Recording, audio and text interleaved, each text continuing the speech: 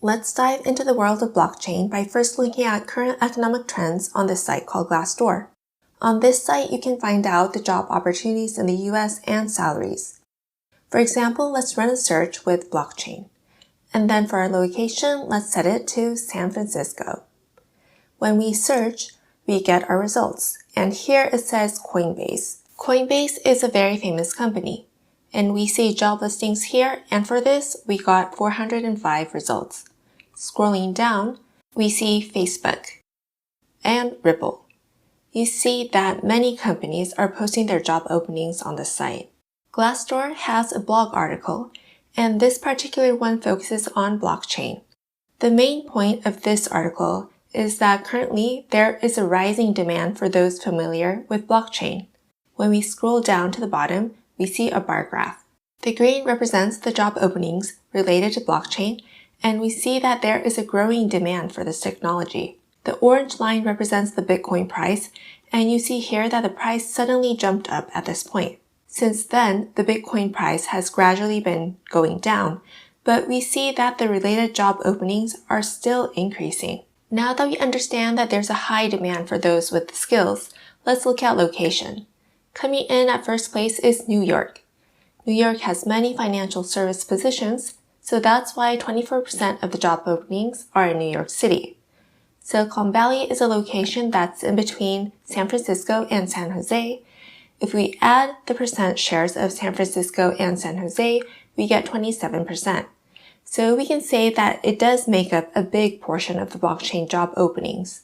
In fifth place, we have Seattle, which is where Microsoft's headquarters are located. Microsoft also provides a platform for blockchain, so that's why they have about 4% of the shares. Now scrolling further down, we see information on the top 5 international metros for blockchain job openings. Scrolling further down now, there's information on the top 15 occupations for open blockchain jobs, and coming in at first place is software engineer. Included in this list, we also have product manager and front-end engineer, but there is a greater demand for software engineers. And let's see which companies are hiring for positions. We see here as coming in second, IBM. IBM also has their own blockchain platform, and we see that their share of blockchain-related jobs is 12%. Coinbase is coming in as third, which is not surprising since Coinbase is a cryptocurrency exchange platform. So they indeed do need professionals with blockchain knowledge. Looking down the list, we see Oracle, Accenture, JP Morgan, a financial institution, and KPMG, one of the big 4 accounting firms. There are job postings from these kind of big firms where professionals with blockchain technology are in high demand. Let's look at another website. This is an article from Forbes. There's a list of 50 largest public companies that are focusing on blockchain technology. We see American Express coming in at 50th place. We have Mizuho, a Japanese bank here. Let's look at some of the other bigger companies. Coming in at 41st place, we have Facebook. Facebook announced Libra cryptocurrency in 2019, and since then, it's caught people's attention. And we also have Google and Apple at 8th place. We also have Amazon coming in at 32nd place. Amazon provides its own cryptocurrency platform. We won't be looking at each one of the companies listed here, but you see we have companies like Microsoft and Intel, and can see that many big companies are involved in blockchain technology. Let's look at some of the companies in detail. First, we have Facebook. Facebook announced its Libra cryptocurrency and has caught people's attention from all over the world. In the US too, this is a popular topic and has even been discussed on Bloomberg, as you see here. Facebook does post many job positions related to blockchain, and this high demand for professionals with blockchain knowledge will probably continue. Now, let's look at Amazon. Amazon also provides the platform for blockchain through their Amazon Web Services, aka AWS. This Amazon Managed Blockchain is a fully managed service that makes it easy to join public networks or create private networks. Next, let's look at Microsoft. This is Microsoft's website, and we have blockchain here. Microsoft provides a platform called Azure, and the same can be said about IBM. IBM also provides blockchain platform. These three companies, Amazon, Microsoft, and IBM, they're all big companies and they all provide blockchain platforms. This data alone may be strong evidence that companies utilizing blockchain infrastructure will continue to increase. So please remember that the big companies are focusing their business involving blockchain technology. Here's another food for thought. This is a blog article on Google Cloud, but it mentions how Google provides a tool for searching with Ethereum's network. It seems like Google will also continue to be actively involved in blockchain technology. Now let's look at Apple. This article mentions how Apple submitted a SEC filing that describes their commitment both internally and externally to ethically source materials for its popular products. And how are they going to do that? It's been reported that Apple drafted guidelines based upon the principles and definitions for the application of blockchain technology. In the article it says when iChain. It mentions that there's a possibility that Apple will begin to offer some form of blockchain-related service. To summarize my point with all these articles, we see that these big industries in the Silicon Valley have interest and are involved in blockchain technology. Their continued interest in this technology then results in a continued demand for engineers with this knowledge. Now on to our next topic. I previously introduced Glassdoor, and this is a list of 25 highest paying companies in America. Let's look at this list in detail now. Ranking in at first and second are consulting firms. Then coming in at third, we have VMware, which is a virtualization and cloud computing software provider. Then we have Splunk coming in at fourth, which is a company that develops software for big data. Now let's scroll down a little further, and coming in at sixth, we have Google. Then we have Facebook coming in as seventh. Then NVIDIA in eighth place. NVIDIA is doing well too, with its sales of its crypto mining cards growing. Then down below, we have McKinsey, another consulting firm. Then coming in at 10th, we have Amazon. We also have Juniper, LinkedIn, and Salesforce. As you see here, there are many companies included in this list that are located in the Silicon Valley. And let's see, we also have Microsoft down below here as 19th place. Most of these companies are consulting firms or IT companies. About 80% of the companies listed here are IT companies. Now that we've discussed this list, let's move on to our next slide. If you know some of the history behind the IT industry, you may already know this, so if you do, feel free to skip this section. But before, companies that developed networking products were growing at a fast pace. Some example of these companies would be Juniper, Cisco, and F5. These three companies were mentioned in the list we just went over. So the software networking sector expanded, and next the focus becomes on current trends, which is network virtualization, represented by companies like VMware. Then we had the growth of SNS. For example, Facebook. Then came cloud computing services with Amazon, Salesforce, and Google. We also have big data represented by Splunk. These fields have seen a tremendous amount of growth and popularity, and that's why these companies are able to offer high-paying positions. And now, what about the future? What will the future trend look like? We have AI, rocket, robot, and fintech-related industries catching the public's interest. Rocket and AI are the fields that Elon Musk is proactively developing. Masayoshi Son, a billionaire and CEO of SoftBank in Japan, along with Google, are buying robotics firms. The fintech market is gaining attention as well, and venture capital firms see the fintech market as an investing opportunity. For example, NVIDIA has gained popularity due to its development of the crypto mining cards. We see from these companies that the more demand there is in a particular field, the higher the pay. Let me include the rankings of these companies on this slide. We see by looking at this historical trend in the IT field that the market that is gaining popularity in our current economy is able to offer positions with higher pay. Network-related companies here come in as 11th and 23rd, and we can say that this market's popularity has calmed down. Next, we have SNS and cloud, which are markets with pays that are higher than the network field. The same can be said for the virtual machine and big data market. Virtualization software gained a tremendous amount of attention and popularity not long ago, and the same can be said for the big data field.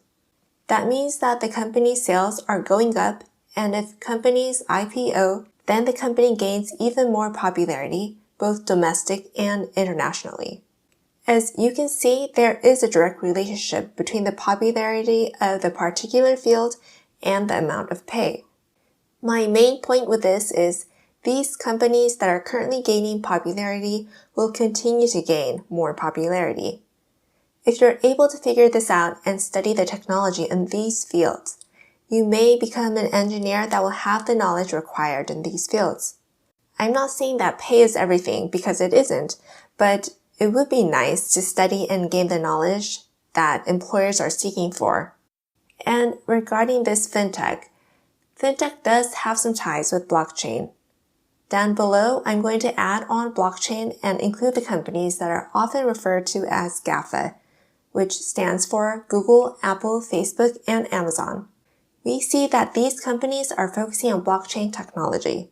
Facebook has already announced its own cryptocurrency called Libra. As an engineer, understanding and knowing blockchain technology is important for stepping up your career to the next level. It's said that the wealthy companies and individuals create the trends in our economy. So whether it's AI, rocket, robot, or fintech, big companies in the Silicon Valley, which represent the IT industry in the US, will gain international attention and will become the world trend. What's popular in the US becomes popular worldwide, and this has been proven many times if you look back in history. The next popular technology is blockchain, and I think understanding this technology is going to open up many opportunities for your career. We understand that blockchain is gaining popularity, so let's get further into blockchain. Can blockchain technology only be used for cryptocurrency? This might be a question you might have. It can actually be used for so many different purposes and can benefit many industries. For example, it can be used in the real estate sector. There's also IoT, ride-sharing, and also gaming. Explaining in words just how blockchain can help many industries won't really give you a clear picture. And the best way is to write and run the codes to get a real understanding of how blockchain technology can be applied to other sectors. PowerPoint slides with a general overview of how blockchain technology can be used in a variety of sectors isn't really going to sink in. So here, I won't be going into details about each sector, but I'm just going to summarize by saying that blockchain technology has the potential to be applied in many different platforms. Even professionals who aren't engineers, for example, let's say you're a business developer. By taking this course, you can get a better understanding of blockchain technology and can grasp a better image of how blockchain technology can be applied in different industries. So let's move on. Next, we have the most popular programming languages used in blockchain development. There are many programming languages introduced here. For example, we have Ethereum Solidity. We also have C#, C++, SQL, Ruby, JavaScript, Java, Python, and Go. If we look down below at Neo, development is done using Go, and some parts using Python, JavaScript, C#, C++. Different languages may be used. For example, let's say JavaScript is used for the front end, and maybe some other parts are developed using a different programming language. This time we're going to be focusing on Go. Go was developed by Google and is popular in the Silicon Valley. And in this course, we'll focus on Go, but if you're able to understand this course, it should also be helpful when learning about a different programming language. Now let's move on to our next web page. This is a list of programming languages by popularity.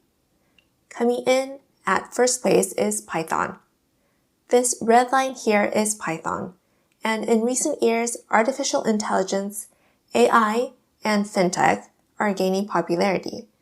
and Python is one of the leading languages that are used for the development for these. So that's why Python is gaining popularity. Here we have Java, which is slowly decreasing in popularity over time. And the same can be said for PHP. Now let's look at Go. It was developed in 2015 by Google, so it's still quite recent, but you see that it's increasing popularity at quite a rapid pace. In Silicon Valley, many companies have started to use Go, so I'm predicting that Go will become even more widespread and popular. Now that we've gone over why Go is important and my reason as to why this course will be taught using Go, let's get into the fun part and start looking at blockchain development from scratch using Go. Before we dive into the technical material of this course, let's go over the details of the course itself. First, I'll be using Go 1.13.1. If you're watching this video and you prefer to use the latest version, that's fine. I don't think there's a significant difference between the versions, but if you don't feel exactly comfortable with using a different version, then please download 1.13.1. Now to my second point. I'll be using an IDE called Golang, but feel free to use any IDE that you feel comfortable with. Use what you're used to using, or you could try something new. It's all up to you. I'll use Golang, but please note I won't be providing user support or any technical support for Golang. You may already be familiar with some of these, but there are several free IDEs available. For example, I have Visual Studio Code listed here at the top. In the Silicon Valley, this is widely used. It's free and it's powerful. If you want to try using an IDE that you've never used before, Visual Studio Code and the other listed here may be worth taking a look at. Please search around for an IDE that you feel comfortable using. On to my next point. I'll be using Mac. You can use Windows, but you may find that your setting or display might be slightly different from mine. I think the difference would be minimal, so don't think this will be a big issue. Next point, please do not distribute the source code provided in this course. But please note referring to a section of the source code in your blog or Cheetah, for example, and then including a link to my Udemy course is something that I would very much appreciate. Next, please understand that there may be cases where I may not be able to answer questions that are related to the course. I'll do my best to try to answer your questions, but blockchain development is a very big topic. For example, you might be wondering how to make blockchain development work in the medical or real estate sectors. Questions like this is not specifically related to this course, so I won't be able to answer it. Moving on, if you do have a question, I would greatly appreciate it if you could Google your question first before asking it. My development environment may be different from yours, and you might encounter errors. And at times like this, instead of me trying to provide a solution, it may be more time efficient and effective if you Googled your question first. Next, please feel free to adjust the speed of this course. On Udemy's website, there's a speed icon on the bottom left, and you can adjust the speed there. At times, you may feel that my speaking is too fast or maybe too slow. You can adjust the speed to what you feel is best for your learning. Next, we have a list of topics which students should be somewhat familiar with before taking this course. You don't need to be an expert with these topics. On the left-hand side, we have the topic names, and on the right side, we have a number. This number represents how familiar you should be with the topic on a scale of 1 through 10, with 10 meaning you should know the topic very well. At the very top, we have Go Basic plus Advanced. You may already have knowledge of Go. For example, you may have taken a Udemy course about Go. You may be familiar with some libraries from other courses, but there may be other libraries that you're being introduced to for the first time in this course. I'll be writing the codes and explaining at the same time, so I think introducing new libraries won't create any issues. Next, we have Web. In other programming languages, there are many web frameworks, but with Go, a web framework is available by default. This is usually covered in an intro class on Go, and if you're somewhat familiar with this, it should be fine. Next, we have JavaScript, jQuery, Ajax, REST, HTML, and CSS. We'll be creating a web UI, so if you're familiar with these, being able to create a web UI shouldn't be extremely difficult. But again, this isn't the most important point of the course, so I'll briefly just explain to cover this topic. Next, if you already have Bitcoin knowledge, that's great. If you already have some knowledge of cryptocurrency and have actual experience of sending and receiving cryptocurrency, it may be easier for you to visualize our demo. But again, this isn't a requirement. We'll be discussing in detail how cryptocurrency works in this course, so you don't need to be an expert at cryptocurrency at this time. Next is security. This time, we'll be using the security-related algorithm such as public key, private key, SHA-256, digest, and so on. Regarding this point, if I explain about each security-related algorithm, the lectures will end up being quite long. So instead of going into detail about each algorithm, I'll summarize and pick up only the important points of the algorithms. If after listening to my explanation, you feel you want to learn more about it, then please Google it. Next is network. This time we're going to launch the blockchain node, so if you're familiar with IP address and port, this course may be easier to understand. And last is environment settings. Depending on what version of Go you download, you may see that there are differences between the download process. There may be slight differences between the Go versions and also IDE. If you're familiar with how to download these, you shouldn't have any problem with this course. Now that we've gone over the details of the course, let's begin. This visual here is one that illustrates the system that we'll be creating by the end of this course. This is going to be our final product. So at this point right now, it's fine if you don't really understand what this is all about. But let me try to explain the general idea. First, we have this person on the left. Let's name her Amy, and we have James to the right. Amy wants to use blockchain's network to send cryptocurrency to James. The middle section is the blockchain network server, and let's say we have some ports set up like 0000, 5000, 5001, and 5002.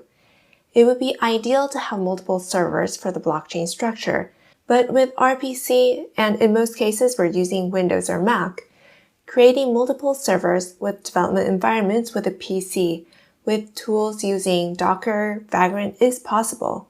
But if we spend time trying to figure this portion out, it may take some time. So for our course, we're going to change the port number and pretend that we have multiple blockchain servers. At this point, it's fine if you don't understand this visual completely. To get a better understanding of what we're trying to do, let's actually see the process of sending Bitcoin. First, let's get a better understanding of the big picture by looking at an actual website for sending Bitcoin. If you recall from my previous slide, we were looking at the transaction between Amy and James. Let's say the left side contained Amy's wallet and the right side is James' wallet. We want to send Bitcoin, and to do that, Amy will have to use the blockchain network and then send the Bitcoin to James. On the left side, I have a website open for Coinbase. And we see here we have 0.2248 Bitcoin, which is the equivalent to $2,686. And this is in US dollars since that's what I set the default to. When we want to send this Bitcoin to James, we have this send button here. We'll click on this and then we got a pop-up asking for the recipient's Bitcoin address. On the right side, I have Bitflyer's site open, and this shows account information. Here I have 0.148 BTC, which is about $1,700 in USD. We're going to be sending the Bitcoin to this Bitflyer's account, but in order to do that, we'll need to find out this BTC address. We'll locate the page with the BTC address. And to do that, we'll display the left side of our screen and then we see the category, Account Funding. We'll click on this and be directed to this page. Here we see Deposit BTC, we'll select this, and down below we see your unique Bitflyer Bitcoin address. We'll copy this and paste inside our space for recipient. Down below we have an area for entering the amount of Bitcoin we want to send. Let's send about 10 USD's worth of Bitcoin, which is 0.000840053 BTC. We can write a note down below, but this is optional. For this, let's write test, since this is a test, and click on continue. Next, we'll need to enter our verification code here, and once we've done that, we'll hit confirm. And our transaction is on the way, is what we get. So our Bitcoin has been sent. Now let's view our details. Down below, it says that our transaction is pending.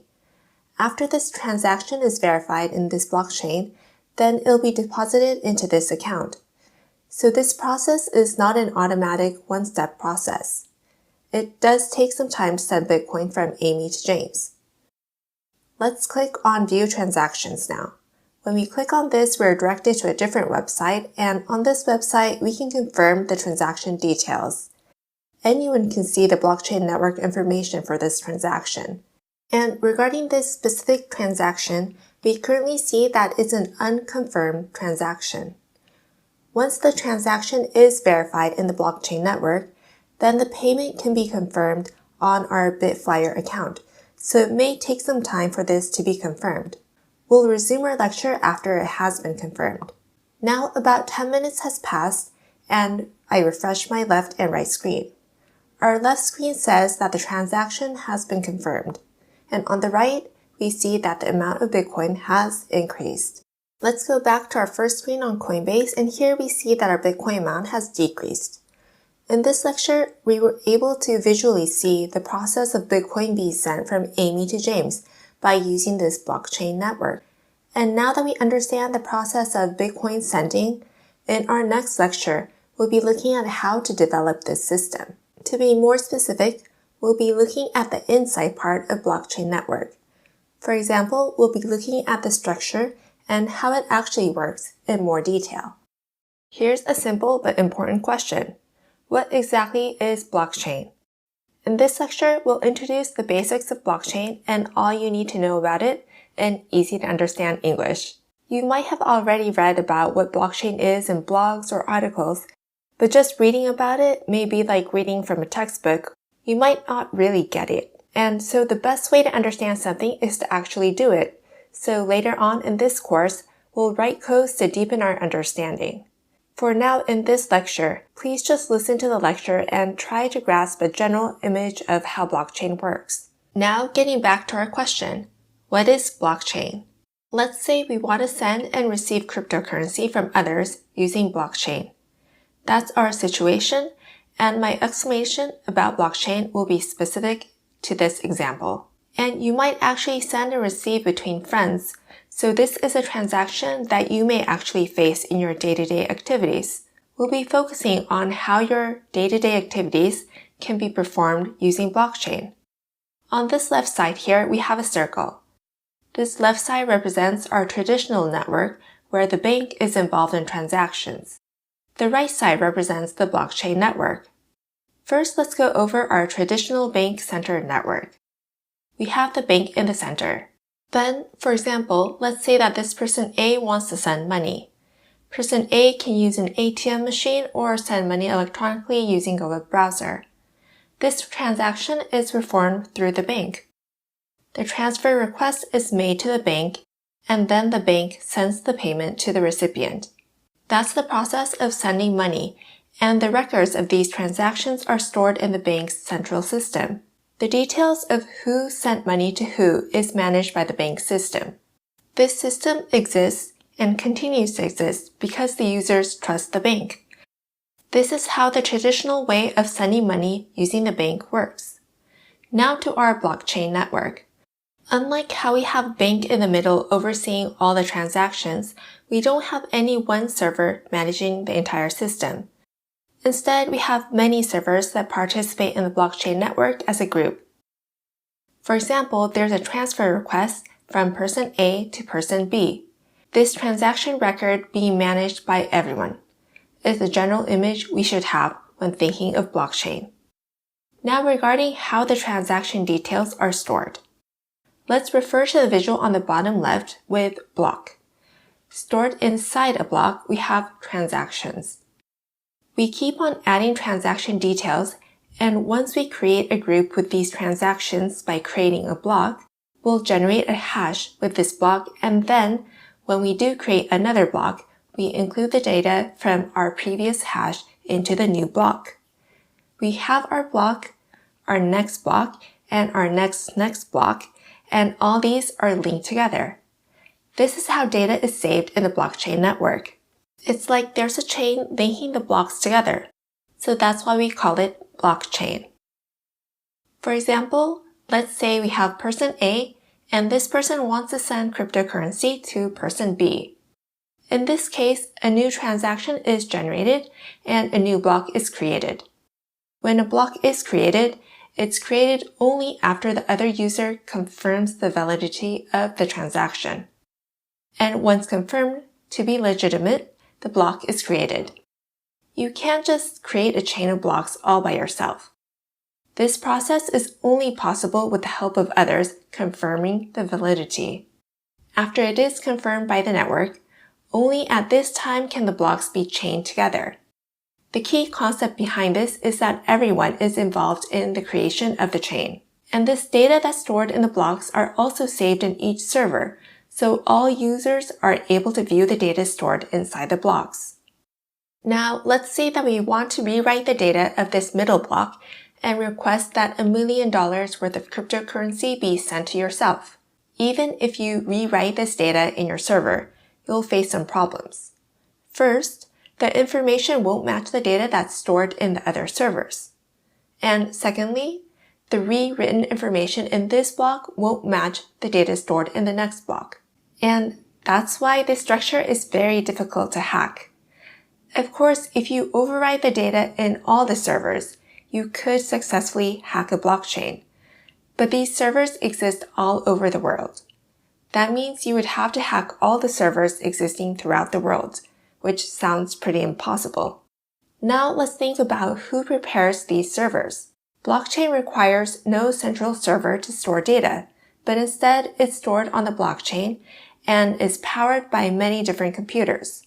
But if you buy a server and participate in the blockchain network and get nothing out of it, there's nothing attractive about it. There needs to be some benefit. So how does this all work? Let's look at when one block is linked to another block by a chain. We run an algorithm and find the nonce. At this time, the block is linked to its previous block. We'll get into the details of this process later, but with regards to running the algorithm, the server's ability to process the data quickly and guess the value of the nonce becomes important. Users compete with each other to find the value of the nonce, and the one user who is able to accomplish this, he or she earns a reward. So in the case of Bitcoin, the user will receive some amount of Bitcoins. That's the benefit of participating in this race to find the value of the nonce. Sounds pretty exciting, right? The process of deriving the value of the nonce, linking the blocks together, and receiving a reward is what we refer to as mining. And to my final point in this lecture, please note that this is a very simplified explanation of how blockchain works. PowerPoint visuals are definitely not the best to understand how blockchain works, so here I'm just introducing in simple terms how blockchain works in general, and next we'll actually write the code for it and run it. This process of textbook-like information first, followed by a hands-on approach, is what I think is best for this type of learning, especially for engineers. If you are confused with the explanation that I just provided, it's okay and just please continue. From our next lecture, I'll be writing the actual codes and this will help deepen our understanding. Now let's get started with our project. Your IDE can be anything that you like, and for my project, I'll be using Golang. All I need to do here is to click New Project and then get started with creating my project. For our project name, let's name this Go Blockchain. And regarding this version, this is Go version 1.13.1, but if you're using a version that's higher than this, I think it shouldn't be a problem. But if you are concerned about the version, please go with the same version that I have here, which is 1.13.1. I'll click on Create to create my project. Once we've created our project, if you look towards the top left, we see the folder Go Blockchain. We'll right-click and get our cursor over New and then select New Go File. We'll name our new Go file as Blockchain and click on OK. Now our package is named Go Blockchain by default, but let's rename this. So we're going to delete Go Blockchain and replace it with main. We'll name this as main because this is the file that we're going to be using as our main default package. For our next step, we'll import fmt and then write func main fmt println test. Let's run our code with this, and on the upper left, we have the option to add configuration. We'll click on this and click on the plus sign, then select Go Build. The name for this can be anything, but let's name it as blockchain. Then for the run kind, let's select directory, and then down below, click on apply. Once we've completed this step, we'll see a green triangular shape. And when we click on this, we'll be able to run our code and the result will be displayed down below. When we run our code here, we see test printed down below. What we've covered now is specific to this IDE. So if you're using a different IDE like VS Code, please follow the directions for that IDE to run your code. Another thing to note is this time I moved my mouse up to the triangular icon to run the code, but it is possible to run the code using a shortcut. So going forward, when I do say that I'll be running the code, I may decide to use a shortcut instead of moving my mouse up to the icon. And another point, I'm using a Mac, so Command R is the shortcut to run the code. I'll use the shortcut to demonstrate. Just now I used the shortcut, and again you see the same result, test, on the lower left. The settings for the shortcuts can be viewed by going to Preferences. You'll see Key Map here on the left, and within Key Map, if you type Run for the search box, you'll see an option to set up a shortcut key. If you do want to use the shortcut key, this may be something you might be interested in. I've already set up my shortcuts, so I'll click on Cancel. If you do want to use a debugger, creating a shortcut may also be a good idea. For example, I've stored test in A, and I'll make this A and set a breakpoint here. Then on the upper left, we have an icon that looks like a bug. We'll click on this, which enables debugging. And now our debugger stopped at the breakpoint. This is telling us that currently test is stored in A.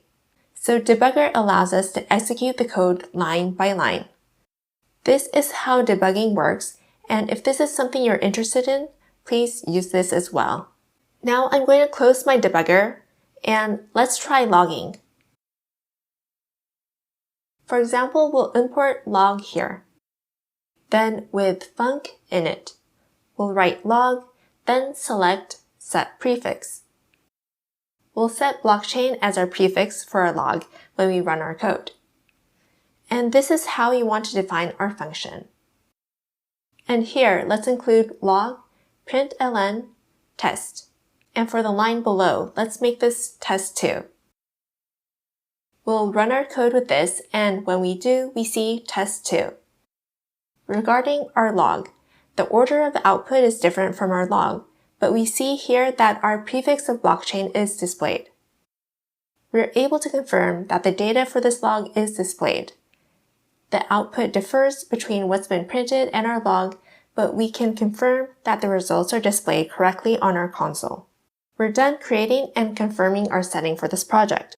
So in our next lecture, let's get started with actually writing the code. Let's get started and now create a block using Go. Imagine we have a server up here and that we have these blocks down below all stored inside the server. Regarding the data that's stored in the blockchain, we have the following data: hash, timestamp, nonce, and transactions. This timestamp here is where we store our value for time. Then this prev hash stores hash information based on the hash from the previous block. Later on, we'll get more into this in detail. The same goes for nonce, but put in simple terms, think of nonce as the answer that's calculated based on a rule. Then we have transactions. For example, let's say we have person A and person B. Person A wants to send Bitcoins to person B. For this scenario, we have the recipient address and sender address. And then for our value 1.0, and let's say this is in Bitcoin. Then let's say person A sends more Bitcoin to person B. We would see another transaction in our pool, and in this case, it's this 2.0. To sum this up, first, transaction data is included in our pool, and then these transactions are processed and verified by mining, and then added to our block under transactions. Once we reach a certain amount of transactions, then a new block is created. These are the data that's stored in a block, and let's move on to our next slide. Here we have a third block, and when this is generated, we see 2 transactions are stored. When we generate this block, our pool here becomes empty. And next, let's say that person X sends Bitcoins to person Y. At that time, a new transaction is recorded in the pool. Once mining is completed, then this data is stored in the transactions, and that's how we create our block. If you get the general idea of how blocks are created and what's stored, then you're doing great. Let's deepen our understanding by actually writing the code. The first thing we want to do is to define our block. Let's create some space here, so we're going to bring what we've written down to the bottom. I want to say type block struct. First, I'm going to include nonce int, and then next we'll say previous hash, and this is going to be string. Then we're going to write timestamp, and for this we'll use int64. Next will be transactions, and for this we'll be using slice string. Now that we've completed this far, and what we did is we took these 4 pieces of data and stored them in here. When we're going to create a new block, we can do so by writing func new block. There are many ways of generating a block. For example, you could write new and store block. And we'll create a struct nil setting for this B. Next, we'll write timestamp and create it with time now, and also store Unix nano. And for now, we'll simply return B and generate the new block. This is just one way, and there are many other ways of doing this. For now, I'll comment out and write return ampersand block. We have block and then this ampersand, which is the crucial part here. We'll return this, and let's write timestamp, and in this field, write time now Unix nano. This is another way of writing it. You could define the function in these ways, and you may wonder which code is actually better. The answer to this question can be debatable. For example, for the bottom solution, if we remove this ampersand and simply return block, this is one possibility. And then up here, next to our func, we remove our asterisk. In the case where you can define your function as simply block, then returning just block is fine. For this though, we see that we're going to return a pointer. First, let me erase this line with return, and now let's focus on this line with new. At this time, we've stored this pointer with struct into B. This is pretty obvious just by looking at this code. And if we use this new here, we'll return a pointer from a function. Which kind of code you want to use depends on what you prefer. But at this time, let's use this. You could also use nonce or previous hash.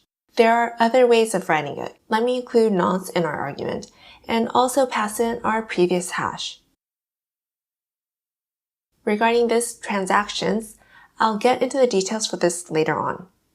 For now, let's just pass in these 2 arguments. Then for our B, we'll store nonce in this nonce. Then the same goes for our previous hash. We'll store previous hash here. This is how we create our function for new block. Now on to our next step. Let's generate our new block. We'll delete this section down below, and for B, we'll write new block. For now, we'll set our nonce to 0 and write init hash for our previous hash value. We'll write fmt print ln b and print b as is. When we run our code with this, we see down below 0, then init hash, then our timestamp, then our empty slice operator. How the results are printed like this may not be that visually easy to follow, so let's define how we want our block function to be printed. We'll say func b, then block. We could override string, but if we do this, when we call on this directly, we won't be able to print in Go's format. So that's why we'll write print and create a method. Inside this, we'll print f, then timestamp. Then after this, we have %d, followed by creating a new line. Then we'll pass in our b timestamp.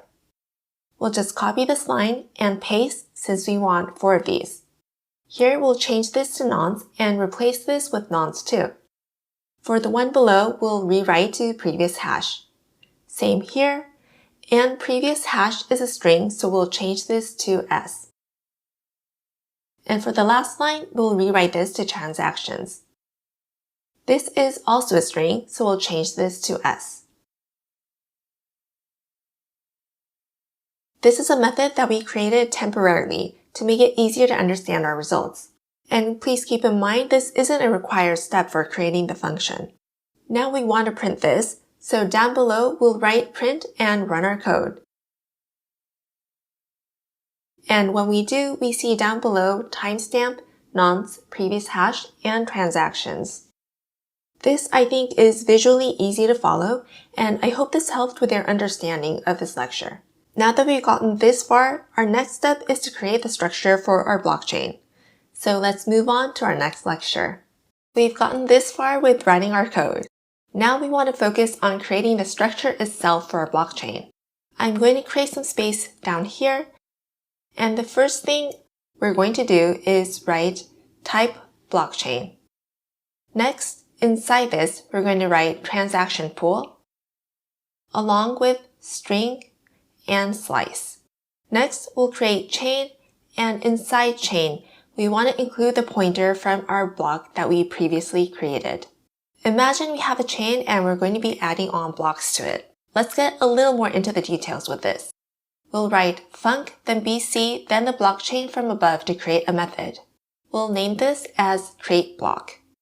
To this, we'll pass in nonce int, previous hash, and string. Our return value will be our block pointer. Inside this, we'll have b, new block, and pass in nonce and previous hash. When we create this block inside bc chain, we'll use append and bc chain, and we'll add on this block. Then we'll return b. When we do this, we have our blockchain structure, and inside, when we call our create block, we can create this block and include the pointer for that block in our chain. That's the method we created. Once we've gotten this far, we have our blockchain and we want to create a new blockchain function. We'll write func new blockchain and we'll return the pointer for this blockchain. For this as well, we write bc, then new, returning the pointer for the above blockchain structure as new, then bc create block, which we just created down below. In this method, we'll store 0 for nonce and init hash. So what does this all do?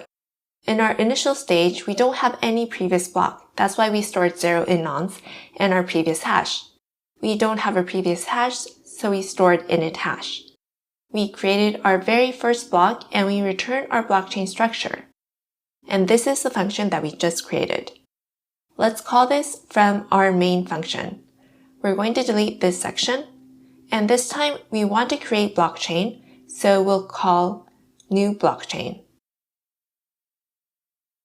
And here as well, we want to print our blockchain as is with fmt print ln. We'll run our code with this, and when we do, we see an empty slice. This is our return value for transaction pool, and for our chain, we returned a value. This is our new blockchain. It's this section that we just created here.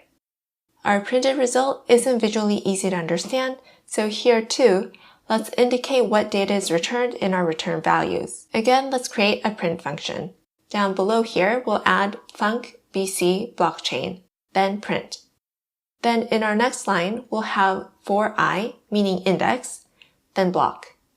For our range, it'll be bc chain. We want to run the contents of our chain with a loop. Then we'll use fmt printf this time. Then chain %d, then move on to the next line with index. For this block, we've previously created the print method, so this is how we'll write this section. And for now, going down below to our main function, after creating new block, we'll write blockchain print. And now let's run our code. When we do, first we have chain 0. Inside chain 0, we have a block that contains this data.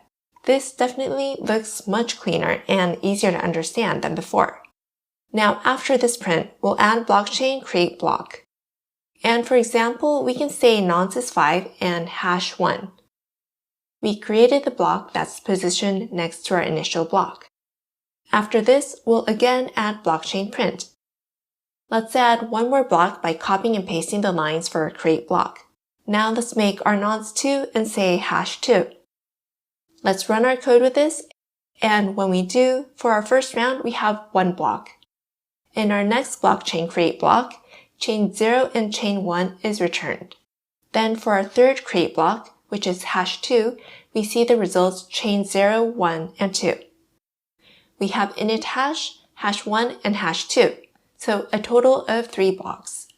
How our results are presented is not that easy to understand, so let's work on making this look a little better. For example, before chain, we can add %s, and towards the end, we do the same. We also want to add strings and use repeat. So let's add equals 25 times. Then we'll bring I towards the back, and again, we'll write strings, repeat, equals, and 25 times. And again, at the very end, we'll write fmt printf %s and new line. After that, we'll again say strings repeat. This time with asterisk 25 times. Let's run our code with this, and this is our results. We're looking at our last set of results, but we see 25 equals symbols here. This is our first block. This is our second block. And last, we have our third block. This is the end of our blockchain, so we have 25 asterisks here. If you format your results like this, I think it's easier to understand. And let's look at this visual to the lower right to go over what we just created. We have 3 blocks. Our first block is this init hash. Then our second block is this. Our third block is this last one.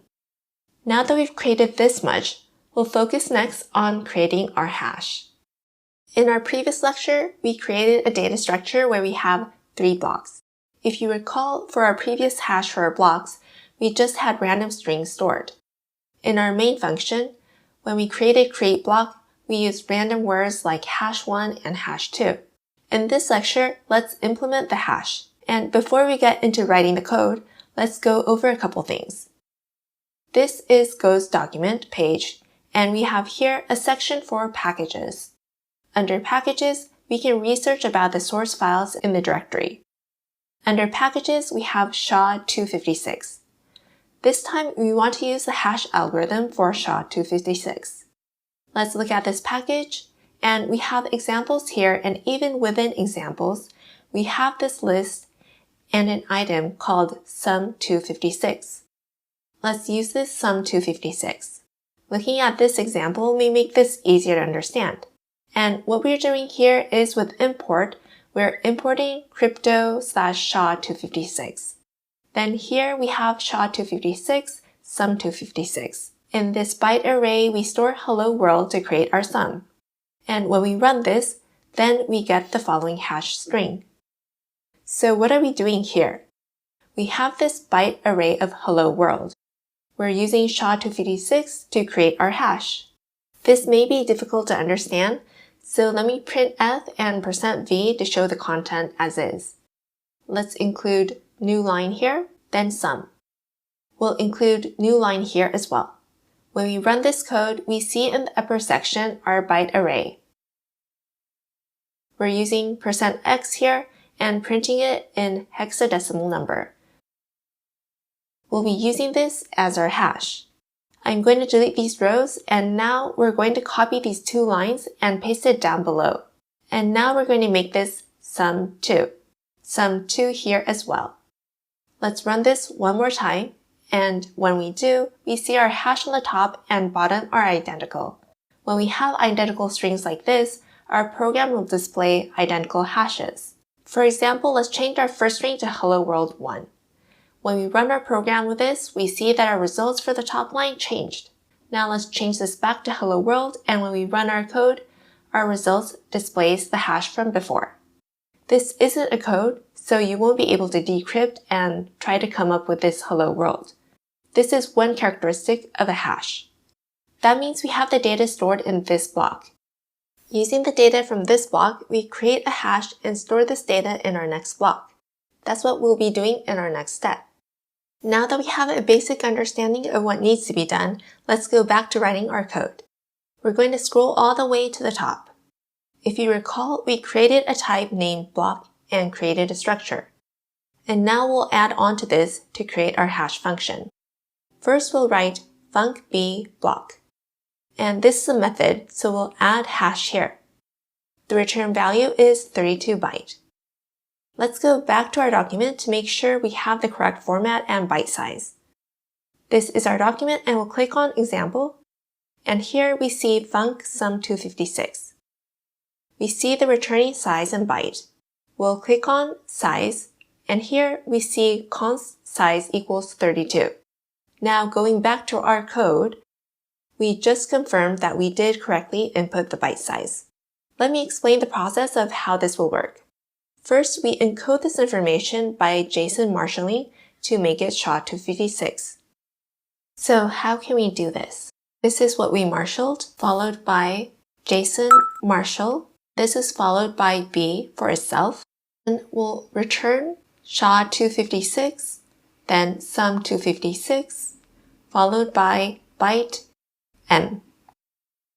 What this does is for this, we're making this into a JSON formatted string. Then just like in the example, we'll store what we marshaled into JSON and return our hash. And there's a problem with this, which I'd like to discuss. To make it easier to see, let's print M here. Let's scroll all the way down to our main function section. And let's call the hash that we just created, so I'm going to comment out these lines. Here we'll say block and create our block. Let's just say nonce1. In our next line, we'll write fmt print f and %x. Then block hash.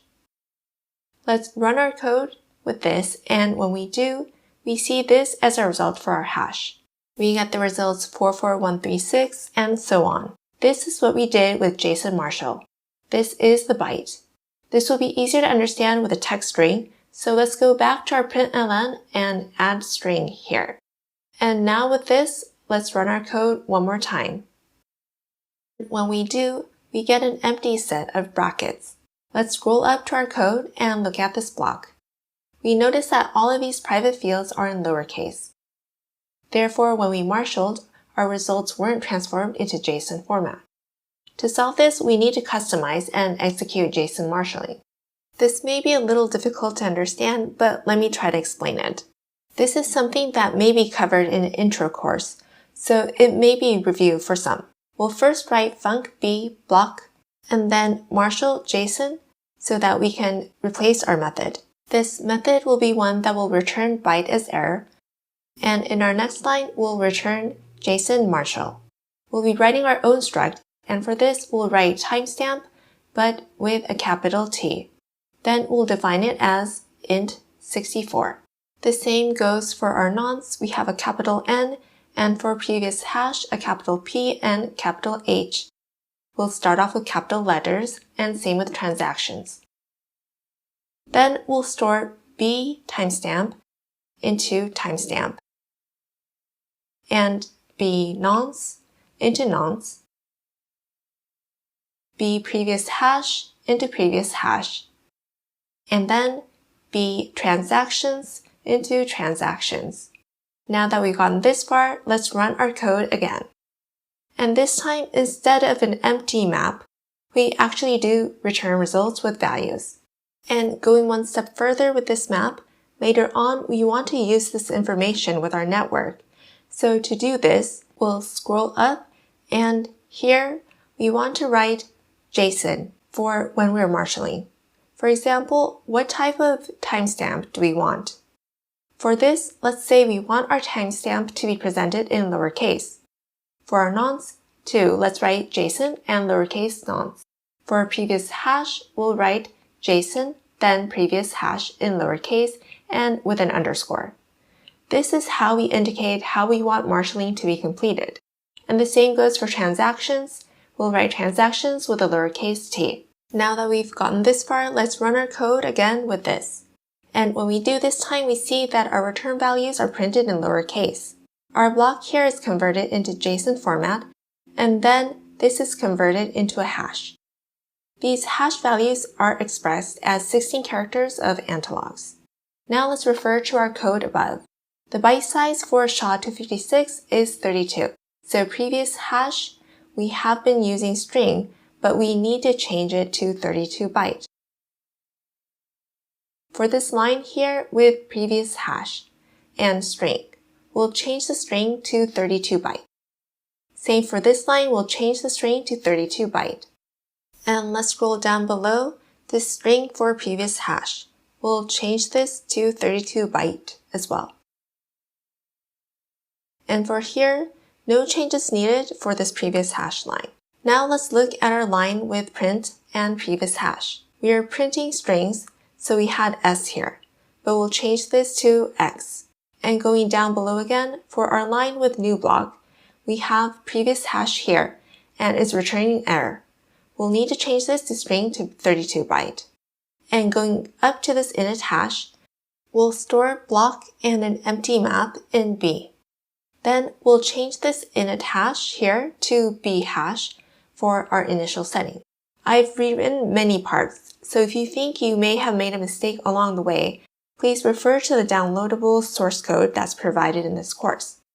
We've completed up to this point of creating a hash. Next, when we add on our new block, we need to add on our previous hash to this block.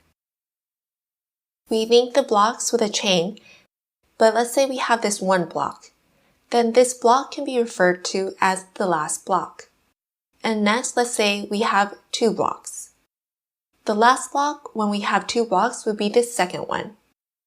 We want to include the hash for this block into our last block when we have three blocks. By adding on a method identifying what block is the last block will be helpful, so let's work on that from now. For this method, we'll write funcBC blockchain.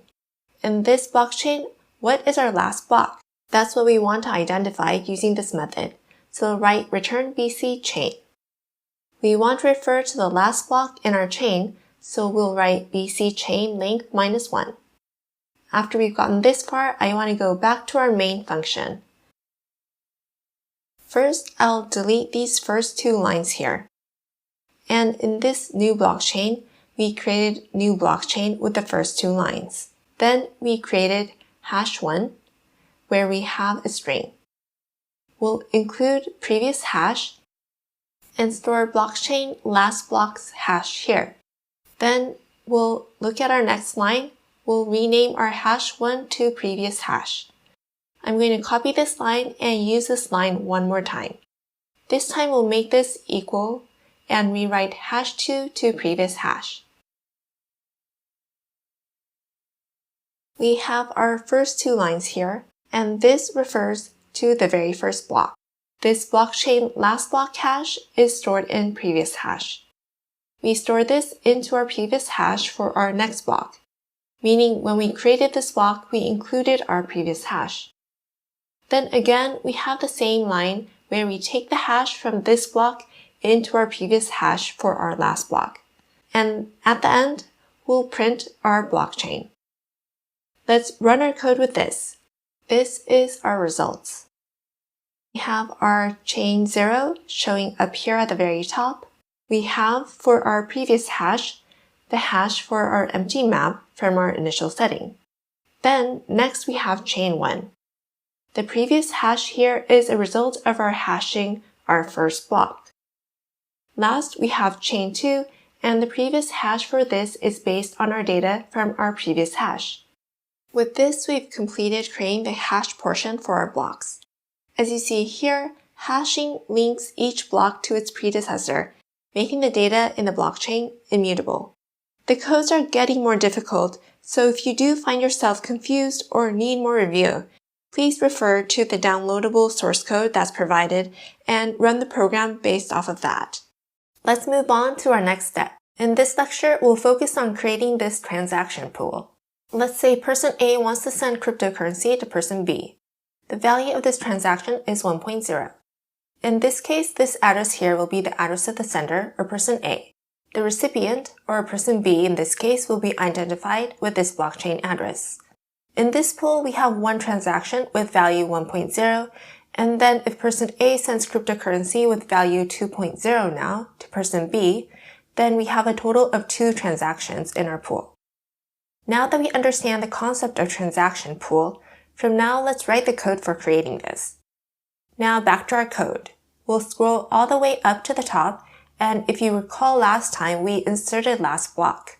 This time let's scroll down and start from after printf. You can start from anywhere, but I want to create a blank workspace, so let me press enter and start from here. For this, we'll enter type transaction and create our struct first. Let's add our sender's blockchain address here. That will be a string. Next will be recipient blockchain address, so we're referring to the recipient's blockchain address. On the next line, we'll have value. For this, let's enter float 32. And this is how we completed the fields for our transaction. Next, let's code a function for creating transactions. We'll say new transactions, and string for sender, and string for recipient as well. Next, we'll have value float 32. And now we've created a function with this argument. Regarding our return value, this will be transaction. We'll return, and this is simply just transaction with sender, recipient, and value. This time, we didn't include new, but the code will work with this. So let's try it with this style. Now that we've gotten this far, let's include a method to print this. We could write strings here and override, but let's make this easier to understand by saying print method. And then we'll write fmt printf and %s, and then a new line. Then strings repeat and include 40 hyphens before printing out our results. We're including this step because there are multiple transactions within our pool. We'll be using loops to display all the transactions, but it will be easier to look at the transactions if they're separated out. Next, we'll include fmt printf, and this time we'll enter one space and then sender blockchain address. Let's include some spaces here, and then %s new line, then t sender blockchain address. Let's copy this one line and paste down below. And this time, instead of sender, we'll rewrite this to recipient. Same with the latter part, we'll rewrite sender to recipient. These are simple lines to print the sender and recipient's blockchain address. And last, we'll enter a line for value. This is a float, so we'll rewrite this to %.1f. This is how we'll display our float. And this will be easier to understand after you run our code in case you're a little confused. Here, we want to refer to one decimal point, so that's why we're going to write this section as 1.0. Instead of numbers like 1.000 or similar numbers with many decimal points, we're only going to be printing values like 1.0 or 2.0. Numbers like 2.0000 would not be displayed. That's what this means, and later on we'll be marshalling. So we're going to go ahead right now and write the function. We'll be writing transaction, then marshal JSON. This is going to be a review of what we previously learned. We'll include byte and error, and this is how we're going to override our method. Then return JSON marshal and struct. After this, we're going to take these 3 lines and copy and paste down here. And here, if this is lowercase, we can't marshal, so we have to change this to uppercase. Then we include JSON and specify how we want our string to be displayed for marshalling, so we'll write sender blockchain address. And then for the second one, we'll write JSON recipient blockchain address. And then for this line, we'll write JSON value. And regarding this struct, we'll only be using this while we marshal. So if you want to make this look simpler, you could delete this blockchain address portion. This is fine too, if you think this is not needed. And inside value, we'll have sender. And in this field, we'll store T sender blockchain address. And for the recipient, we'll store T recipient blockchain address. And then in value, we'll store T value. This struct portion is created just for marshalling purpose. The exact words used here aren't that important. What's important is that the fields start with capital letters to make it public properties. And how you want it to be displayed is also an important part. So these are the parts that are important. We just created a custom JSON marshal struct. What I just covered may be covered in an introduction course, so maybe this portion is review for some of you. For our next step, we'll be creating a method to take this transaction and adding them into our pool by adding on a method to our blockchain struct. Now this time, we'll be scrolling up and going to the top section of our code. If you recall, we had a section where we identified the transaction within the block. Let's scroll a little up. We're going to be looking at this block, then this transactions. We hadn't defined this transactions, so that's why we simply wrote string. We'll rewrite this now and change this to a slice where we'll include the pointer for the transaction we just created. Then for this argument, we'll include transactions, then pass in the slice of our pointer for transactions. So this is how this should look. Next, we'll include B transactions and store transactions. When we return new block, we'll be able to rewrite it. And the transactions that's located within the block, let's delete this. And here, we want to run a loop. We'll say for, and we won't be using index, so T. Then range B transactions, and we'll run our loop like so. And for our transactions, we had print, so we'll simply call on that. Then let's scroll down and refer to this marshal JSON section. Right now, we see that there's an error. Why is that? That's because this is a string and we need to rewrite it to transaction. On my screen right now, the codes aren't formatted, but if you want, you could use a function in Go and format these lines. I'm manually formatting the lines right now. It's up to you if you want to make this section visually organized or not. Now we're going to look at this blockchain struct, which is down below. We have string inside transaction pool, but let's change this to transaction. And then, going further down, we have an error here for our create block as well. So regarding this section, this is just an example, but let's say that we have two transactions inside our pool. We want to take these transactions that are inside our pool and store them in this block right here that we see on the right. Once that's done, we want to empty out our pool. Right now, we don't have any transaction data, but we'll write BC transaction pool and create a block with this. After this, we'll empty our BC transaction pool. So that's why we're going to write like so. We're creating this section right now, and it may be difficult to really understand this completely, but please bear with me for now. We'll get into this a little more later on. Once this is done, we'll take this blockchain struct and add on another method. This time we'll say func BC blockchain and add transaction. We have this transaction down below, and we want to store this into our blockchain struct. For our argument, first it's sender string, then recipient string, followed by value float 32. Then for our next line, we'll write T, then new transaction with sender, recipient, and value. We'll create this transaction, and once that's done, then we'll have BC transaction pool. So the transaction pool for the blockchain will append and store BC transaction pool, then T. Then when we call add transaction, this might be a little small to see on the right, but you can add transactions. Now that we've gotten this far, we want to use this add transaction to add transactions, so we'll go back to our main. Let's scroll down and then bring main to the center of our screen. Now, inside here, we're going to use add transactions. For this, we'll write blockchain add transaction.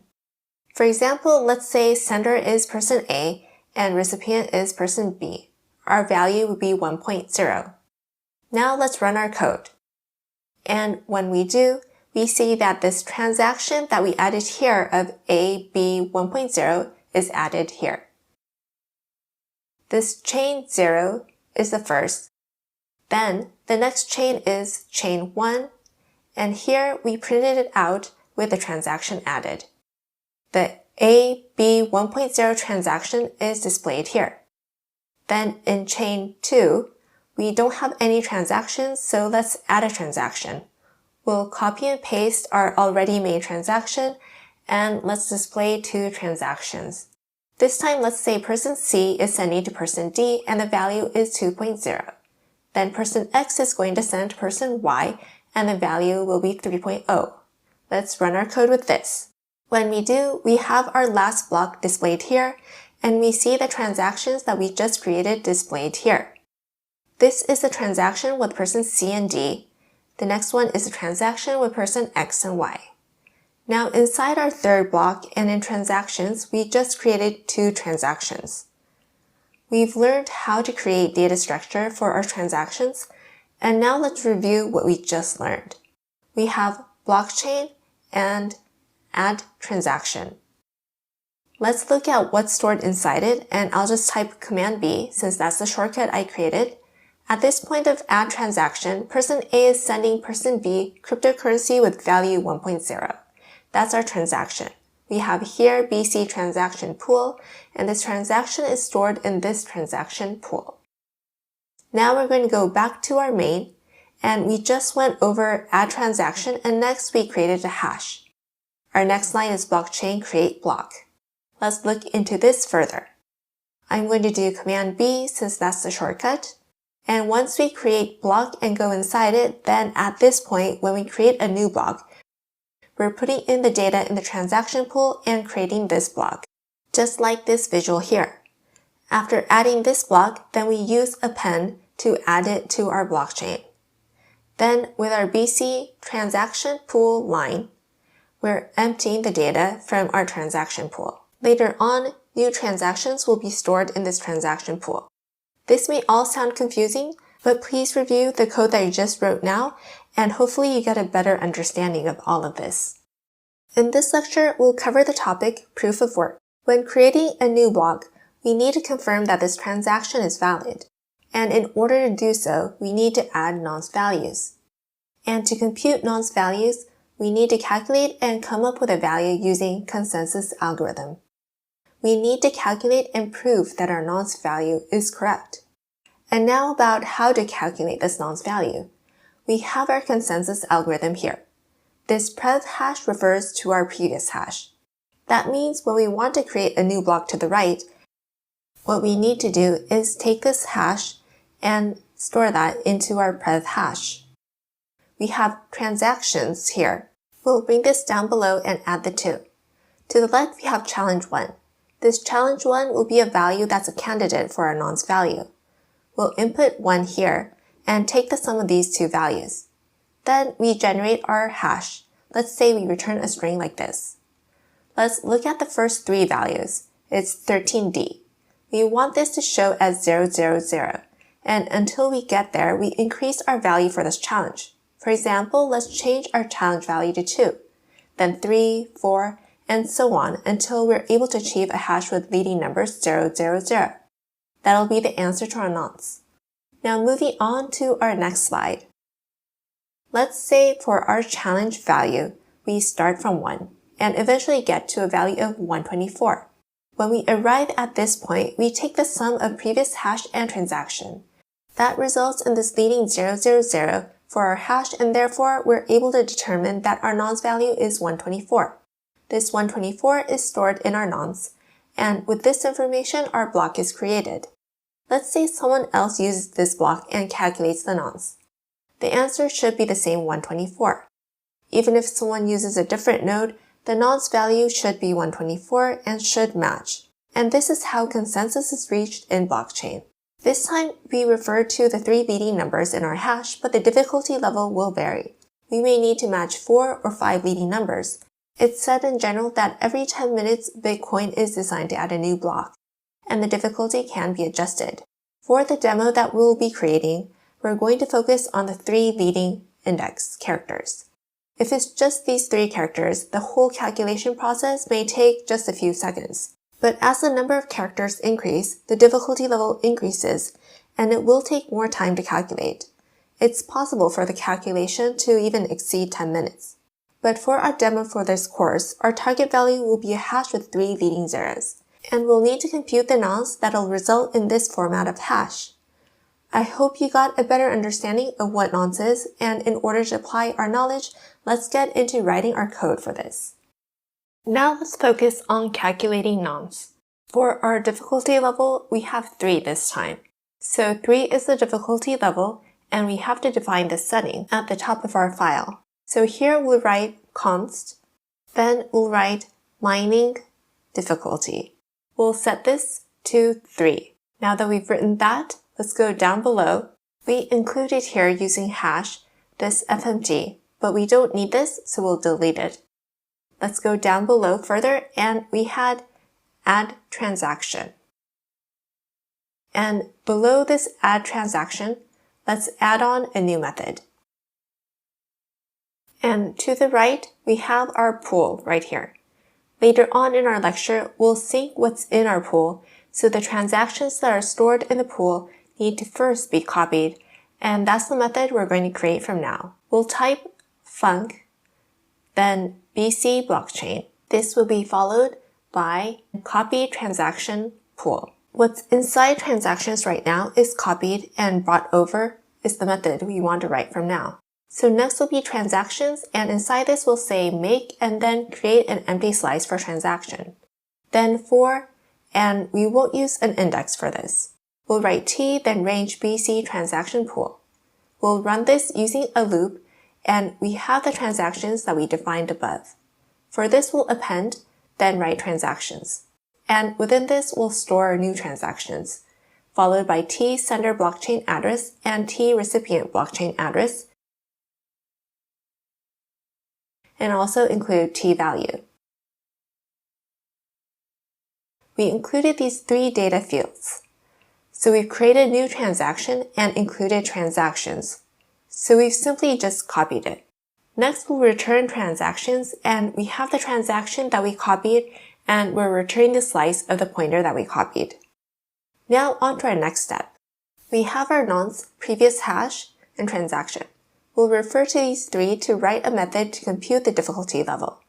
First, we'll write func BC blockchain, then valid proof. Then we'll pass in nonce. At first, this value will be 0, but this value will increase as we calculate. Nonce is an int, previous hash will be 32 byte, then transactions, and we'll pass in the slice with the pointer for the transaction struct. This is all followed by difficulty, which will be 3 at this time. Then, in order to see if the first 3 values are zeros, we'll return with bool. So now, how will we do this? First, we'll define 0 as strings. Then we'll use repeat 0, difficulty, since we want 3 zeros. So 0, 0, 0. Then we'll write guess block, and for now, simply write block.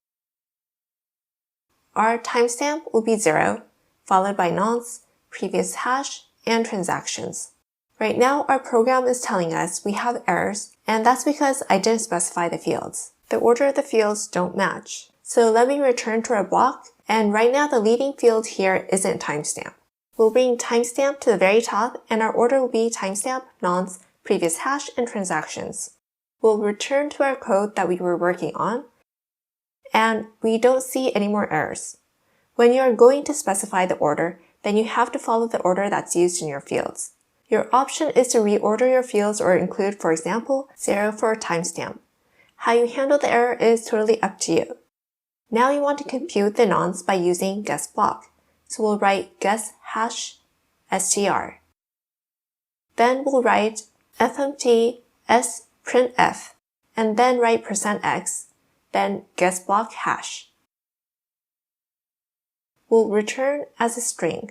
Next we'll return guess hash str. We're looking at the leading 3 values, so we'll write out the 3 leading values and determine if those values are all zeros. We'll return it as a bool. We want to determine if the three leading values are zeros, and with this, we've created a method that will do exactly just that. The nonce value will change, for example, to 0, 1, 2, 3, and keep on increasing until we have our nonce. So now we want to figure out our final nonce value.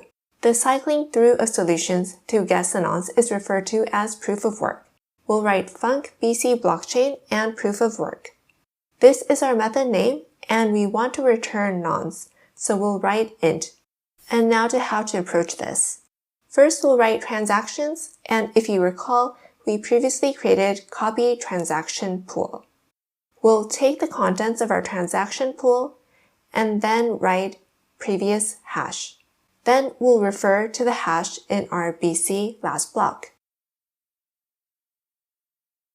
For example, let's say we have two blocks right now. We're referring to the hash from this block right now. This is our hash, and we also just passed in our transactions.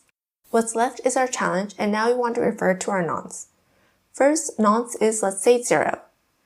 Next, we'll write for BC valid proof, and we're passing in nonce, previous hash, transactions, then mining difficulty. If this 0 that we inserted in nonce is acceptable with our valid proof, then we want to figure out the nonce. If we entered 0 and it isn't correct, then this will become false. We want to run the code until we get the correct nonce, so we'll do this with a for loop.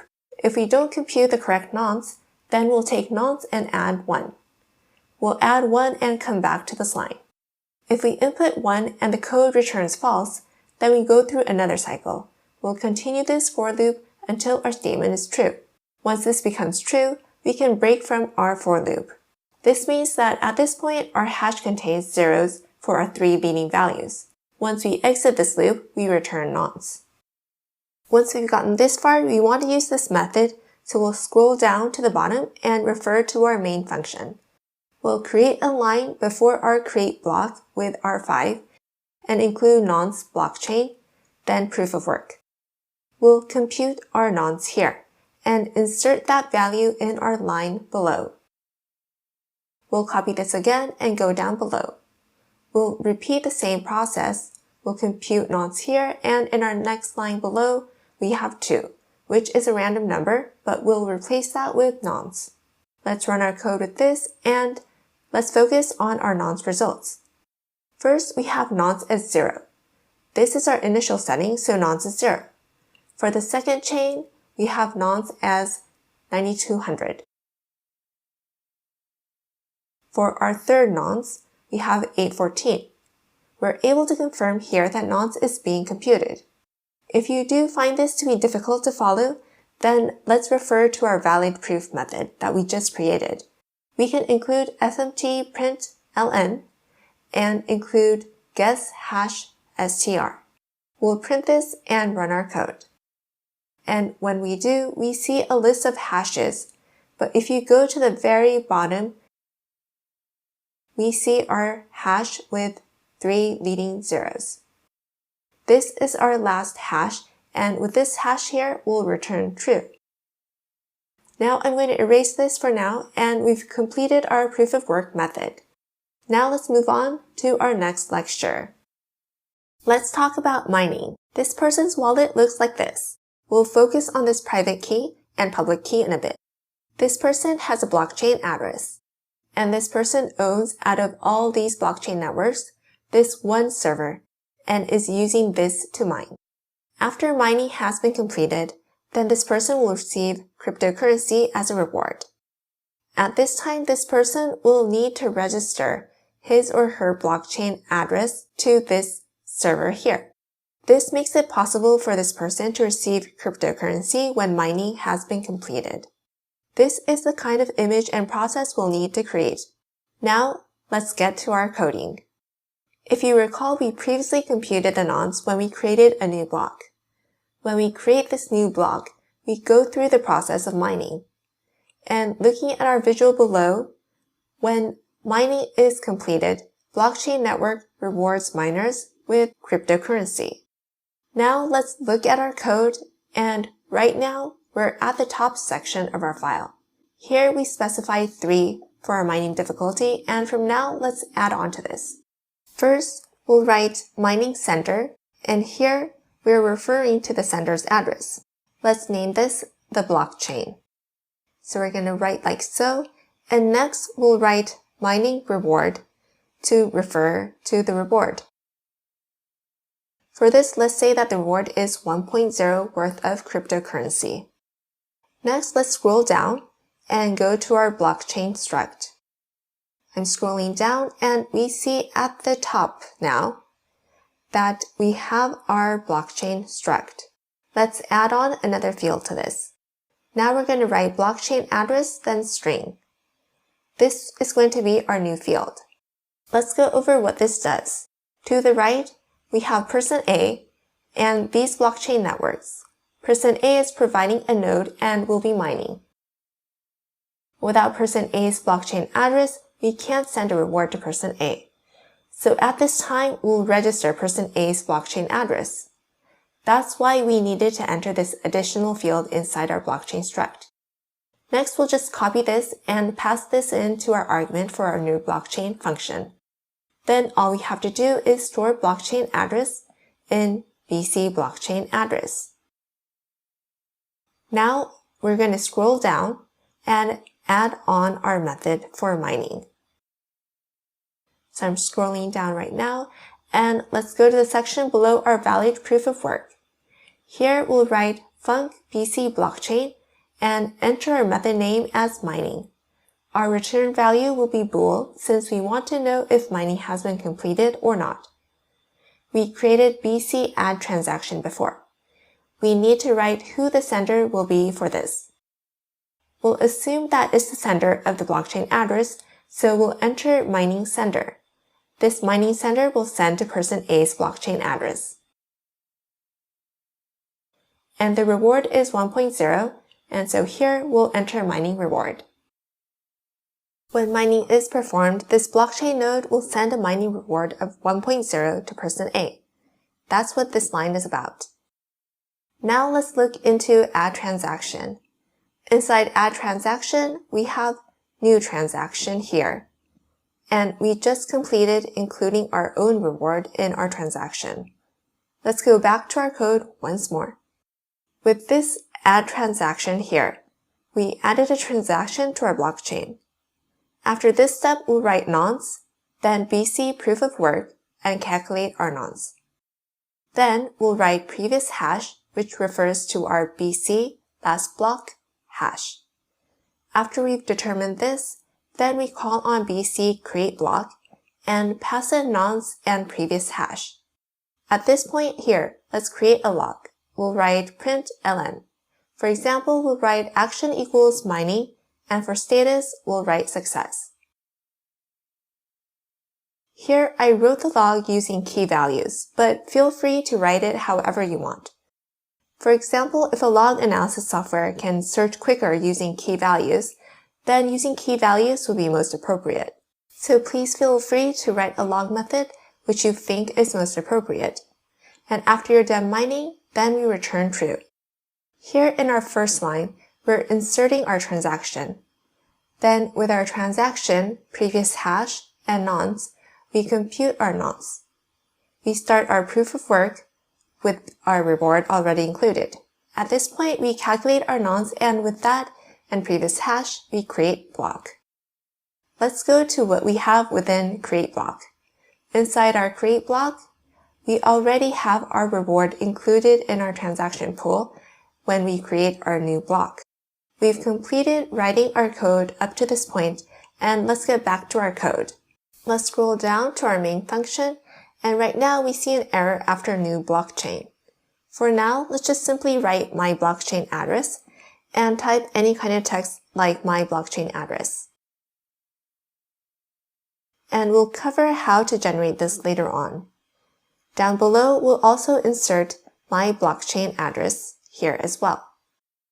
For example, person A sent person B 1.0 value worth of cryptocurrency. I'm going to bring back our visual here to make this easier to visualize. Person A sent coins to person B, and this transaction is noted here. After this, we have these 3 lines, but we can complete these when mining, so we erase them. All we need to say is blockchain mining. Same with down below. We can complete these 3 lines when mining, so we delete them. We replace it with blockchain mining. Now that we've gotten to this point, let's try running our code. Now we've run our code and we see that the block at the very top, which is this line here, after person A sends 1.0 value worth of cryptocurrency to person B, we have mining. Down below, we have sender blockchain address.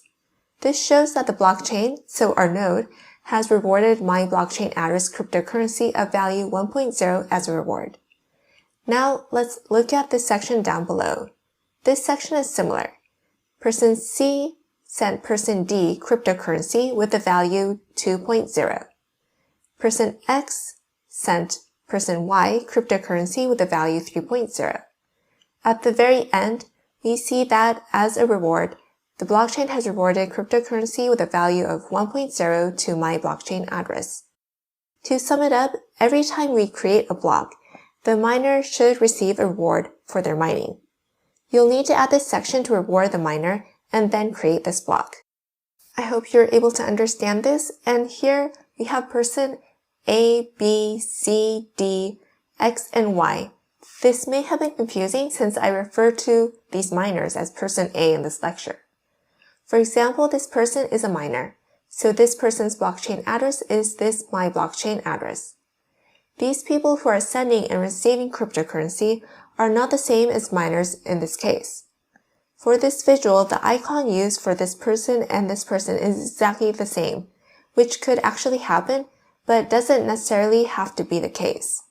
For example, let's say this person here is only mining and isn't involved in the sending and receiving of cryptocurrency.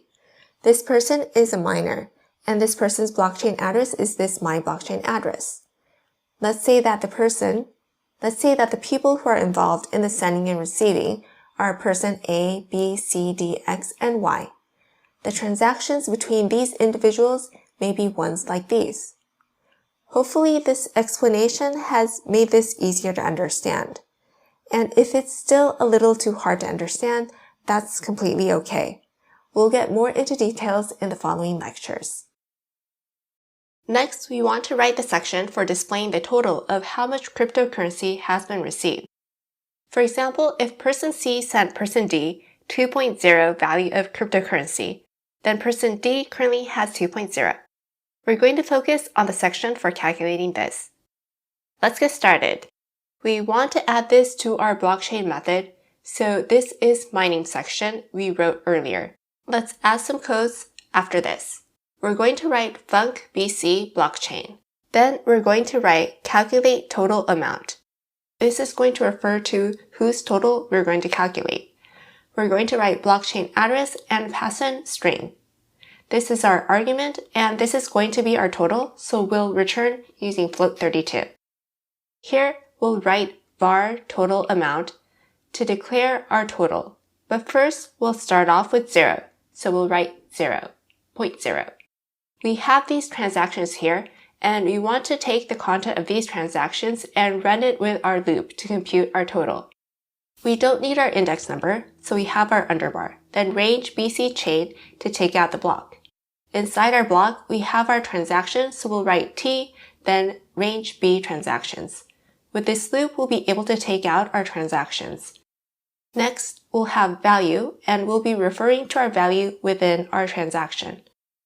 Then we have our blockchain address that we identified in our argument.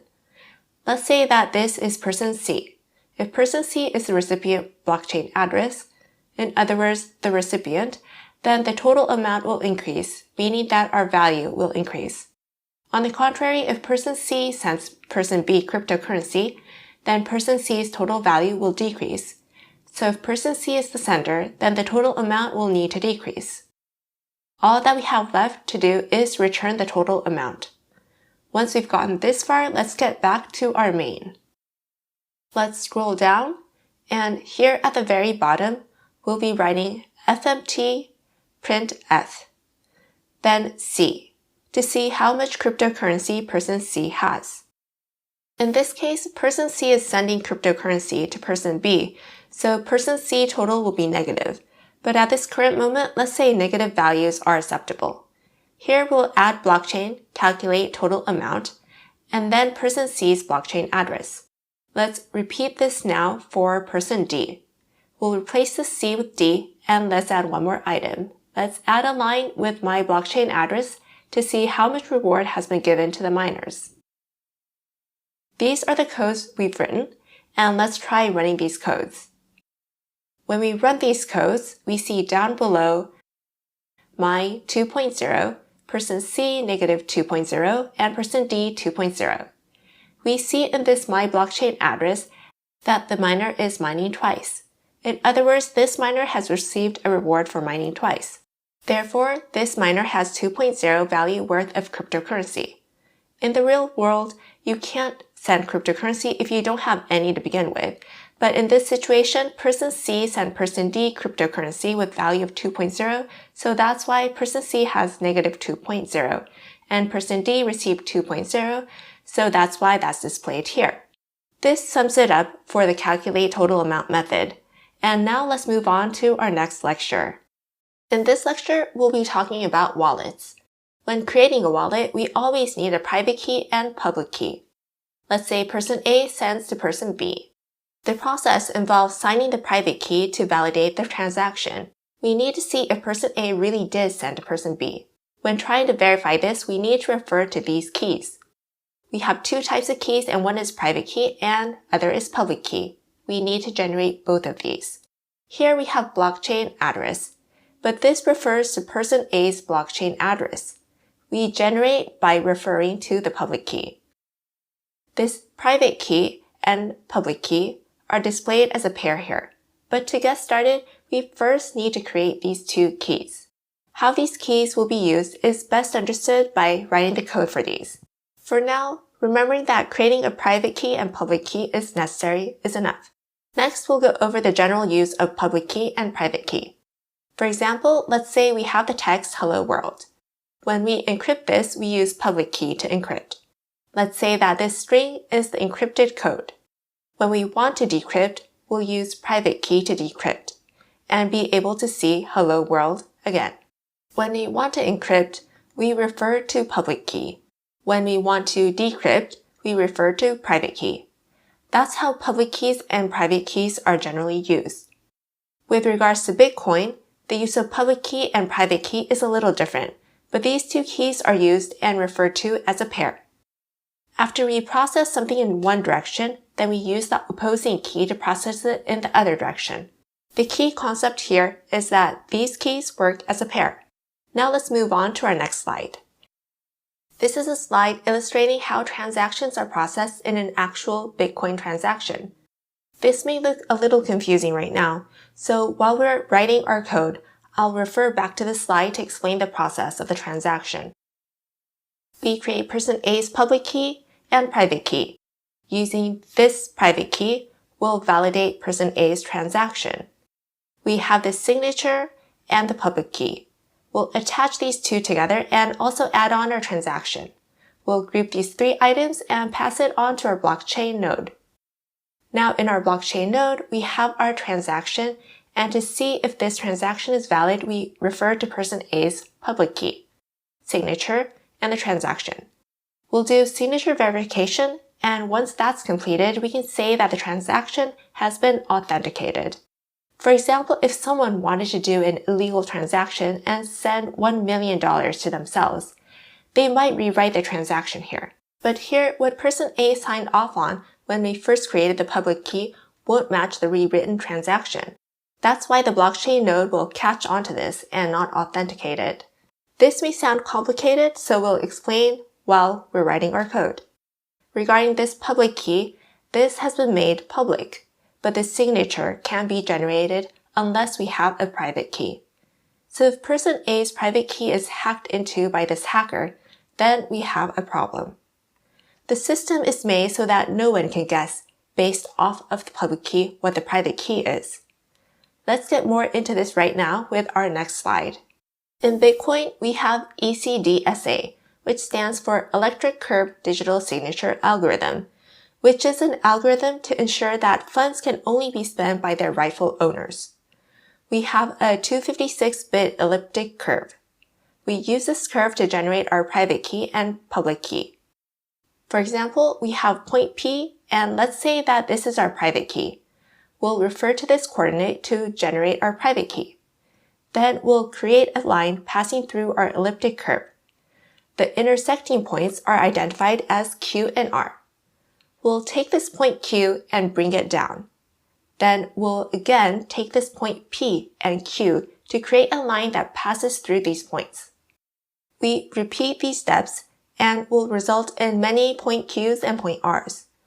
Let's say that we end up with a point Q here. We'll use this to generate our public key. Even if this point Q is revealed to someone else, it's quite difficult to derive point P based on point Q. That's why we create both private key and public key as a pair. Understanding this involves complex mathematics, so please just keep in mind that private keys and public keys are generated with the use of ECDSA and P256. Now with this in mind, let's start creating our private key and public key. I'm going to start off with opening up this project here on the left. I'm going to change the structure of my folder. First, I'm going to place my cursor on top of Go blockchain and right-click, then go to New, then Directory. I want to move the code that I have now to a new directory called block. Next, I'm going to create another folder, so I'll create a new directory and name it as wallet. And then click on OK. This is going to be a folder for creating the wallet. We have blockchain.go folder, and I'm going to move this to the block folder. And I'm going to next click on OK.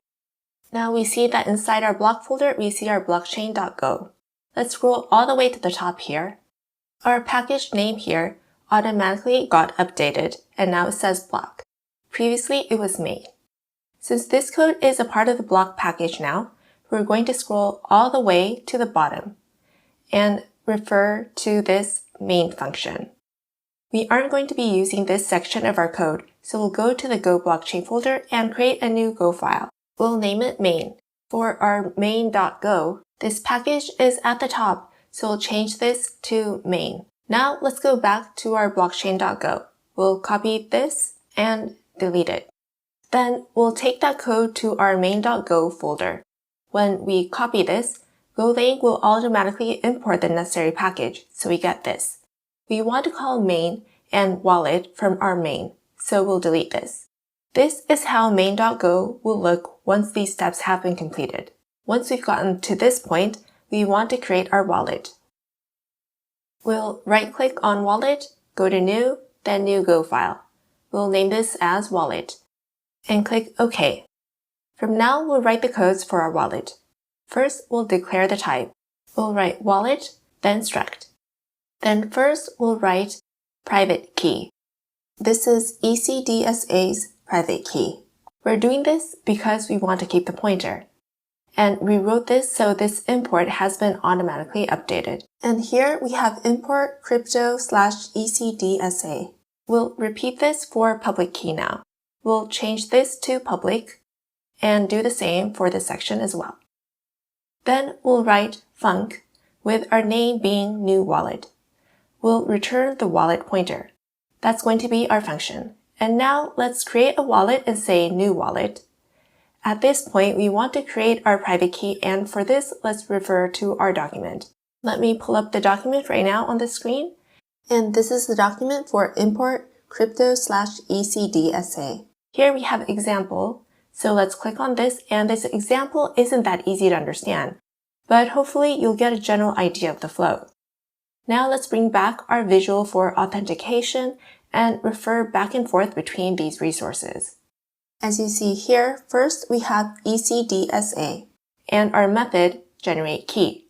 We're passing in elliptic P256. This P256 is this point on the bottom here. And we have our reader for cryptorand. We're putting this in and generating our private key. When we do that, our private key is generated, and this private key is generated as a pair with our public key. So let's refer to our private key. When we look below, we see type private key. And let's look at the details for type private key. We see inside our type private key struct, public key is included. Let's look at what's written for our public key. And this is the content of our type public key. Elliptic curve and the x and y coordinates are mentioned. This simply means that we refer to the x and y coordinates for our public key. This is a little complicated, so we'll refer to this example and work on this step by step. We have ECDSA generate key here, and let's review this method. Let me scroll down. Generate key is this section, and it's saying to put rand IO reader here, and the algorithm for elliptic curve here. We'll follow what it says.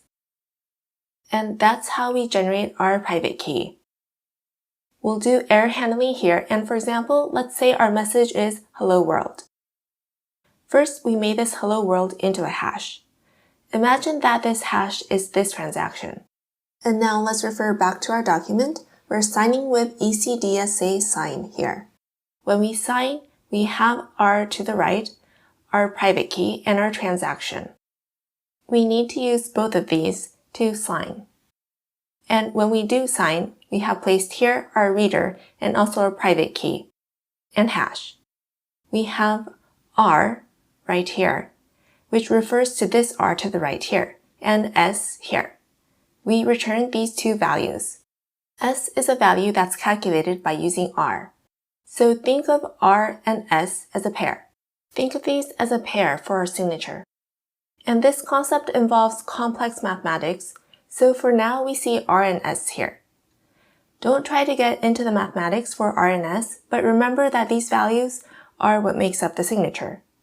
With these values, we're able to generate our signature. And we have our signature, hash, and public key information. Let's say we pass in these three pieces of information to our blockchain node. Our blockchain node needs to be authenticated, and for that, it's these two last lines here. So how do we actually verify? We have our public key that's connected to our dot for private key. We take this public key, hash, and our signature. We take all of these and verify if all of it is valid. We're confirming if it's correct by referring to these three pieces of information. And let's confirm whether this code works by running it. Our signature is this. What's printed here is from this FMT. Then we have signature verified true. For example, let's say we have someone who wants to hack into this. Our hacker is going to rewrite the content for a transaction. For example, let's say the hacker writes hash SHA-256 sum 256. Then for our value, $1 million. So this person is going to try to send $1 million to himself. After that, the code is going to try to verify the hash. We'll run our code, and when we do, we get the result signature verified false. To sum it up, even if someone tries to manipulate our code by rewriting it at this stage, the blockchain node will be able to detect this manipulation. Authentication involves public key, private key, and ECDSA. With all of this in mind, let's get to writing our code. First, we'll say private key, and we want to generate this, but for this, we're not going to do any error handling and keep on going. We'll write ECDSA generate key, then elliptic P256, and pass in our rand reader to create our private key. These two lines are automatically imported here. Now onto our wallet, which is W, private key. We'll connect that to our private key that we just created. Then for our W.public key, this is a pointer, and it was connected as a pair, so we refer to this as W.private key, public key. Then all we have to do is say return W and return our wallet. Right now we have private key in lowercase letters. We want to be able to pull out the public and private key from our wallet, so let's add on a method like a property. For this, we'll say wallet, then followed by private key. And to do this, we'll add on ECDSA private key, which will then be followed by return W private key. Down below, we'll repeat the code with func W wallet. Then here, we want to refer to the string in our private key later on. Let's right now refer back to what's written for private key. This section itself is a struct.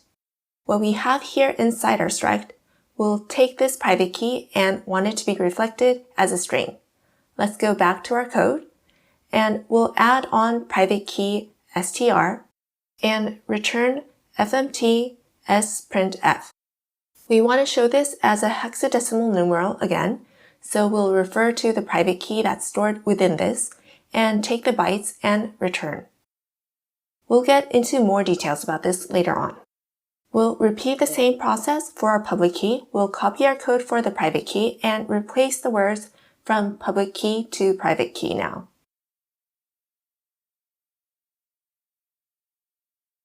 Then after we're done with that, down below, we want to return a string from our public key. So we'll replace this to public key str. Then, regarding this return, we include 2% x's. I'm going to delete this section right now, and if you recall, we had public key x and y. Let me explain a little further by looking into public key. When we look inside public key, we see this. We have x, y, and big integer written here.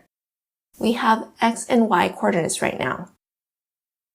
This is what our structure is, and first we take our x bytes, then public key y bytes. We're going to be returning in a format that can be easily understood by us. So we just created our private key and public key for this section. Now let's call this from our main. We'll access our main.go, and if accessing the project like so isn't your preferred style, you could also access main.go from the left side under projects. We want to create our wallet from our main. To do this, we'll say wallet, new wallet. Then fmt println and have our w private key str that we just created to be printed here. Next will be our public key, so we'll write public key and select the str and not byte. Let's run our code with this, and when we run our code, we see that our private key str is printed like so, and our public key str is printed like so. How it's printed is written in a way that can be easily understood by us. If we decide to print in a different way, in other words, if we remove str and then print, we get the contents of our struct and it's impossible to tell what's being done. That's why we created private and public key str. Now let's move on to our next lecture. Next, let's focus on blockchain address. For example, let's say we generated the private key and public key for person A. Then the string for person A's public key will be this long string. This is the string that I showed in my previous lecture, and we can use this string as person A's blockchain address. And if person B also has a public key, we can send cryptocurrency to person B's public key. But this string is quite long. Right now, this string is 2 lines long. We could put this public key into our transaction, and we could enter this information for both the recipient and sender, but that will mean we'll be dealing with a lot of information. That means that the amount of data that will be handled in our blockchain node will increase. So what do? The shorter the amount of data, the better. What we'll do is follow these steps here, and then end up with a shorter version of the public key address. This is what we should aim for, and in addition, we want to follow the secure coding practices. Here we have ECDSA and SHA-256, so algorithms with security considerations. Our goal is to create a string that's short and secure. The shorter and more secure the code is, the better. With all that being said, from now we want to take this long public key and make it into a shorter string. The rules pertaining to this is mentioned in the right here, which is a wiki page on technical background of version 1 Bitcoin addresses. There's this long section on how to create a Bitcoin address. And after following all these steps, we'll end up with this Bitcoin address format. What's written here on this wiki is what I have listed here to the left. If you look at the steps here, it mentions SHA-256 and also RIPE MD160. And if I talk and get into the details of each and every one of these steps, it's going to take a very long time, and we'll be going into too much detail about security, which is a specialized field. So in this course, our goal is to create the shortened version of the public key address by simply following these rules. We'll think of these 9 steps as rules. And from now in our next lecture, we'll be generating our Bitcoin address. In this lecture, we'll be creating our blockchain address. Right now, I have main.go open, but let's go back to wallet.go. On our right side, this visual may be small and hard to see, but we have these steps and want to install a package that includes these steps. We'll click on Terminal, and I've already written this here, but we'll be using RipeMD 160 and this base 58. So please use goget to get these two. I've already done that, so if you haven't, then please do so. We'll be using this, for example, under our import. We have RipeMD 160, and we'll copy this and paste it to import. We have this base 58 down below, and we'll also import this, so copy and paste. From now, we'll write more codes. The font here on the right may be hard to see, so I'll include the steps as a comment. First, we have step 1. We covered private key and public key in one of our previous lectures. This step has already been completed. Regarding our wallet, we'll include blockchain address and create one more field. That means now we have 3 fields. And if you want to make this visually organized, then you could space it out like so. We want to create our blockchain address from now, so I'll copy and paste the steps mentioned on the right as a comment here. I'm going to remove this visual from our screen now, and we won't be referring to this visual anymore. We'll refer to these steps to create our blockchain address. I'm going to scroll down a little bit to make these steps easier to see now. As we mentioned before, we've already done creating our private key here, so now on to step 2. For step 2, it's H2 and SHA-256 new. We're going to be using SHA-256 to create the hash for our public key. We'll write H2 right. If you recall, we had X and Y for our public key.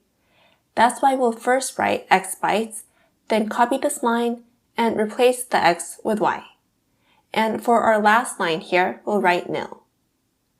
This means that a hash will be created for the object up to that point. We'll include digest 2 here. Now on to step number 3. For this 2, this will be similar in structure to SHA-256. There's a hash function called RipeMD. We'll write new for this. We'll create a hash based on a result for step 2. So that's why we'll include digest 2 here. The rest is the same as before. We'll write digest 3 and include H3 sum nil at the end. That's the end to our step 3. We have SHA-256 here, but RipeMD will result in a shorter hash, and that's why we use RipeMD. On to our next step. There's 2 networks in blockchain. There's test network and main network. In the case of our main network, we have 0x00. We want to include this at the beginning of our RipeMD hash. We're going to add VD4, and that's our version byte. Then let's write make byte and make it 21 byte.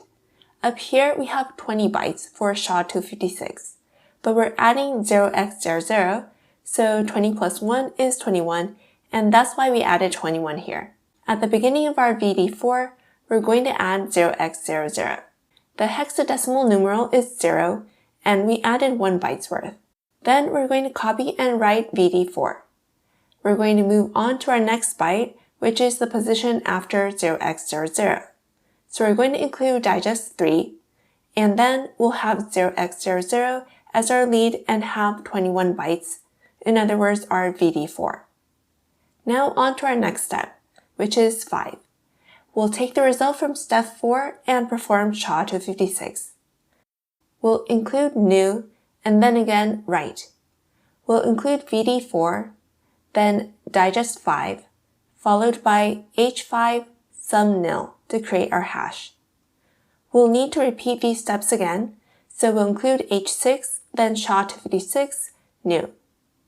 Then write digest 5. Our final line will be digest 6 followed by h6 sum nil. Now on to our next step.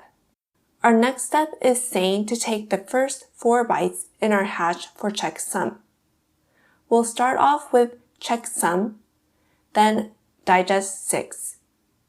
We'll take the first 4 bytes, so we've written 4. On to step 8. We want to make 25 bytes worth. This is saying to add the checksum after VD4. In other words, we're going to include the checksum after our digest.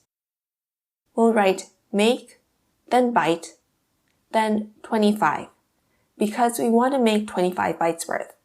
At the very beginning of our 21 bytes section, we're going to include our VD4. Then we're going to focus on what to attach at the end. We're going to add 4 checksum bytes, meaning 21 up to the end for checksum. And now on to our last step, which is step 9. We're going to add address and then encode base 58. And to do this, we're going to write DC8. Inside our wallet, we have blockchain address. Inside this, we're going to include the address that we just created, and that completes our blockchain address. We want to be able to call this blockchain address, so in order to do that, I want to add a method here. We'll scroll down and remove some of the empty lines I created. At the very end here, we'll write func, then wallet, then blockchain address. We'll return a string. Then we'll write return w blockchain address, and we're done. When we call on this blockchain address, we'll be able to return. If someone wants to rewrite this blockchain address, this is private, so that's not possible. That's what a method with this property can do. Now we want to call on this blockchain address and see what this will do. To do this, we'll go back to our main.go. Once we're back to main.go, we'll write fmt println followed by w blockchain address. When we run this, we see a short blockchain address displayed here. The original public key was this very long string. When we follow the address structure for Bitcoin, the final string that we created is this. This is a Bitcoin address. Please note, in my lecture, I'm not making the concepts and explanations specific to Bitcoin. So going forward too, I'll be referring to this string as a blockchain address. Now that we've gone this far, let's move on to our next lecture. In this lecture, we want to process this information, so we'll create a transaction struct for that. We'll also be creating a signature, which is this section. I'm going to minimize my visual, and on the left side here, we have wallet.go open. We have our blockchain address method here, and below this, we'll start writing. I'm going to create some space here, and first we'll write type transaction and create our struct. And for our field name, we'll name it as sender private key. Then write ECDSA private key. We'll also be using sender public key to create our signature, followed by ECDSA public key. Then we'll have sender blockchain address string. We'll include recipient blockchain address string. And then for the next line would be value float 32. We have our public key, private key, and it's hard to see here, but our recipient and sender's blockchain address are also stored. We'll refer to this information to create our signature. What we've done is created a struct containing all this information. This part isn't new. Just like before, we'll start off with writing func new transaction, followed by private key, ECDSA private key, followed by public key ECDSA public key. And also this section here, sender string recipient string. And our value is float 32. We'll return the pointer for transaction. Then return and transaction. We'll put our private key and public key, then sender, recipient, and then value. We just created a new transaction function. Now we'll write func t transaction. We want to create a signature, So let's name this Generate Signature. Here, we want to return a struct called signature. So first let's write type and create a struct with signature. This section with R and S big integers, we went over it in one of our previous lectures, so this may look familiar. We'll write here R big integer and then S big integer. With this, we're keeping our R and S position in our signature struct. This R can be referred to as our public key's X coordinate, and this S can be computed by referring to information like the transaction's hash and the temporary public key for generating signature.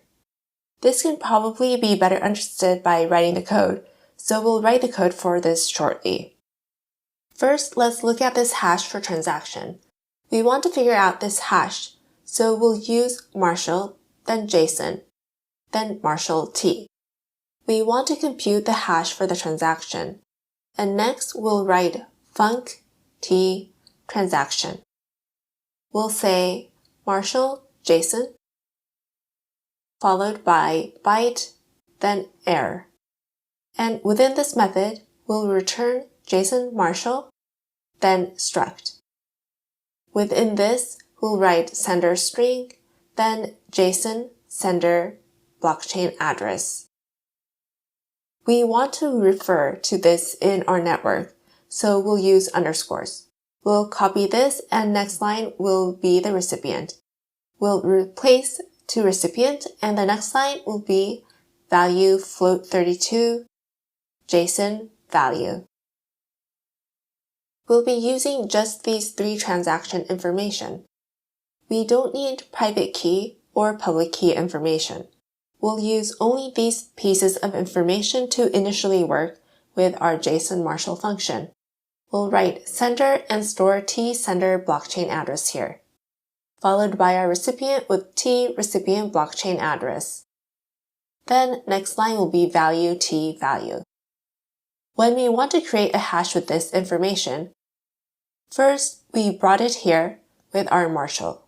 We're going to create a hash for this, so like before, we'll write SHA-256, sum256, followed by byte n. That's how we can compute our hash. So we just figured out our hash for this transaction. Now all we have to do is refer to our private key to generate our signature. We'll write rs, and this time no error handling, so just ECDSA, and when we sign, we'll include rand reader followed by T sender private key. Then just include our hash. We figured out our R and S, so all we need to do is return signature and include R and S. We want to see our signature later, so down below, let's write func s signature string, then override to string.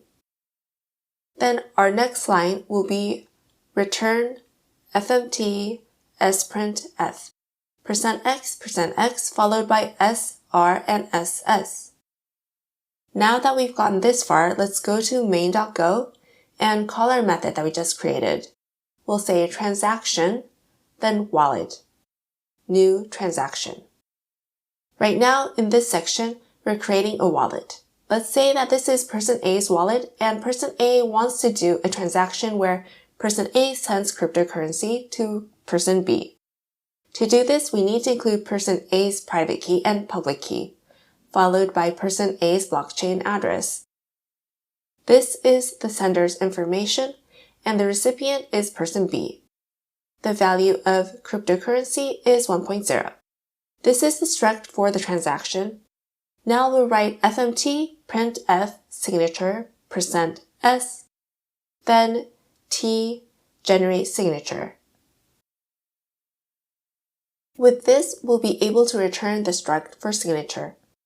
We wrote a method for string in our struct, and that's why we can make it display with %s. Now let's try running our code, and when we do, we see signature, then our signature that we generated. Let me pull up my visual here to the right of our screen and make it bigger. We had our transaction and private key data, and we generated our signature. Now all there's left to do is send our public key, signature, and our transaction to our blockchain node side. And once we get to this side, we'll verify and everything will be completed. In our next lecture, we'll work on this section of verification. On the left, we have our wallet side, and on the right, we have our blockchain side. Let's go to our projects. We see we have two folders, block and wallet. We're going to send this through our network shortly, but right now we don't have our network, so we'll pass this information using our code. We want to use the struct for signature here in our blockchain side as well, so we'll create a new directory here. We'll select Go Blockchain, New, then Directory, and name this as Utils. We have our Utils folder, and with this, we want to click on New Go file. We'll name this ECDSA, and from now, we want to move our shared code for our signature. And let's click on OK. In one of our previous lectures, we wrote the signature section within our wallet. Let's go to our wallet folder, and this is the code we wrote for signature. We want to copy and move it. Here, I deleted this, and inside our ECDSA package, we'll copy this. There's times where the package is automatically imported, but that's not all the time. So I'm going to write FMT here. And with this, what we've done here is we moved our signature inside utils. Now let's go back to our wallet.go. We see an error for our signature. What we'll do is go up to the top, and we moved this section already, so let's delete it. We moved it to this Go Blockchain utils. Inside our utils is where our signature is located, and the red text is where our error is occurring, so let's include utils in front of signature. Now we've rewritten this to say that we're going to be using signature that's located inside our utils package. Now let's go back to blockchain.go. Here too, we'll include import Go Blockchain utils. And we'll be using signature here as well. And now here we have add transaction. Below our add transaction method, we'll write our code. We want to write some codes to verify, so we're going to say BC blockchain, and our method name will be verify transaction signature. For this, we need 3 pieces of information. First is sender public key, followed by ECDSA public key. Then we have util signature. And our third piece is transaction. This is for verification purpose to see whether this is possible or not, so we'll return a bool. This is our method. Now, how will we verify? First, we'll write Json marshal, then transaction. We'll marshal JSON from transaction. We'll make this into a hash. Then SHA-256 sum256 byte m to take out the hash, which is then followed by return ECDSA verify. If you recall, we did this when we went over the Go document. We'll store sender public key, then pass in hash, signature R, and signature S. And this is how we can verify. Let's look at our visual to the right, and the right side, we have public key, signature, and our transaction. These are used to verify. This is the method we just created. Now, using verify transaction signature, we want to verify and see if we can add transaction to this blockchain node. When we call on add transaction, if we can verify, then we want to add transaction. If we can't verify, then we don't want to add it. With that being said, we'll focus on rewriting our add transaction method from now. Right now, we have our sender, recipient, and our value, but let's add on to this. What we're going to add is sender public key, followed by ECDSA public key, then SUtils signature. We've added on our argument and we already recreated a line for a new transaction. After this, we're going to add if BC verify transaction signature. We'll call on this and pass in sender public key S and T. We can verify this, then we want to add it to the transaction pool. I just moved the line that was located down below. If this returns as true, then this meets the condition. Later on, we want to see if this returns as true or not, so we'll add bool. For the times we aren't able to verify, let's include a log here. Log println followed by error verify transaction. This is a log for error, followed by return false. Now let's look to the right. For example, if person A wants to send to person B, we want the blockchain to verify. I have another visual that I want to bring up here. Let's say this person is a miner and provides this blockchain node and will receive a reward when mining. In this scenario, the sender is this blockchain node side. For times like these, verification signature isn't necessary. In this case, we want to return true. So we'll say if sender is the mining sender, and we previously wrote the blockchain. So if the sender is the miner, this is simply a reward that's being sent. So in this case, we'll use append and simply put in the reward into our BC transaction pool. We'll simply return true. This add transaction, this was included in our mining. So let's go to our mining method. In our mining method, we see that this is showing up as an error. This is when we're going to be rewarding, so we don't need a public key or a signature. And that's why we'll enter nil and nil here. We'll return to add transaction now, and this latter part with our public key and signature. We don't need this when giving out the reward in our blockchain node. All we need to do is append and return true.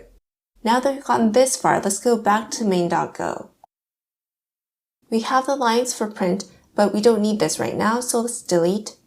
This section for wallet, we'll enter wallet M, meaning the miner's wallet. Let's copy this line and paste 2 times. This will be person A's wallet, and this will be person B's wallet. And for this transaction, we'll rewrite this to A, and same here. This will be wallet A, and same for the third one. It will be wallet A, and then for the blockchain address, it will be wallet B. This is our transaction, and let's say that this is our wallet side. Next, we'll be creating the blockchain node side. We'll be writing blockchain and blockchain new blockchain. And just now, this automatically updated, but we imported as go blockchain block. We'll be calling the new blockchain and pass in person M's blockchain address. When mining is performed, then this person M can receive the reward. We've created our blockchain node, so we're going to add is added. We're using this to see if the transaction was really added to the blockchain node side. We're going to add a bool, so that's why we have is added. And we're going to write add transaction. To this, we're going to add person A's wallet's blockchain address and person B's wallet's blockchain address. After this is value, we'll pass in wallet A's public key and generate signature. We have 5 pieces of information here. Let's review this by referring back to our visual. I'm going to bring it up to the right. And we have our public key, signature, and sender, receive, value. We have 5 pieces of information here, and we passed in that information. Our blockchain node side will verify the transaction by referring to this is added. Once this has been completed, we'll add fmt println added and is added. Let's run our code with what we have now. And now we see below, added, true. Verification has been completed. Now I want to review add transaction one more time, so let's go into add transaction, where person A sent cryptocurrency to person B. We have this BC transaction signature. Once we're here, then we have person A's public key and the signature used for the transaction and transaction. The 3 pieces of information is used for ECDSA verify method, and that's how true is returned. We'll refer to this and return true. Now let's go back to our main, so we'll click on main.go. We want to do the mining portion, so for this we'll write blockchain mining. And let's see what's inside our blockchain. Next, let's write fmt printf, then %a, and the amount of cryptocurrency held by person A. So for this, we'll say blockchain calculate total amount, followed by person A's blockchain address. Let's copy this line and rewrite this for person B and person M for miner. So this section will be wallet B and also wallet M. Let's run our code with this, and when we do, we see person A made a payment to person B, so -1 value is showing.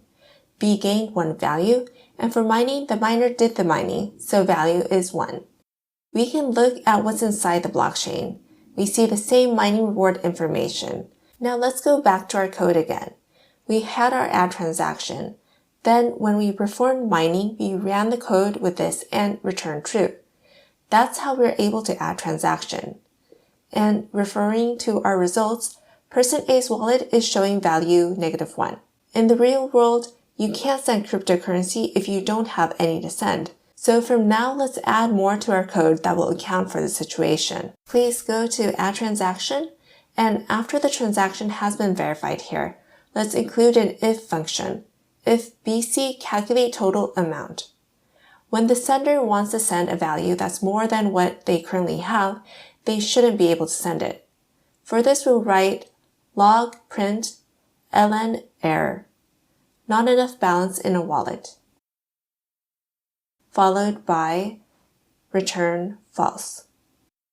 Now that we have this, when we run our code, we see this time person A 0.0, and same for B and M. No transaction has taken place.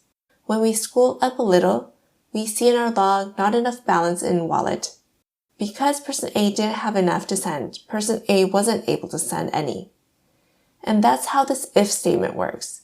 Person A will have to perform mining and earn cryptocurrency or send money to someone to receive cryptocurrency if person A wants to get some crypto money in his or her wallet. Now that we've covered this if statement, if we run our code with this during our demo, then we're going to run into a situation where person A won't be able to make any transactions. So for now, let's comment this out. Later on at the end of all of this, we can uncomment this, but for our scenario, let's comment out this calculate total amount. We'll be moving on to our next lecture, but let me explain a little more about this section of our code. This section of the code, the syntax here is not lined up.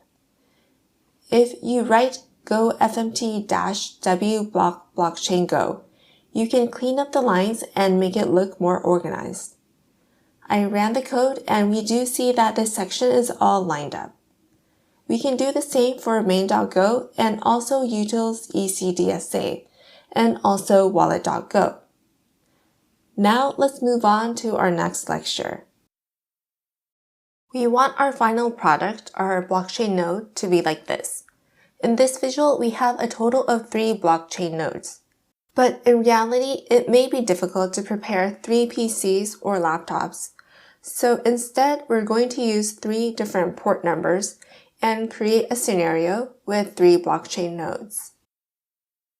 As you see here, we have 3 different port numbers. We have one that's 5000, 5002, and 5001.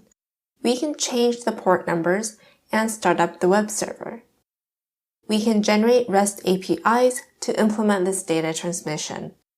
First, let's focus on this node, which is the one with port 5000, and implement this using our web server for Go.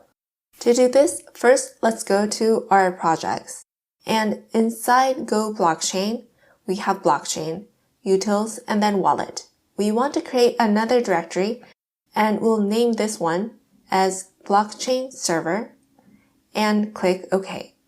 We'll click New and then name this one as main. We're looking at our blockchain server folder and this says package. We want to directly call on this later on, so we'll delete this and rewrite it to main for our package.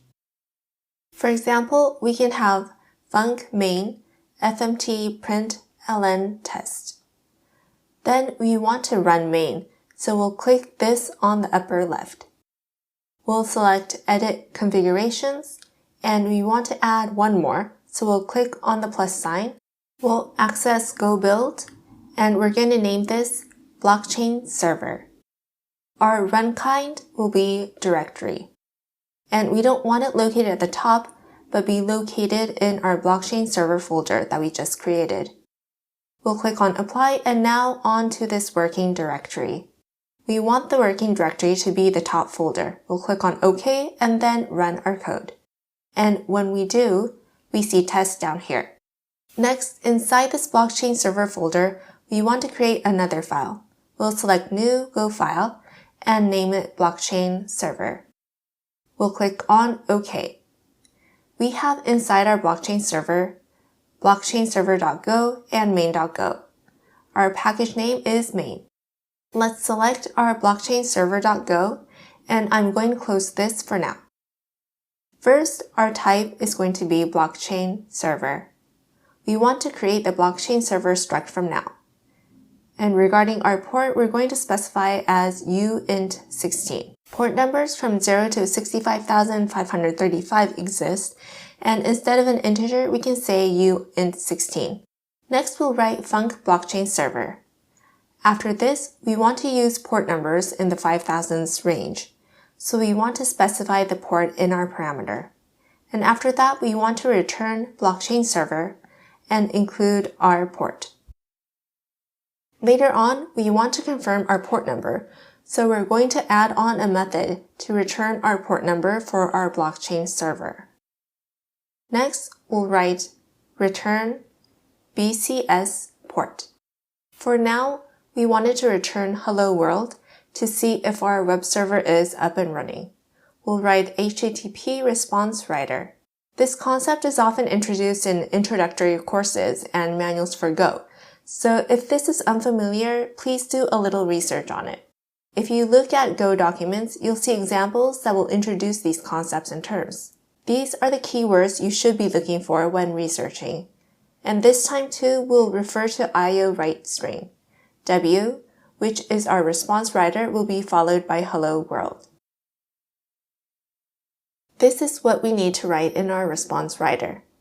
We want to call on this hello world, so we'll write func bcs blockchain server, then run. When we run this, we'll write http handle func. When the web server's / is called upon, then we're going to call hello world. Then this will be followed by log fatal. Let's scroll up and import log. Then we're going to write http listen and serve followed by 0000:. Then we want our port number, so we'll write strconf integer as key, then int bcs port. We don't need a handler, so we'll write nil. Let's start this up using a Go web server. Now, regarding web servers, in introductory courses, this may be introduced, but if this is new to you or you want to refresh your memory, you can go to the Go document and look at writing web applications. This page introduces how you can start up a web server and how to use the templates. If you want to review your skills in this area, you can access this Writing Web Applications site, and the URL for this site is golang.org/doc/articles/wiki. Now we want to call this from our main.go. This main.go is located within this blockchain server folder. We see two main.gos, so it's a little confusing. Let's access this lower one, and we're not going to use this anymore, so let's erase this section. We'll be using this init section, so we'll copy this and paste it to our main.go. We won't be accessing this main.go file, so we'll delete this one. And now that we've cleaned up our files, we'll be writing more codes in our main.go file that's located in our blockchain server folder. And let's delete this line here. And when we're going to run our main, we want to specify our port number, and to do that, we'll be using a flag package. This may be easier to understand if we just wrote the code, So here, this will be port, then set it to 5000 as our default. We'll enter an explanation as to what this port number is. Let's write TCP port number for blockchain server. Then, flag parse. This will be followed by fmt println port. This fmt wasn't imported automatically, so we'll manually input it here. And regarding when we actually run this, let's look at our terminal for this. The folder we're looking at is blockchain_server. When we write go run main.go, we'll add help as our option, and then run. When we do, we see dashport uint TCP port number for blockchain server default 5000. Now, for example, let's write port 5001 and run our code. This will return the port's address. When we want to see what's inside this refers to what's inside the pointer, so we'll use asterisk. Let's run this again and we see 5001.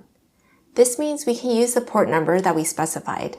We can use 5002 and other numbers to specify what port numbers can be used when we start up main.go. For now, let's close our terminal.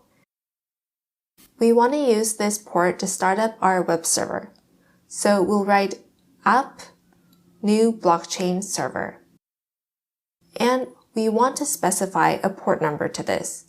So we'll cast this with uint16 followed by app run.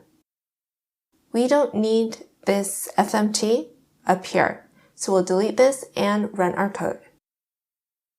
And when we do run our code, we might get the message on a Mac, but just click on allow.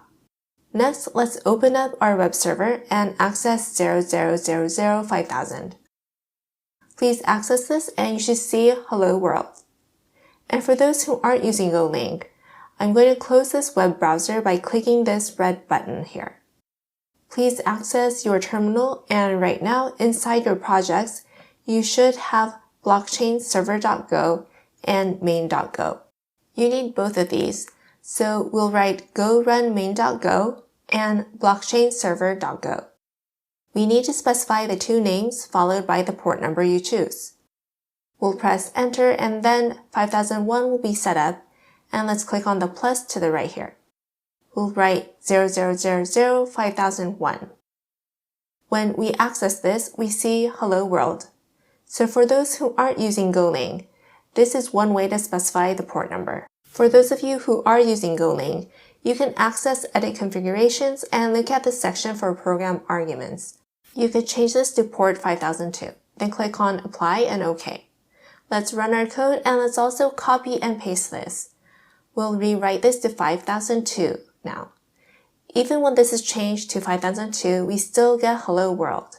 Again, if you're using Golang, you can specify by accessing this run debug configurations. For right now, I want to start it up using our default port. So we'll delete what we've written, then click on apply, then OK. Our web server is up and running. So let's move on to our next lecture. We have our blockchain node server started up. Let's add one API and obtain the information from our blockchain. For this, let's go to blockchain_server.go, and then we're working with hello world. But for this lecture, let's add on a different API. We don't want to create a blockchain every time there's a request made for the blockchain data. Once it's made, we want to store it in our cache. For this, we'll enter cache map, string, then blockchain. And we see above that Go blockchain block has automatically been imported. Going back to where we left off, this will be followed by make, map, string, blockchain. What we've done is in our global, we've created cache, and inside this, we want to place the blockchains that we'll be creating from now. Let's go under our section for port and add on from here. And what does this mean? We have our blockchain server, and here we'll write get blockchain returning blockchain. Then we want to obtain our blockchain, but right now we want to know if it's inside our cache or not. For this, we're going to write cache, then blockchain, which is what we declared above in our map. we want to see if the blockchain struct is included in our map above. At the very beginning, it doesn't exist. So when we don't have any, this is what we do. When we generate our blockchain, we need to first register the miner's address. That's why we're going to write wallet, then new wallet. We see above that Go blockchain wallet has automatically been imported. We'll be using this miner's wallet, and next we'll be writing BC block new block. This means that when we generate our new blockchain, we'll be registering the miner's blockchain address. And one more thing, we'll pass in BCS port. That's because later on we'll be using the blockchain's port number to research the address of the surrounding blockchain node, which is needed to sync the information. We have our port numbers here, and we want to register our port numbers as well, so let's go inside our new blockchain. When we do, we have our blockchain struct. We'll create a new line with port, then write uint16. Let's look at this new blockchain, and here we'll also pass in our port. We'll also create a line for BC port. This is how we're going to include our port information inside our blockchain struct. Now that we've completed this, let's go back to our blockchain_server.go. We just generated our blockchain, so we'll include this in our cache. Inside our key containing blockchain, we'll include the blockchain we just created, then followed by return BC. When the blockchain is inside the cache, we'll return the blockchain as is. If not, at first we'll be creating a miner, then registering the miner's address, then moving forward with our blockchain node. And regarding our miner's address, we'll want to refer to it later on too, so we'll include a log statement. It's usually not recommended to write private key for the log, but this is just a demo and we'll use this later on. And now we'll write miner's wallet. This will be followed by private key str. We'll copy this line and make this public key str. We'll replace this to public key str. Then the last line will be blockchain address. We'll rewrite this part too. Now on to our hello world here. Let's make some space here. And we don't need our hello world anymore. So let's delete this and write func bcs blockchain server as our method, followed by getChain. Later on, we'll register this in this bottom section here. For this, we'll write whttp response writer, followed by rec http request. Later on, when working on getChain, you might want to use this at a different time too, so we'll write request method. Here, we want to determine if this is HTTP method get or not. When this is a HTTP method get, then we'll take this action. And if not, then we'll do a different action. For example, we'll write default, then log printf error, invalid HTTP method. We'll write our condition for when this is HTTP method get. Let's write bcs get blockchain. This blockchain we want to return as JSON, so let's go to the folder inside our project. And let's open up blockchain.go. Right now we have new blockchain. For this new blockchain too, we want to write the code for marshalling. For this, we'll write blockchain. This will be followed by marshal, JSON, byte, then error. Next will be return JSON marshal, struct, blocks. This is our pointer. Then JSON chains. We want to return a list with our blockchains, so we'll write blocks BC chain. We'll JSON marshal this, and this block is the marshal section. And when we scroll towards the top, we are marshalling. And previously, we stated that our previous hash is 32 bytes, but when we're doing JSON marshal, 32 byte will make the result hard to read. That's why we'll change this to string and change our hash to fmt sprintf %x, which means that we'll rewrite to a hexadecimal numeral. And moving on, let's go back to our blockchain_server.go. and include our current JSON information. We'll include BC Marshall JSON to call on this directly. Then IO write string, we'll specify W, then we'll include RM. This is JSON, so we'll write W header. Then add, then content type as our type followed by application JSON. Then all we have to do is at the bottom where we have the hello world, we'll rewrite to BCS get chain. Once we've gotten this far, let's try writing our code. We'll run our code and access our 0005000. And we see below the log that we previously wrote. We have our private key, public key, and blockchain address. The miner's information is displayed, and with get chain, you'll be able to access the chain information that's inside blockchain using JSON. The browser on the right is Chrome, but when you use Firefox, the JSON information is displayed neatly like this. So if you prefer to see the results in an organized format, then you may want to consider trying using Firefox. In this lecture, we covered how to add the API to retrieve the chain information using getChain. Now let's move on to our next lecture. In our previous lecture, we finished adding on an API to our blockchain node here. This time, we want to send a cryptocurrency payment request from the client side to the blockchain node. We want to start this up as a web server and manage the transaction here. And from now, let's access our web server 00008080. We'll go to our blockchain folder and create a new directory. We'll name our directory as wallet server. We'll click OK, and we'll then create a new Go file under wallet server folder and name this as main. Then click OK. Next, we have our package at the top. We'll rewrite this to main. Now, let's access wallet server, then new Go file. We'll name this one wallet_server. Next, we'll access the wallet server folder and go to new, then directory. Let's name our directory as templates. We want to store our HTML into this templates. Let's right-click on templates, then select new, then new HTML file. We'll name this index, then click OK.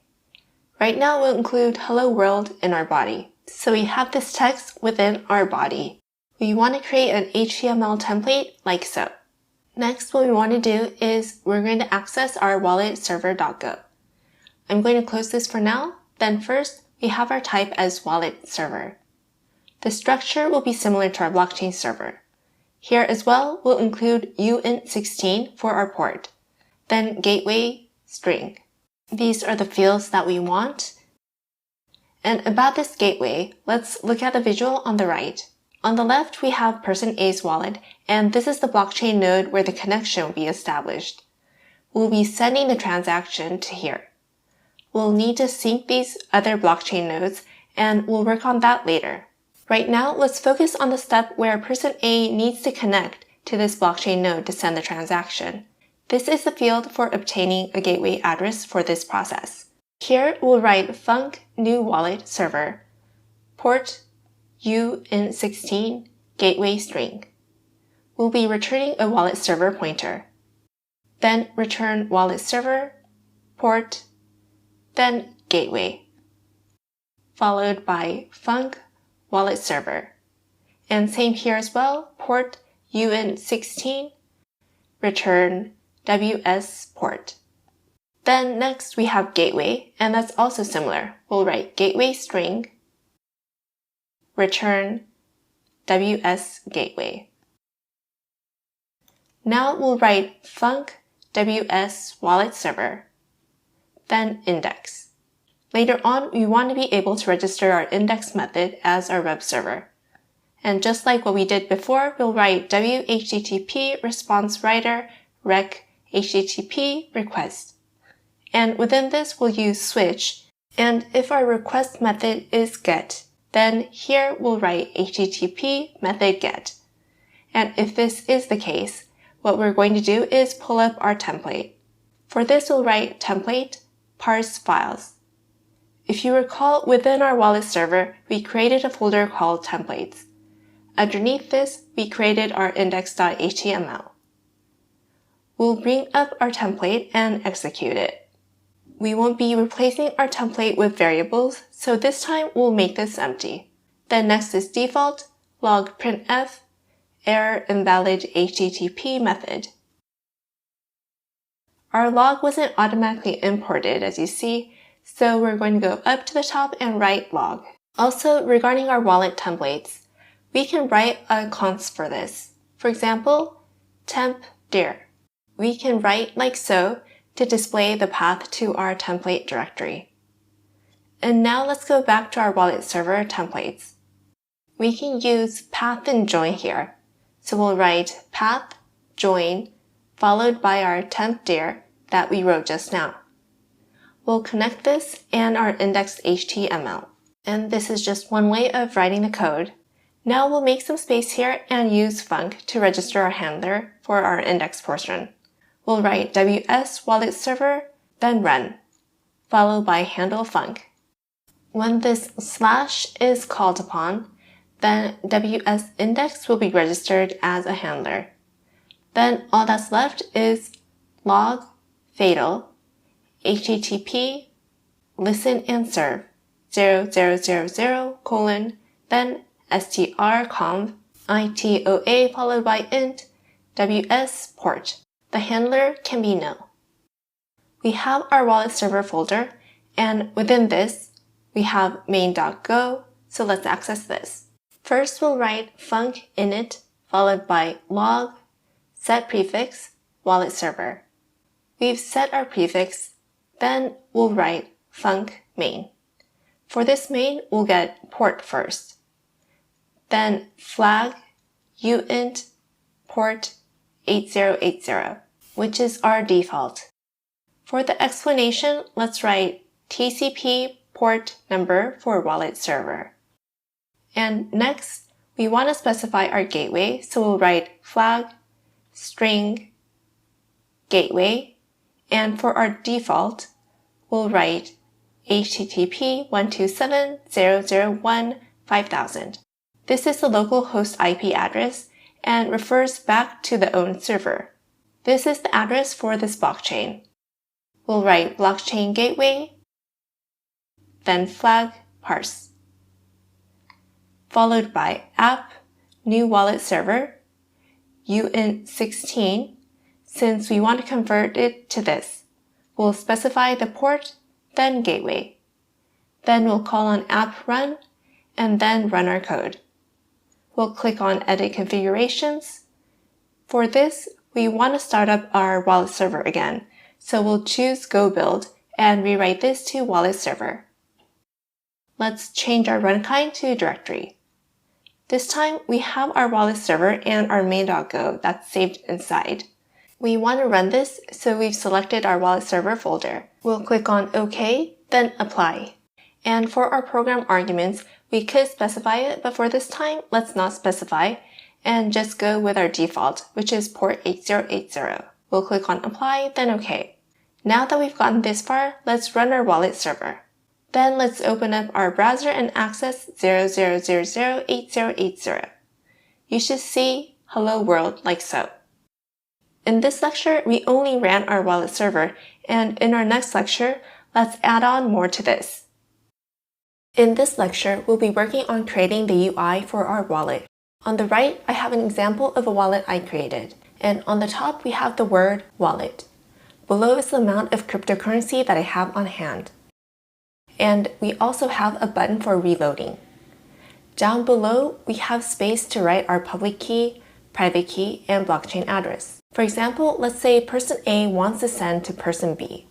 We'll enter person B's blockchain address and the amount person A wants to send. Let's say that's 1.0. This is how this interface works, and this is what we want to create from now. First, let's look at our wallet server, and inside we have templates. Within this, we have index.html. From now, we're going to work with this and create a UI that's similar to the one to the right. This is HTML, so if you're already familiar with this, you could just use the HTML file that I created. This isn't a course on HTML, so I won't be going into too much detail about it.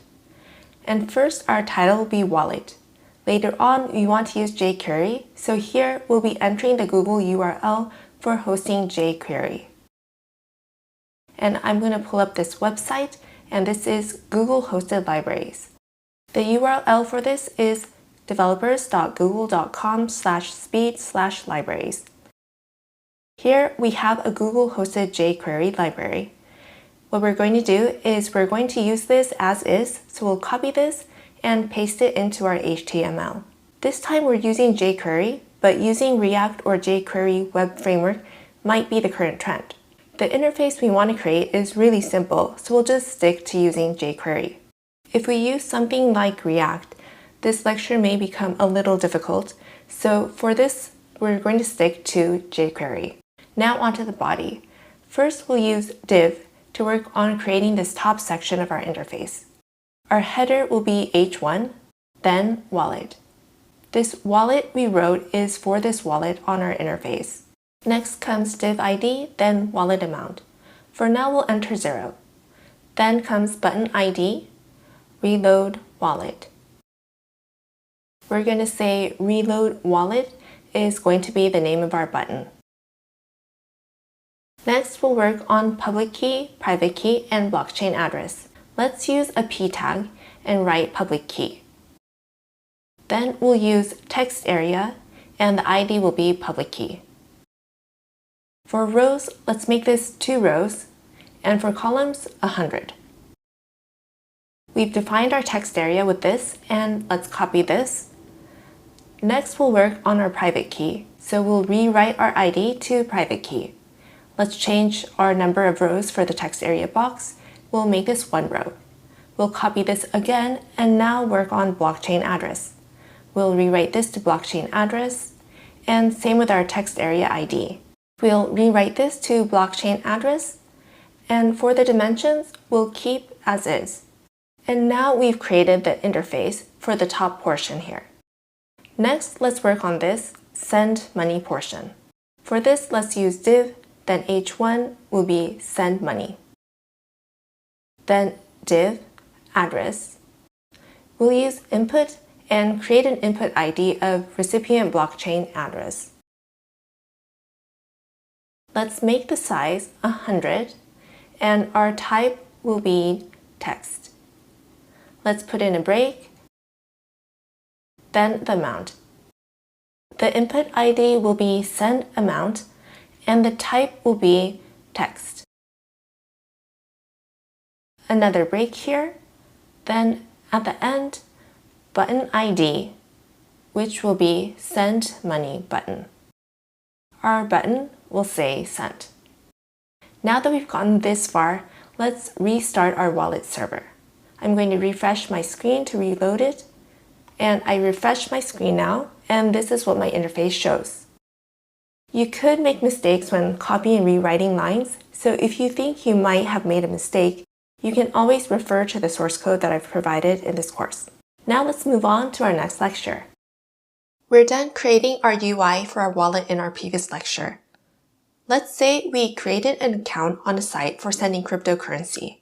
After logging into the site, the very first step when sending cryptocurrency is to enter your public key, private key, and your own blockchain address. That's the very first step. Right after logging in, we want to see a page like this with an area for entering public key, private key, and blockchain address. And this is what we're going to be creating from now. This time, we have our browser and our server 00008080.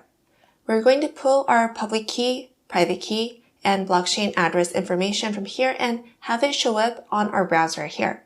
In real life, there are cases where you don't go through a server and instead complete the steps all through JavaScript. But if we do it that way, our lecture will basically be about JavaScript and not Go.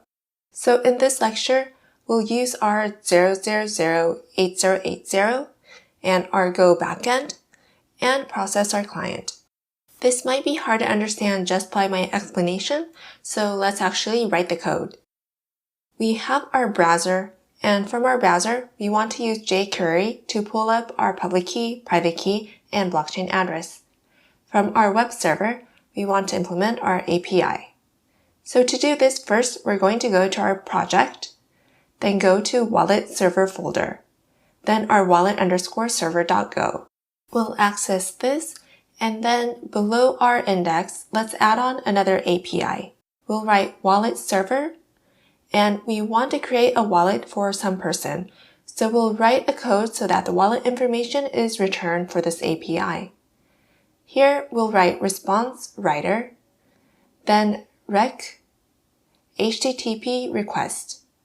First, we'll write switch, and this is rec method. Then we have case. This time, we're generating our wallet from our client side, so in this case, it's not get, but we'll be using method post. And in this post, our header will be add, then content type. After creating this, we want it to return using Json, so we'll write application JSON. Next, we'll write my wallet, then wallet, new wallet, followed by my wallet, then Marshall JSON. We haven't run our Marshall JSON yet, so we'll be going to our project, then our wallet. And as you see, inside wallet, we have our wallet.go, and we're going to access that. We see our wallet struct here, and what we're going to do is return this to our client side. To do this, we want to run our Marshall JSON. This can be placed anywhere, and I'm going to use this section below our blockchain address section. We're going to do func w wallet Marshall JSON byte then error. Then return JSON Marshall. We're going to create our struct followed by private key string JSON private key. I'm going to copy this line and replace this with public key, and same here. Then go to the last line and replace our private key with blockchain address, and same here. All we have left to do now is to write private key, then w private key str. Same with the next line. We're going to write public key, and for this, it's going to be public key str. Then our last line is blockchain address followed by blockchain address. With this, we've completed writing our Marshall JSON for wallet. So let's go back to our wallet_server.go. Now we see that our error has disappeared. What we have to do now is to write io write string, then include w string m. And as for our default case, we'll write write header. If something other than create is trying to access this API, we'll want to return status bad request 400. And next, we'll write log println, and let's write error invalid HTTP method. With this, when an error does occur, we can return an error message like so. And now we need to register this under handle func. For this, we'll write handle func/wallet. When this is accessed, then we'll create an API as WS-wallet. Now, if you recall, inside our wallet templates, we created index.html. From now, we want to refer to this to write the section where we access the API from the backend. We'll write script here, and from here, we want to run our program using jQuery. I'm going to pull up the jQuery page. And if you're unfamiliar with jQuery, please refer to this API document. Instead of me going into detail about this, I think it would be easier to understand if I actually wrote the code and explained.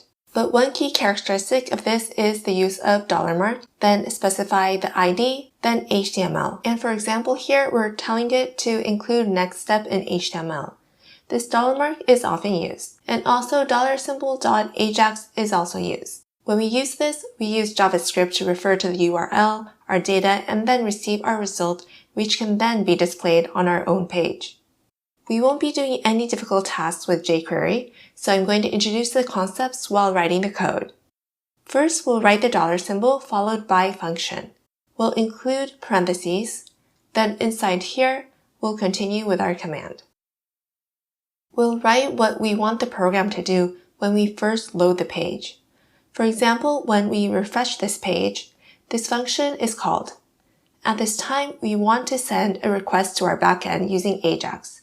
Here, we'll write URL and then our wallet, which we just wrote since we want to access this. For our type, we'll want to access with post and not get. When our request results in a success, we want to write function, then response. JSON format was used, so we'll write response. Then response, then let's write public key. When we pull this out, then we can access the public key from our backend. To this, we'll add our $symbol, followed by sharp public key. Inside this value, we'll include this public key. For this public key, we can specify the ID.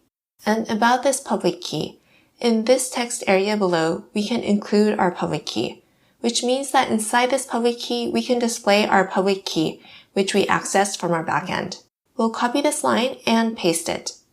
And just like before, we'll replace the words. Let's replace public with private. And then for our third line, let's replace this public key with blockchain address. And same here. Now that we've gotten this far, when we do encounter an error, we can use function, then error. For an error, we can write console, error, making it possible to display our error.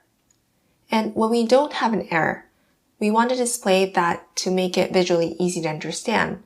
So we'll include console info, then response. We want to display our response. And regarding our console right now, I'm using Chrome on the right-hand side. I'll click on the right-hand side and access my settings. Let's go to More Tools and then Developer Tools. When you click on this, you'll see something like this, where you can work on debugging.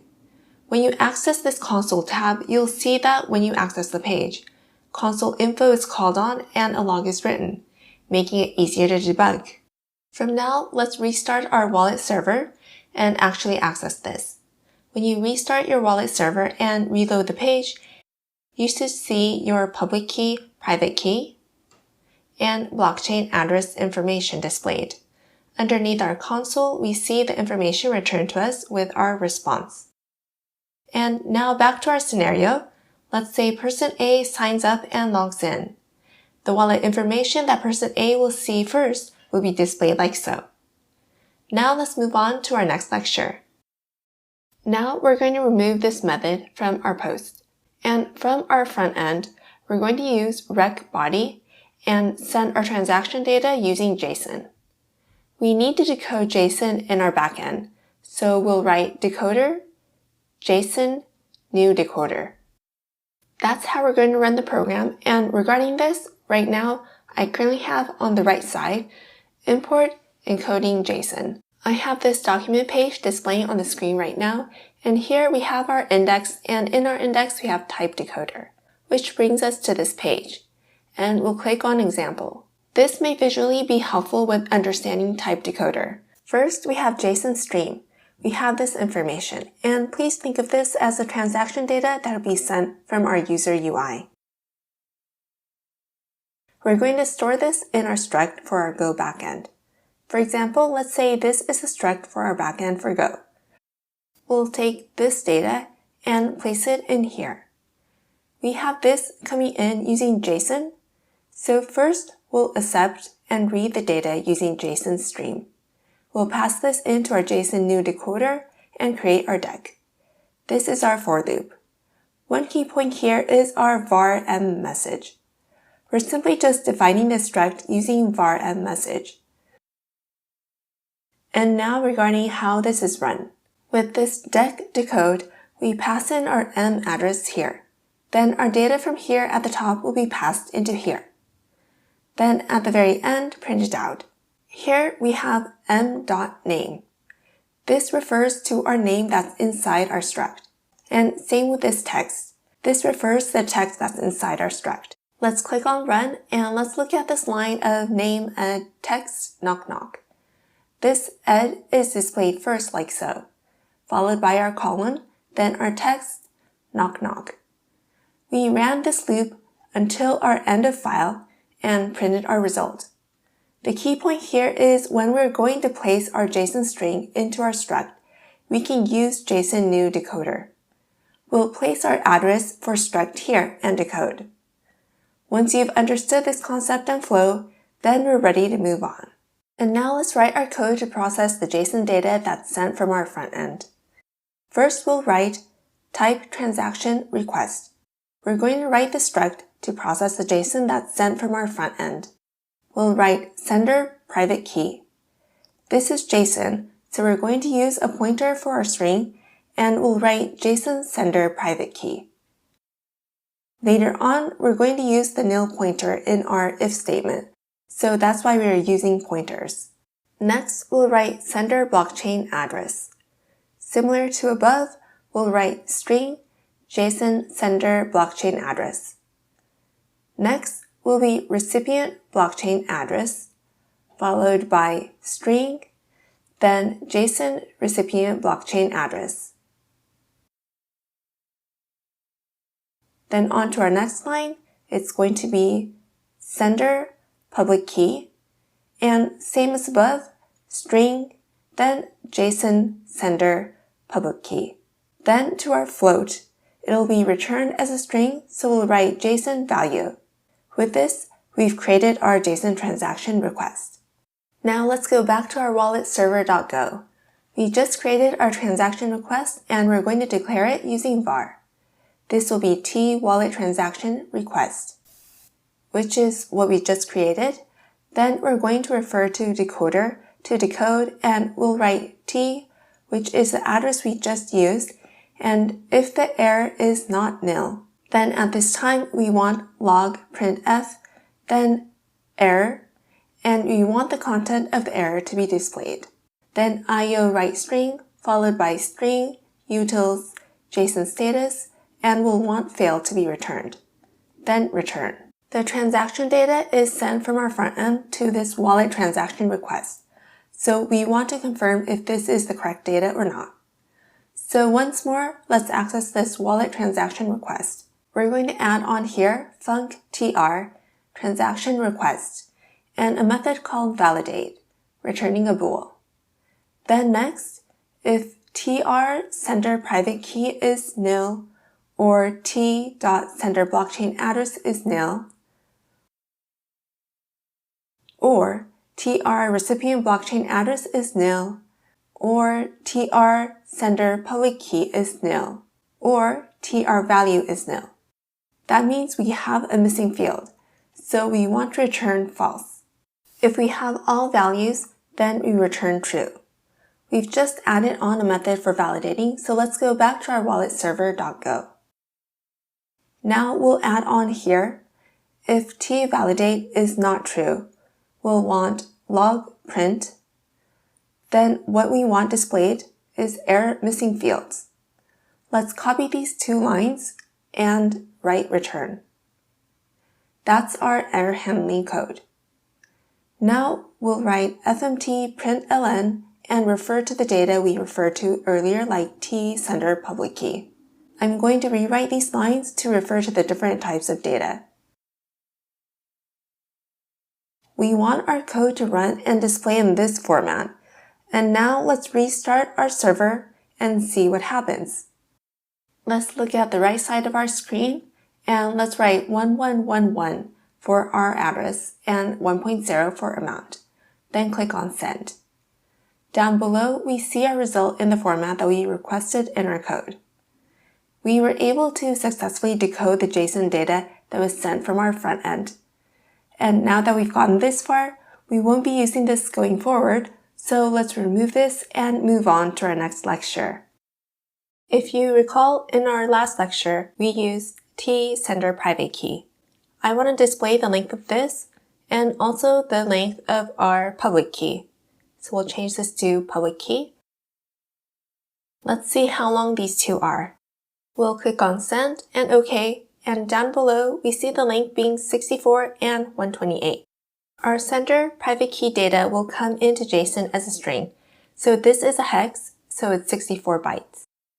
Then our sender public key contains both X and Y, so it's 64 plus 64, which makes 128.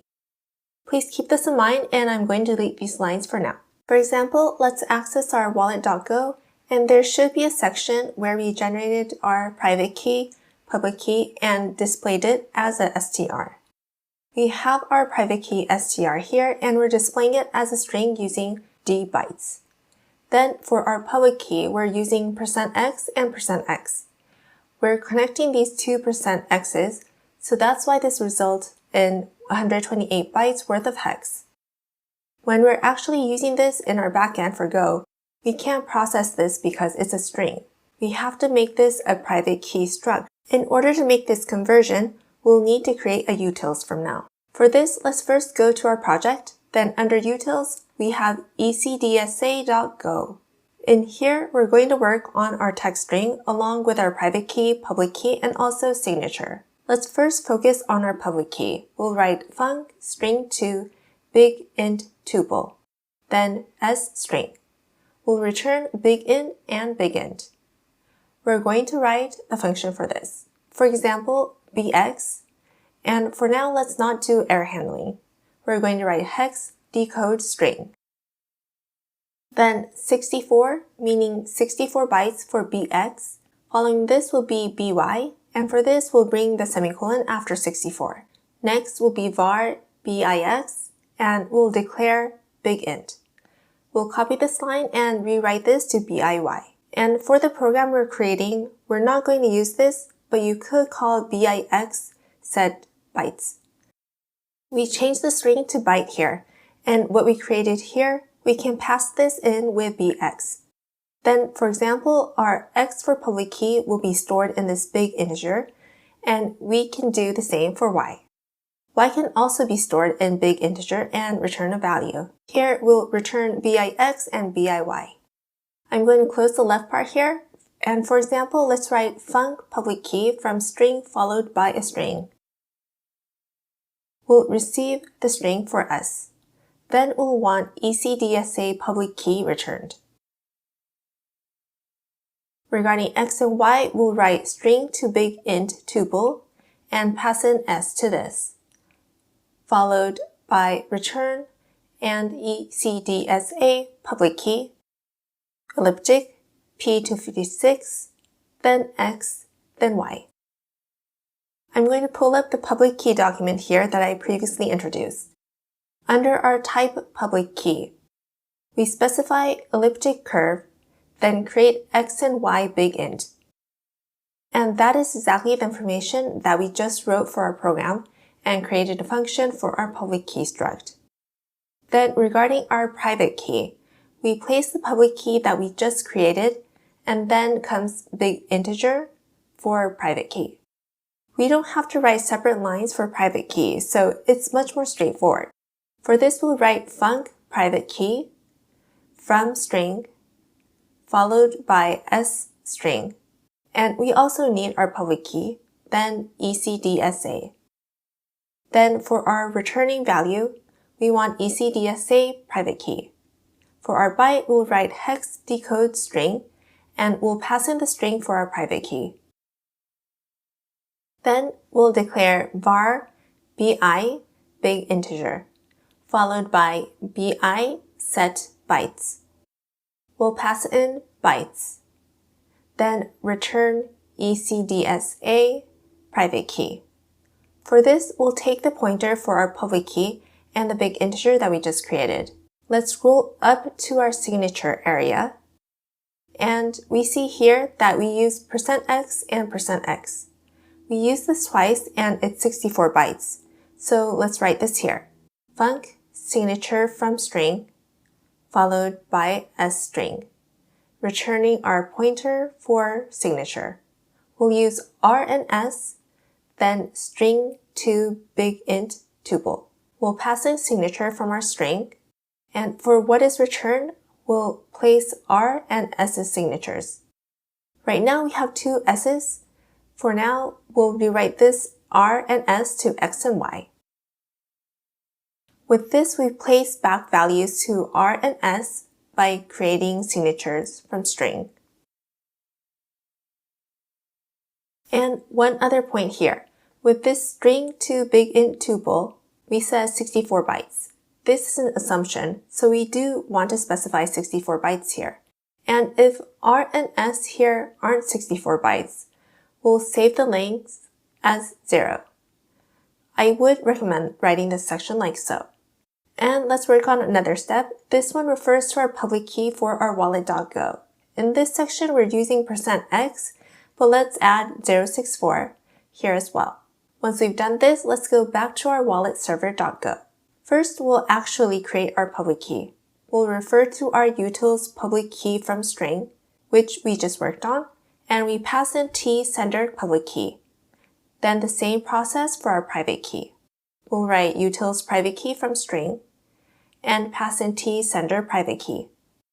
We'll pass the string and convert our public key and pass that in. We also want to work on value, and regarding value, we won't refer to utils but run it here. So it's t value 32 and check if we can parse. If this isn't nil, then we'll want to print error, parse error in our log. Then we want to return error for our IO string. This will be followed by value 32. We'll convert our value with float 32. We want to display our results, so we'll say print public key followed by print for private key. We'll rewrite this to private key, and regarding our value, we want %.1f followed by our value, which is value 32. Let's rerun our program, and going on to our right side, let's click on Send, then OK. When we do, we're able to confirm that our struct for public key and private key are correctly stored and displayed. For our last line, even when float 32, we have a value displayed. This confirms that we were successfully able to convert our string into a data format that can be handled by Go. Let's delete this, and now let's write header add content type application JSON. We're going to use the data that we just used, and this time we want to send the transaction data information to our blockchain node side. We just finished sending data from our UI front end to backend server using JSON. We processed the data from our backend using Go. Now we want to take from our wallet server the data to our blockchain server. We want to send a request using transactions post. At this time, when we send our transaction data, let's refer back to this visual. There are 5 pieces of information. They are public key, signature, sender and recipient's blockchain address, and our value. We need to send these 5 pieces of information to our backend, so this is what we're going to be working on from now. We'll access projects, then inside block, we have blockchain.go. Within this, we want to scroll all the way to the bottom and add on another method. We want to create the struct for our request that's going to be sent to our blockchain node side. And we'll start off with typing transaction request and begin creating our struct. We have this server, and we'll be sending the request from this server to this one. So first will be sender blockchain address. Make this a pointer for string and later on check for nil. Next, we'll be writing JSON sender blockchain address. Next line will be recipient blockchain address, followed by JSON recipient blockchain address.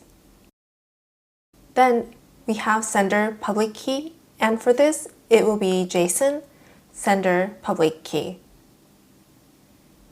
This will be followed by value, float 32, then JSON value. Next, we want to send our signature, so this will be JSON signature.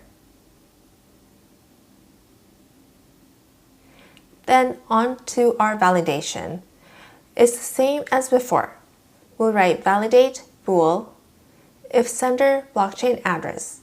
If this is nil, or if TR recipient blockchain address is nil, or sender public key is nil, or TR value is nil, or TR signature is nil, then we return false. And if not, we return true. We'll use this struct and next access our wallet_server.go. Once we've done that, we want to create our transaction. We need a signature for our transaction, so we'll write wallet new transaction, and include our private key, public key, sender blockchain address, and the recipient's blockchain address, and add-on value. And as for signature, this will be transaction generate signature. We want to send our signature str to our blockchain node side. So if you recall, we created signature string. And this is how we create signature. Earlier on, we created transaction request. In here, we're going to include all the information that we just created.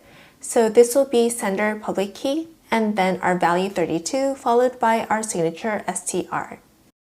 Next, we'll use JSON Marshal and send our JSON data to our blockchain node side. Now, regarding how to send this information, again, this is the Go document that I have pulled up, and here it mentions how to make post requests. We do HTTP post followed by the URL, content type, and then buffer. That means we have M, we use the Marshal method, and with the byte method called new buffer, we make it into a buffer and place it here. Now on to how we actually write this. We'll write buff, then bytes, new buffer. Then we include our byte, which is marshaled. Then comes our response. We won't do error handling, so we'll simply write post followed by our URL. This is WS, gateway, and this blockchain node's address is set up. So this URL along with transactions, followed by application, JSON for our content type. Then comes our buffer. With this, we'll get our response here. And if our response status code is created, then we use 201. In this case, we'll return write string, W string, utils, JSON status, success. If that isn't the case, we'll write string, W string, utils, JSON status, fail. That's all we need to write, and let's restart our server and access the page from our browser. We'll enter some random numbers for our address and for the amount. For example, 1.0 for the value. After this, we'll click on send. When we click on OK, this will fail. In which section is this failing? It's this section, HTTP post. Our backend blockchain server isn't running right now, but on top of how we aren't able to access it, we should be getting an error here. It isn't showing right now because we're not doing error handling, but if you are planning to write the code without any errors, please do so. And in this course, error handling will require writing longer codes, so I'll be omitting this step. But if you are interested in error handling, please do so. And also, for example, this is our parse error code, and let me restart the server. When we do, we'll leave this empty and click on send. Then we get parse error. But in our UI, send success is displayed. Here, we're simply going to be returning IO write string, fail. We'll access index.html, and previously I wrote this send success portion directly on our console. Our request is a success, but if our response included a fail, then we'll use parse JSON. And inside this if, we'll make this response into JSON format. Then if fail exists within our message, then we want fail to be displayed as our alert. You could write your code this way. Now, let's restart our server. And we'll also reload our UI. We'll click on send, then OK. And then we get our failed message here. What's returned here is message : failed. When you want to run the program, depending on the message or when it's not a post request or internal error, we'll want to use this error. How you want to proceed depends on the front-end side of JavaScript migration, so how you want to do debugging and approach error handling approach is up to you. Now let's go back to our wallet_server.go. We've completed the section where we send the transaction data to our blockchain node side. And now let's move on to creating our blockchain node side's API.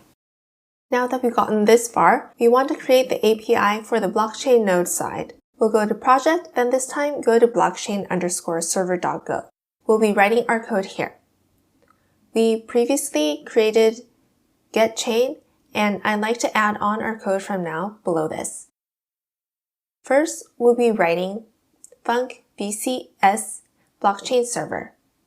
The method name is transactions followed by HTTP response writer, then rec HTTP request. Then we'll write switch, then rec method.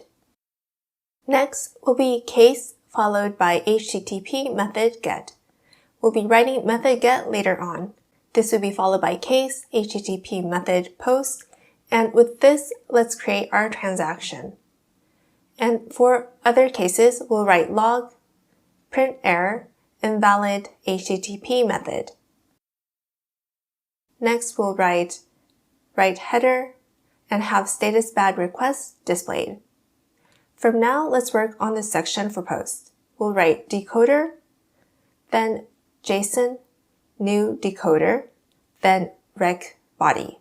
We'll take this and we'll use Json streaming for our struct. We created block transaction request previously, and we'll take this and write error followed by decoder decode and pass in our address. If error and if it's not nil, then we'll write log printf and display our error.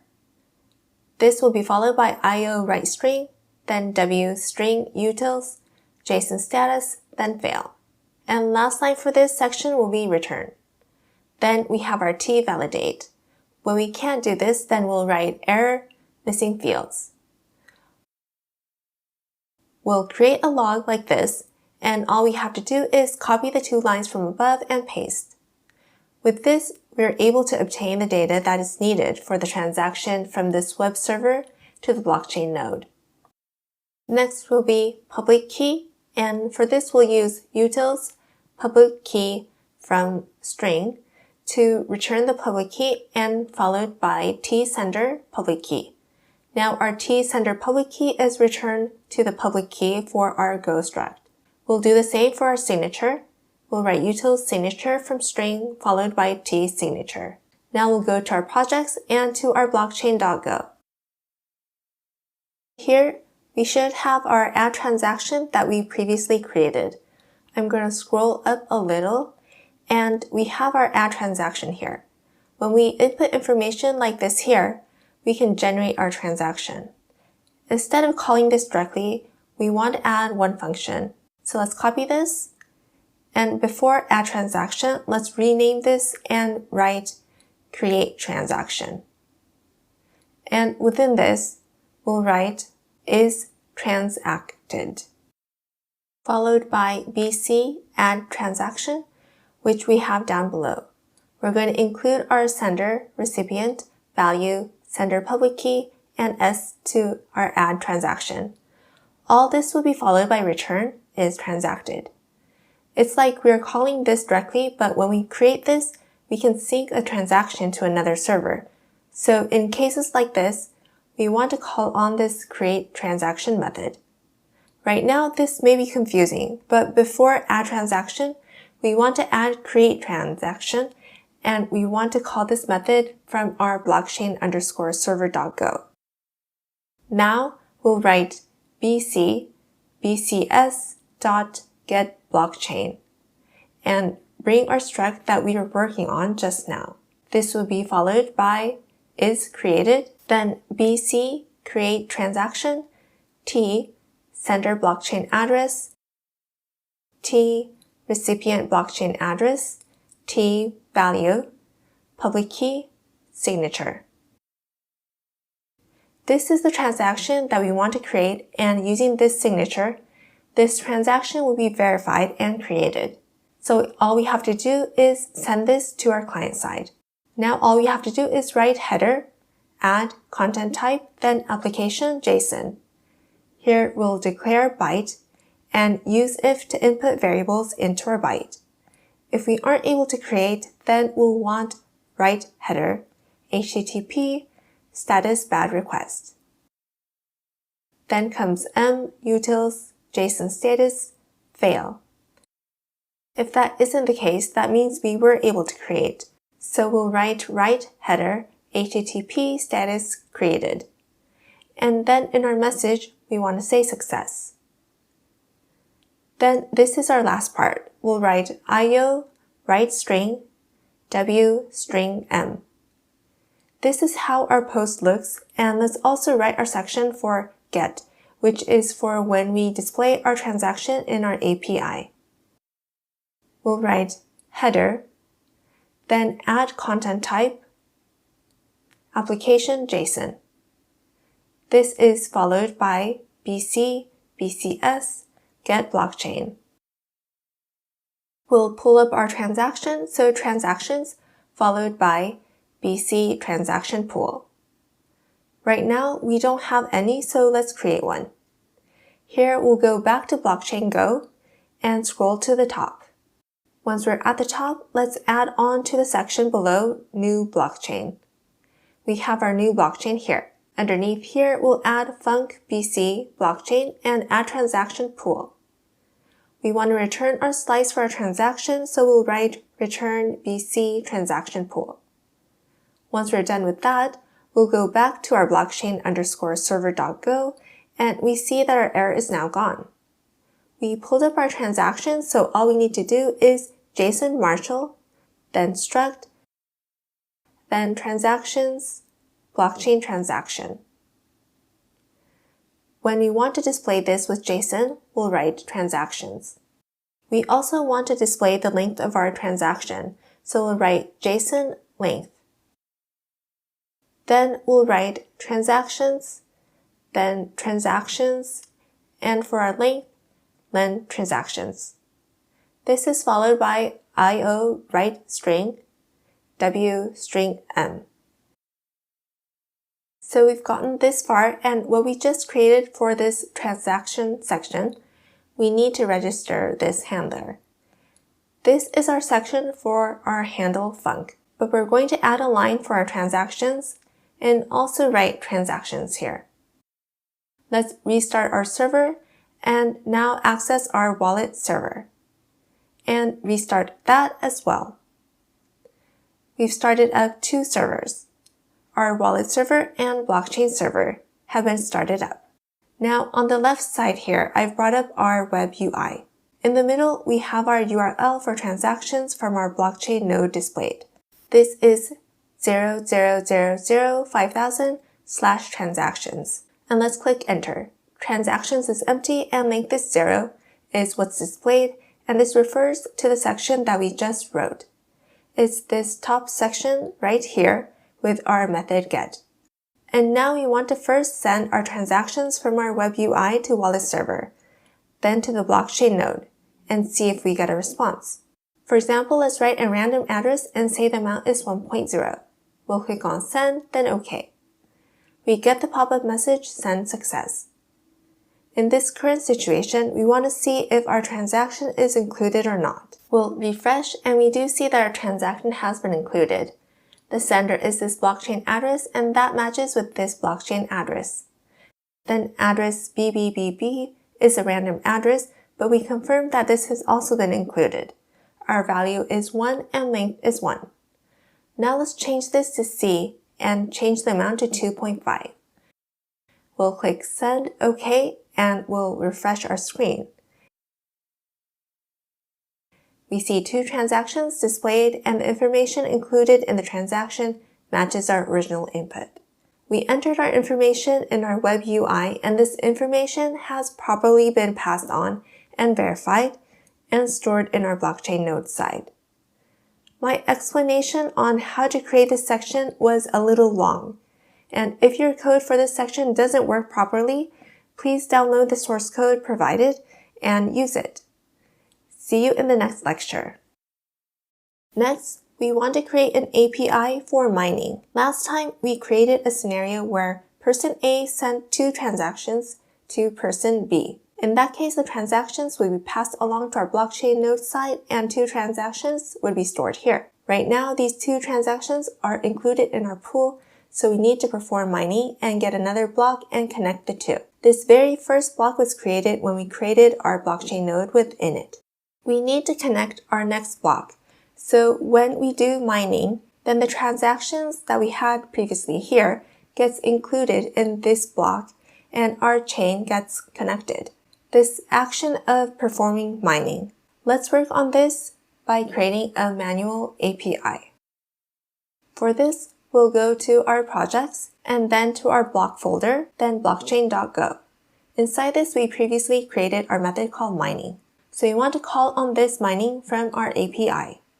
For this, let's go to blockchain server and access blockchainserver.go. If you recall, we created transactions in our previous lecture. From now, let's add on below here the code for the API for mining. First is func bcs blockchain server. Our method name will be mine, followed by http response writer, rec http request, then switch rec method, case http method get. First, we want to bring our blockchain, so it's bcs get blockchain, and a bool to see if we were able to mine, so bc mining. Then all we have to do is var m byte, and if we aren't able to mine, then using write header, we'll include http status bad request, then m utils json status fail, and if it was a success, else m utils json status success. And we have left is header add content type application json. Then comes io write string, and we'll include our byte m into our write string. Next is error handling. This will be default log print error invalid http method. Then w write header http status bad request. And now onto our handle func. Down below, we want to register our mine method that we just created. So we'll include mine, and this will be mine, not transactions.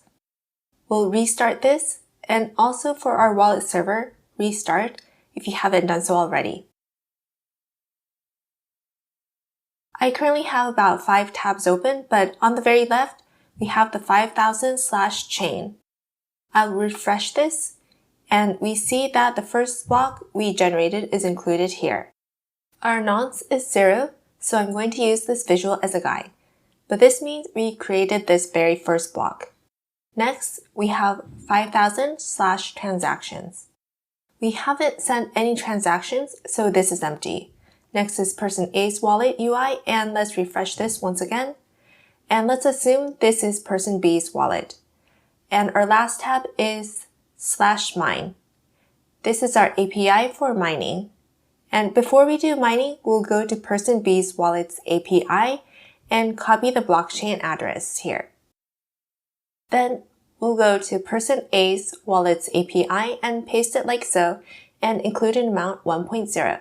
Click on send and we get the send success message. Once we've confirmed this, next let's go to /transactions and refresh. And now we see a transaction noting value of 1 has been sent from person A to person B. With this, let's look at our /chain tab, and we only have one block created. Why is that? That's because we do have transactions inside our pool, but we haven't mined them yet. This is a situation where we haven't moved our transactions to a new block, and so we haven't chained the blocks together yet. At this point then, we need to perform mining, but before that, let's add one more transaction. We'll go to person A's wallet and send 2.0. We'll click on send and confirm the transaction. Once more, we'll access /transactions, and now we see 2 transactions. Once more, let's access /chain, and we confirm that we only have 1 chain as of right now. Now that we've confirmed our environment, we want to do mining with this. We'll run /mining, and we get a response. Message success. Now we'll access /transactions and refresh. As you can see, this becomes empty. This means that the transactions that were stored in the pool were taken out and placed into our blockchain node chain. When we refresh our chain, then we see that our second block has been created. And within this, our first transaction, our second transaction are stored. At the very end, we also see that the blockchain node sent the miner a reward for mining. We manually perform mining, but let's try to automate this in our next lecture. In our previous lecture, we just added on this API for mine. And if you recall, we manually requested for mining to be performed. What we want to do now is to make this an automatic request first by adding on a method. Let's access projects, then block. Then our blockchain.go folder. Here we have our mining method. It's said that it takes 10 minutes for mining, so for example, we may want to automatically mine every 10 minutes from our backend. Let's try writing this just for demo purposes. And regarding how to do this, first let's scroll all the way to the top, and underneath our section for import, we'll add onSync. And under our const, we'll add mining timer sec. And for this, let's say we want to mine every 20 seconds just for our demo. For our difficulty in this case, it's 0-3s, so mining will be completed almost instantly. But in the real world, this mining difficulty will be different. Let's access mining difficulty right now. We have our valid proof, and the longer the zeros, the longer it takes. Once this is done, then we move on to the next mining. This time, we're just working with 3 zeros, which is short. This will be done quickly, but let's try making mining an automatic process so we can do an actual simulation of mining. Now here, we have mining, and first we want to create a lock. For this, we'll go back to our blockchain struct, and to this blockchain struct here, we want to create a lock for this, so we'll add on mux sync mutex. This is what we want to include. Then once more, we'll go back to our mining. When we call on mining multiple times, we don't want to keep on calling it when mining is called the first time. So first, we'll lock this by adding on bc mux. Lock here. Later on, we'll use a timer to call on this multiple times, but for our first time of mining, we'll lock this, and when our method comes to an end, we want to write defer bc mux. Unlock. This means even if we have, let's say, 5 routines accessing mining, the one who removes the lock first gets to perform mining. Let's add on one more thing. When we're mining and our blockchain transaction pool is empty, meaning we don't have any transactions, then in that case, we'll write return false, meaning no mining will be performed. Our transaction pool is empty and no one is sending or receiving cryptocurrency, and when in this situation, the miner will continuously be rewarded. In the real world, even if we have an empty transaction pool, mining is possible. But in the 10-minute time frame, the probability of having no transaction requiring mining is close to 0. So mining an empty transaction doesn't happen, but as a possibility, it does exist. And this is how blockchain programs are run. In our case, in our current demo, we don't have anything in our transaction pool, but our blocks are getting chained together. And this may be hard to understand. So for this demo, we'll write if our transaction pool is empty, we won't do any mining. Now onto the step where we request for repeated calling. We'll write func bc blockchain start mining. Then first we'll run bc mining. Then this time we'll use time after func, then time, second, then what we previously wrote, which is mining timer sec. After 20 seconds, we want to start mining. So when start mining is called on, mining is done first, and here we're locking. I think this will be completed within 20 seconds, but if it's not completed, we can't move on to the next mining because we have this lock. If we're done mining within 20 seconds, then after 20 seconds, we'll start mining with this. Once more, we'll perform mining here. And I'm assuming that this mining will only take 1 or 2 seconds, and after 20 seconds, we'll start mining again. We just wrote codes to run a program that will repeatedly perform mining. Now let's access blockchain server, then blockchain server.go. We'll go back to this, and we want to add on a method where we can call on our start mining that we just created. It's similar to this method. Let's copy this, and this isn't mine, but let's rewrite this to start mine. Then Once we have our blockchain, we're going to call on start mining instead of mining. And for our results, we're not going to make any decision, so we'll remove this, and we're also going to remove this section for when we fail. We're going to place our success directly into M. Now that we've gotten this far, we want to register this. So this time we want to enter start after /mine. And in this case, we want to run start mine. Now let's test this out. We'll restart our blockchain server and also our wallet server and access this from our browser. Here I have my browser pulled up, and this is person A's wallet's UI. Next is person B's wallet UI. Then next is /transactions, which is currently empty. And next is /chain, and we currently have a block from our blockchain. With this condition, we want to call on start mining. We have /mine/start, and let's run this now. And when we do, we get message success displayed. Right now our transaction is empty, so we aren't performing any mining.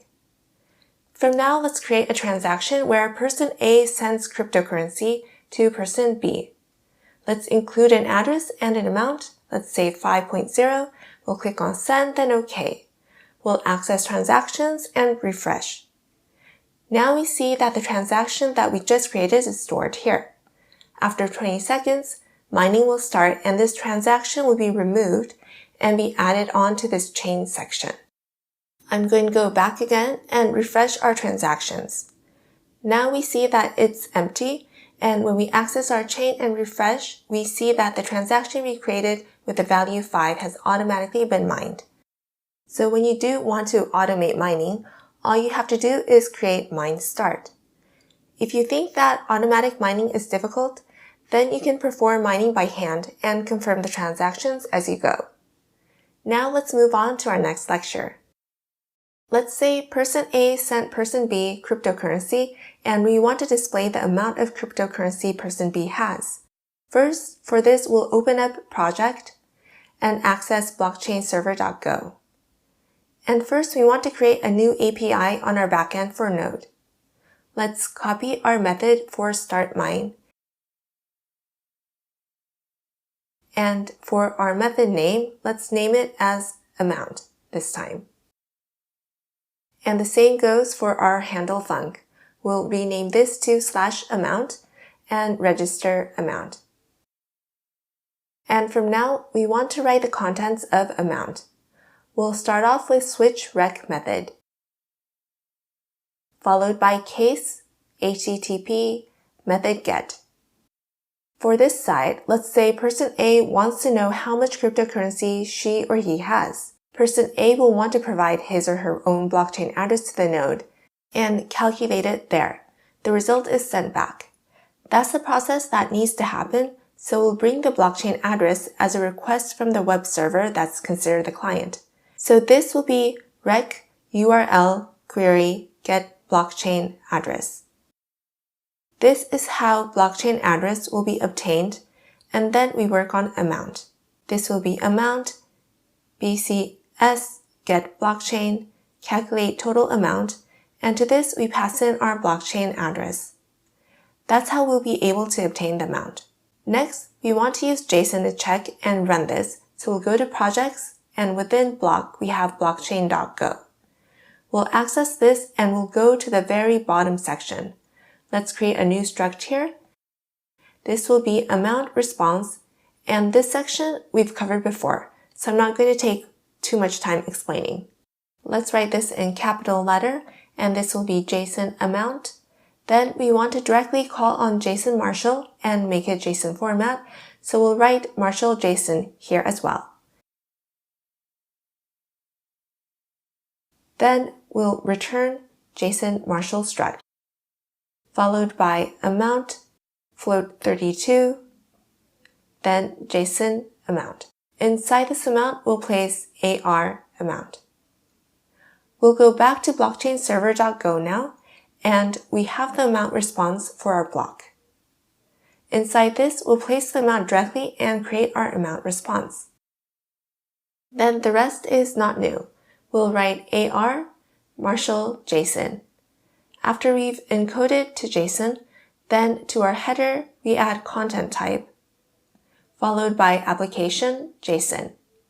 That's our header, and next is write string. This is followed by our default log printf, error invalid HTTP method. And all there is left to write is write header HTTP status bad request. Let's run this by starting up our wallet server and blockchain server and confirm. After we've started this up, this time we're passing in amount question, then get query. So here we input our blockchain address. In our current setting, we haven't specified the address, so the amount is 0. Let's say this is person A's wallet and this is person B's wallet. We're going to copy person B's blockchain address and paste it to wallet A's sender's address and say 1 for our amount. We're going to click on send, then OK. This time we want mining to be performed automatically, so we'll refresh this and perform mining. Next, we're going to copy the address that we just sent the money to, and we have out amount question blockchain address, and we're going to add it on here. We'll hit enter and then amount 1 is displayed. We use URLs in this way and add the blockchain address at the end. Then we'll be able to figure out the amount. Next, we want to obtain the amount from accessing this API from our wallet server. We just added on the API for amount on the blockchain node side. Now this time we have our wallet server here, and we want this to access our blockchain node. For this, let's first go to projects, then wallet server, then the wallet_server.go. Once we've done that, we're going to copy this create transaction and paste it towards the bottom. So I'm going to paste it here, and regarding this method name, we're going to name it wallet amount. And we've covered how to write this before. First, it's rec method, followed by case HTTP method get. Now we want to obtain the blockchain address from the front-end UI side too. So for this, it will be rec URL query get blockchain address. We'll handle this later from our UI. Now to the endpoint for our blockchain node or our URL. This will be fmt sprintf %s/amount. We have gateway, and this is the blockchain node's URL. This wasn't automatically imported, so we'll scroll up to import and add it on. Now getting back to our code, this time we'll write client and create a HTTP client. Previously we covered post, but this time it's get. So first we want to create a request. We'll say HTTP new request, and we can create a struct for request. We'll write get, then specify the endpoint, and this isn't a post, so right now we don't have data. Let's see the content for our new request. When we look at our new request, we see for new request, it's asking for method, then URL and body. This is get, so we don't need a body, but because it's a get, we need to pass the query using URL. That's why we need to write bcs rec URL query. And to this query, add blockchain address. For our request for accessing blockchain node, we have something called URL raw query.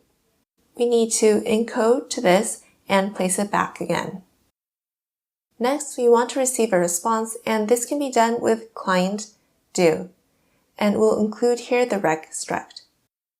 With this, the web server side can send the request to the blockchain node side.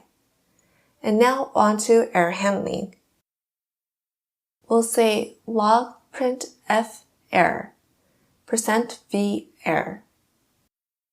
Then this is followed by io write string, w string utils, JSON status fail. After we've created this error handling, we now want to return the results from our blockchain node to our front end side. So first we'll say header, and like we've done before, application JSON. Then if the status code for the blockchain node size response is 200, that means it's okay. Then we'll use decoder and write new decoder and run the body of the response. Next is the amount response for the blockchain node side. We'll just declare this here, and the rest is decoder decode, and we'll pass in this address. We're going to copy this error handling and paste it like so. We're running out of space, so I'm going to make some space here. Then all we need to do is return JSON to our front end side. So we'll write JSON Marshall, struct, then message, string, JSON, message. This is followed by amount float32, JSON amount. And for the content, it'll be message success. And for the amount, we'll display the amount returned by the blockchain node side, followed by IO write string. With this, we'll be able to return the results to our front end side. And in the case this isn't returned with the response 200, this will result in fail. So we'll copy this and return fail. We completed writing the get method, so now let's write our default. This will be write header HTTP status bad request. And if you want to write your log, you could write it here with log print error, invalid HTTP method. Now that we've gotten this far, we want to register this, so we'll add on to this. It'll be wallet/amount, and this will be wallet amount. We're done registering, and now we can start up our wallet server and blockchain server and access our information. I'm going to restart my blockchain server, and now I'm going to pull up my browser. On the very left-hand side, we have our blockchain nodes API, which is 5,000 amount question blockchain address. Right now, we don't have any address reported, so amount is 0. And now this is wallet server's wallet/amount question blockchain address. Right now, this is 0. This is wallet A and this is wallet B. We're going to copy wallet B's blockchain address and paste it under wallet A's send money. We'll include an amount and click send and OK. Then let's take a look at our transaction. We do have a transaction displayed, so we'll perform mining for this and connect our blockchain. After mining has been completed, we'll copy this and paste it on at the end of our URL for 5,000. We'll click OK, and now we see amount 1. Now we're going to access our wallet server and add on the blockchain address that we copied earlier. We'll press enter and amount 1 is displayed. So that sums it up for this process of the wallet server accessing the blockchain node side. And now we want the front end side to access the web server and have it displayed on the front end. That's what we'll be working on in our next lecture. Next, we're going to use our reload button and see how much cryptocurrency we have. We want to work on the UI, so we'll access project, wallet server, then templates folder, then index.html. We previously wrote send money button. We'll add on the function in this section down below. First, we'll start off with function reload amount. As our data, we first have our blockchain address, and we want to send it over to our backend, so this will be blockchain address, then $symbol, followed by our ID, blockchain address, and then the content of this. We'll pull this up and create our data. Then we're going to use Ajax to send this over to our backend, and the URL is wallet amount. Type is get. Data will be the data we just created. And in the case we succeed, it'll be function and then our response, which will be returned in JSON format. Here we'll have amount and we'll pull out the amount that's stored in response. Next, we'll use our ID, and wallet amount is our ID. We'll place it in here, so that's why we'll write amount. Next, it may be a good idea to write a console log, so I'll add a line for that here. And if in case of an error, we'll write function error and report error in our console error. And we want to add this function's event when we press this. So for this, we'll write sharp reload wallet. Click function, then reload amount. Once we've gotten this far, we'll restart our wallet server. Let's say we have person A and person B. We'll copy person B's blockchain address and paste it on for the recipient address for person A. We're going to enter 1 and then send. Then next we have mining to do.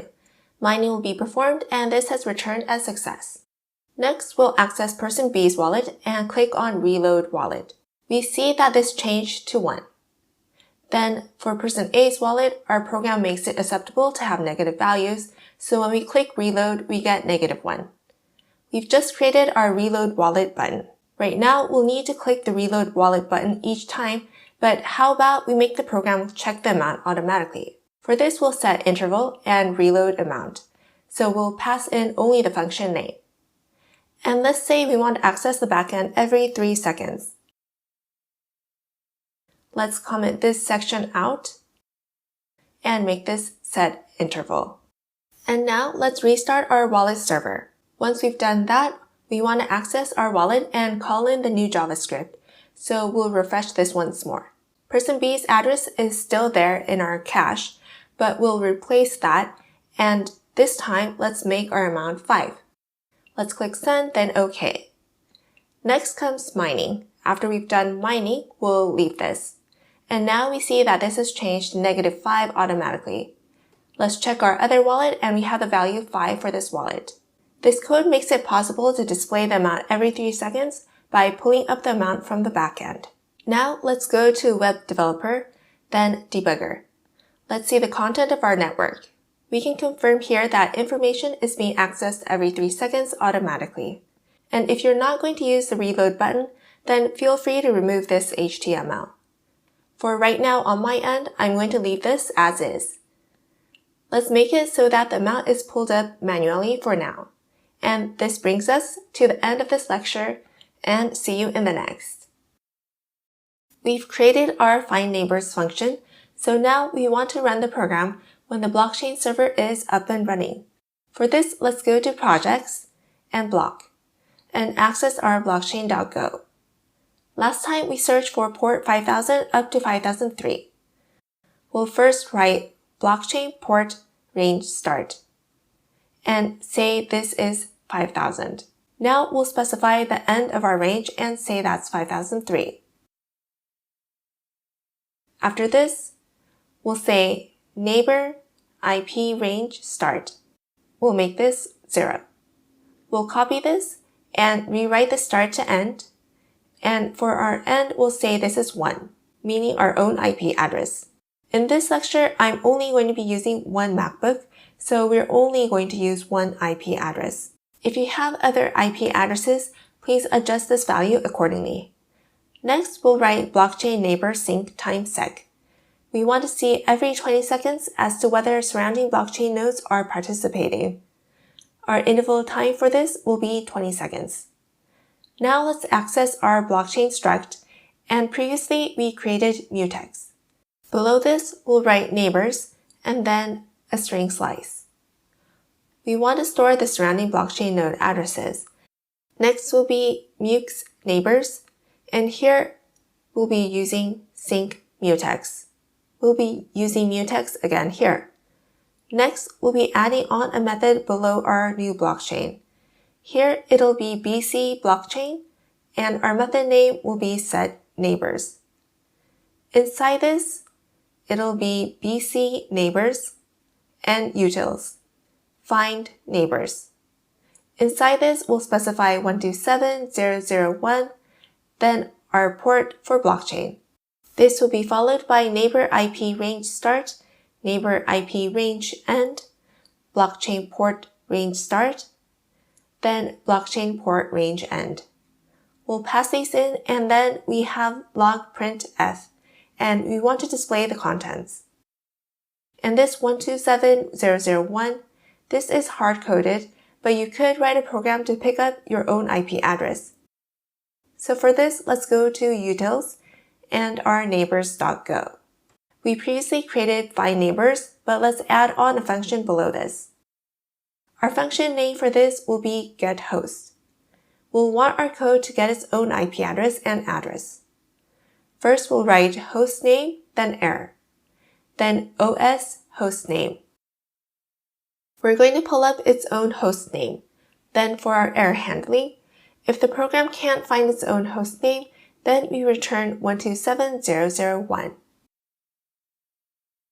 Then we'll write address error and net lookup host. We're going to pass in hostname to this. For example, we could return 192.168.0.10. We want a function that can return something like this and assign its own address. For this, if we do get an error, then we'll want to return 127.0.0.1. But if you have more than one server, then this 127.0.0.1 won't let you access other servers because it's a local address. You need an IP address that will let you connect with other IP addresses. The very first one will be the IP address. This may be a little difficult to understand, so we'll write fmt println hostname. And down below here, we'll display the address. With this, let's call on this with main.go. Let's go to projects and our command main.go file. We'll access this, and to make this easier to understand, I'll split the source. I'm going to delete some of the code we previously wrote and add on fmt println utils get host.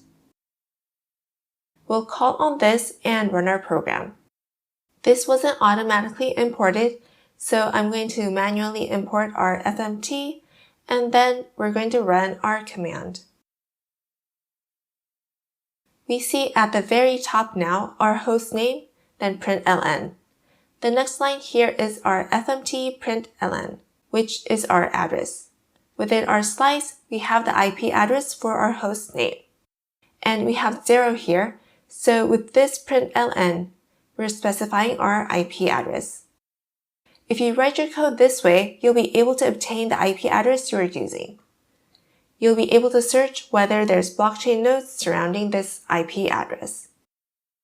We finished creating getHost, so we'll go back to blockchain.go, and all we need to do is call on utils.getHost, which we just created. Now let's go back to neighbors. Depending on your network environment, you may get 127.0.0.1. There may be cases where you can't obtain a host name or an address. I'll be using 127.0.0.1 to accommodate for my network environment.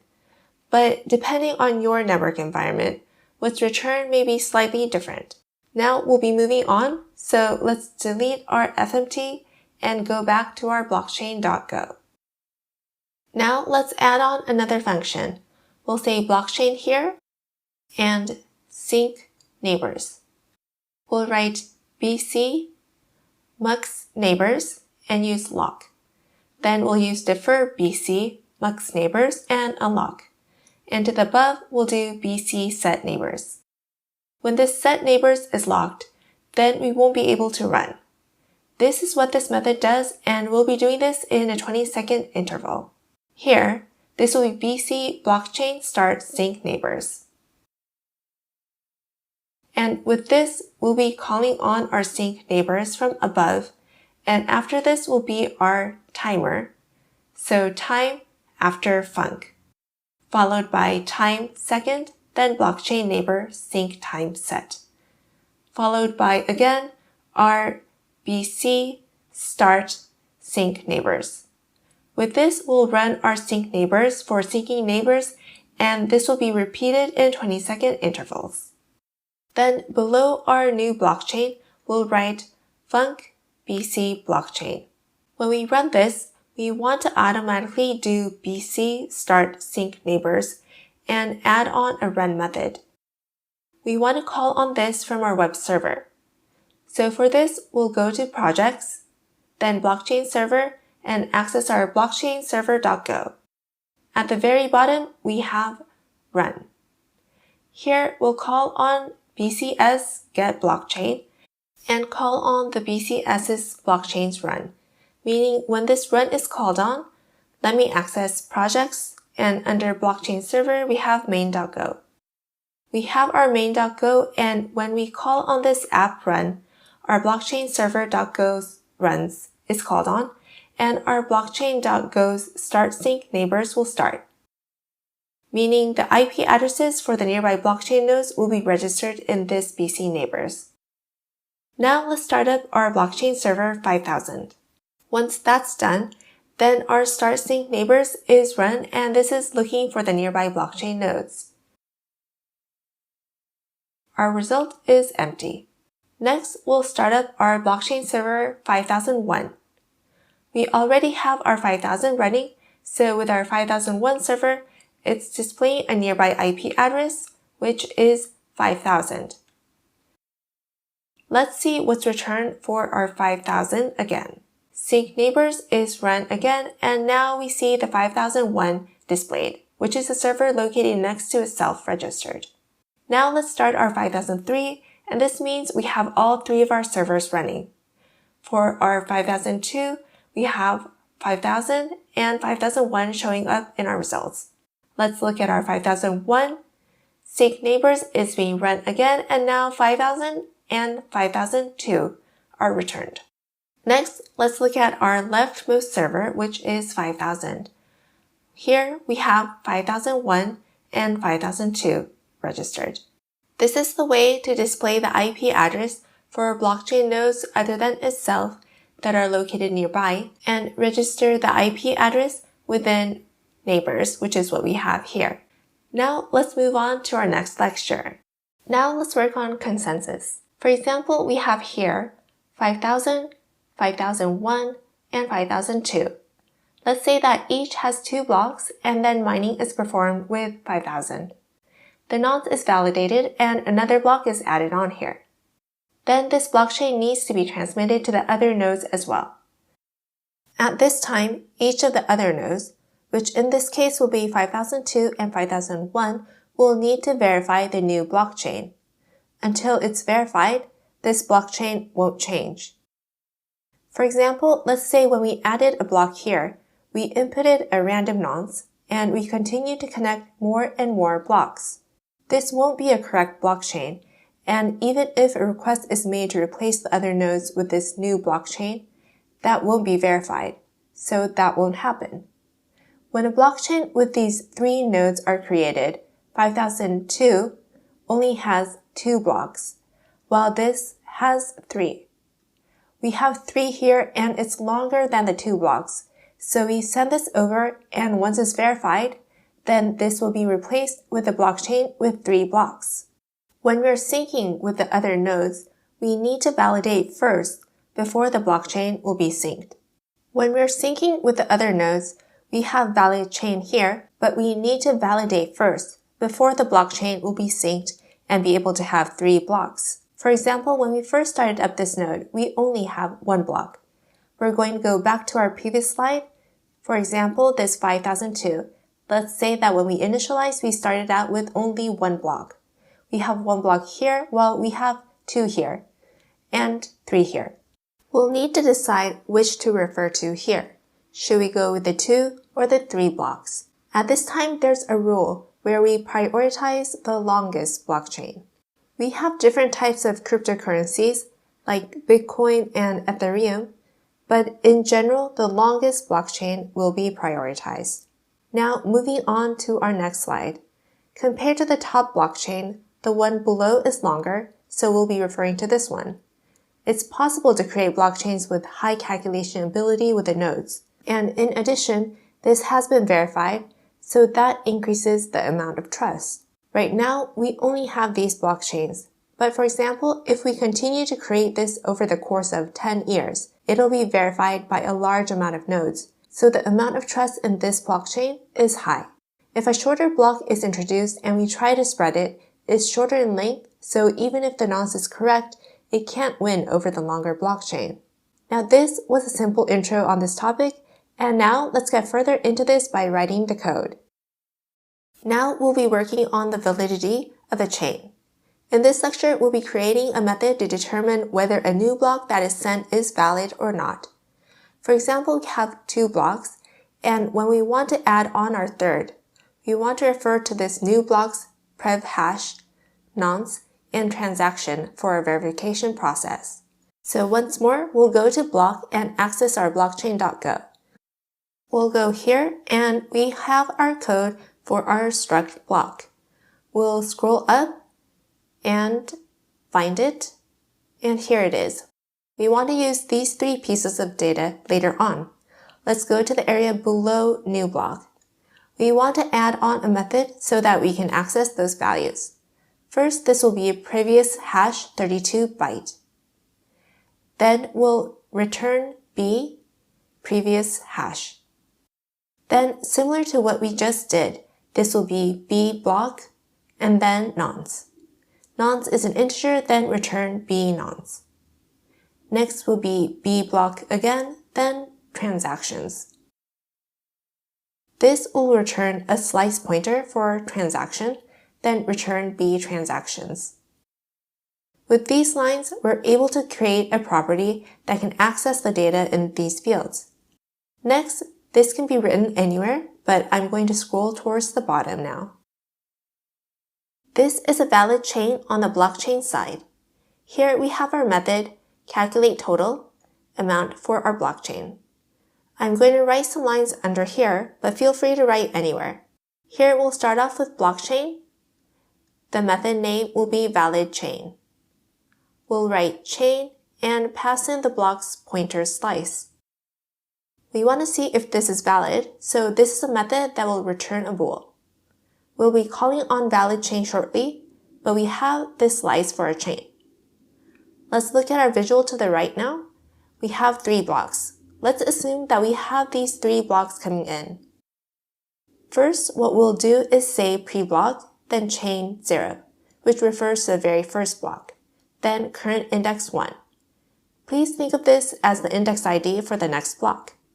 Then following this will be for current index, then chain.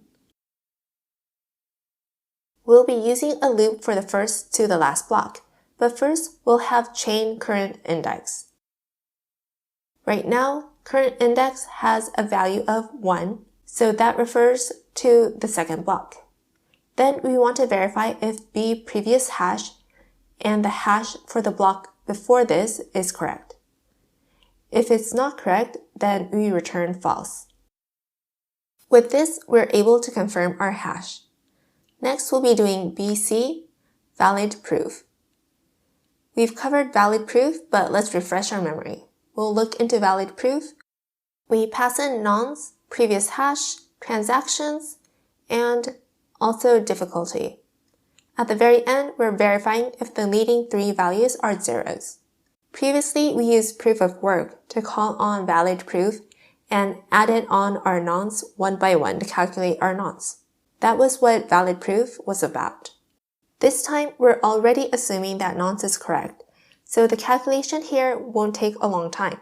The calculation should be instantaneous since when the nonce is correct, then this will return zeros for the 3 leading values.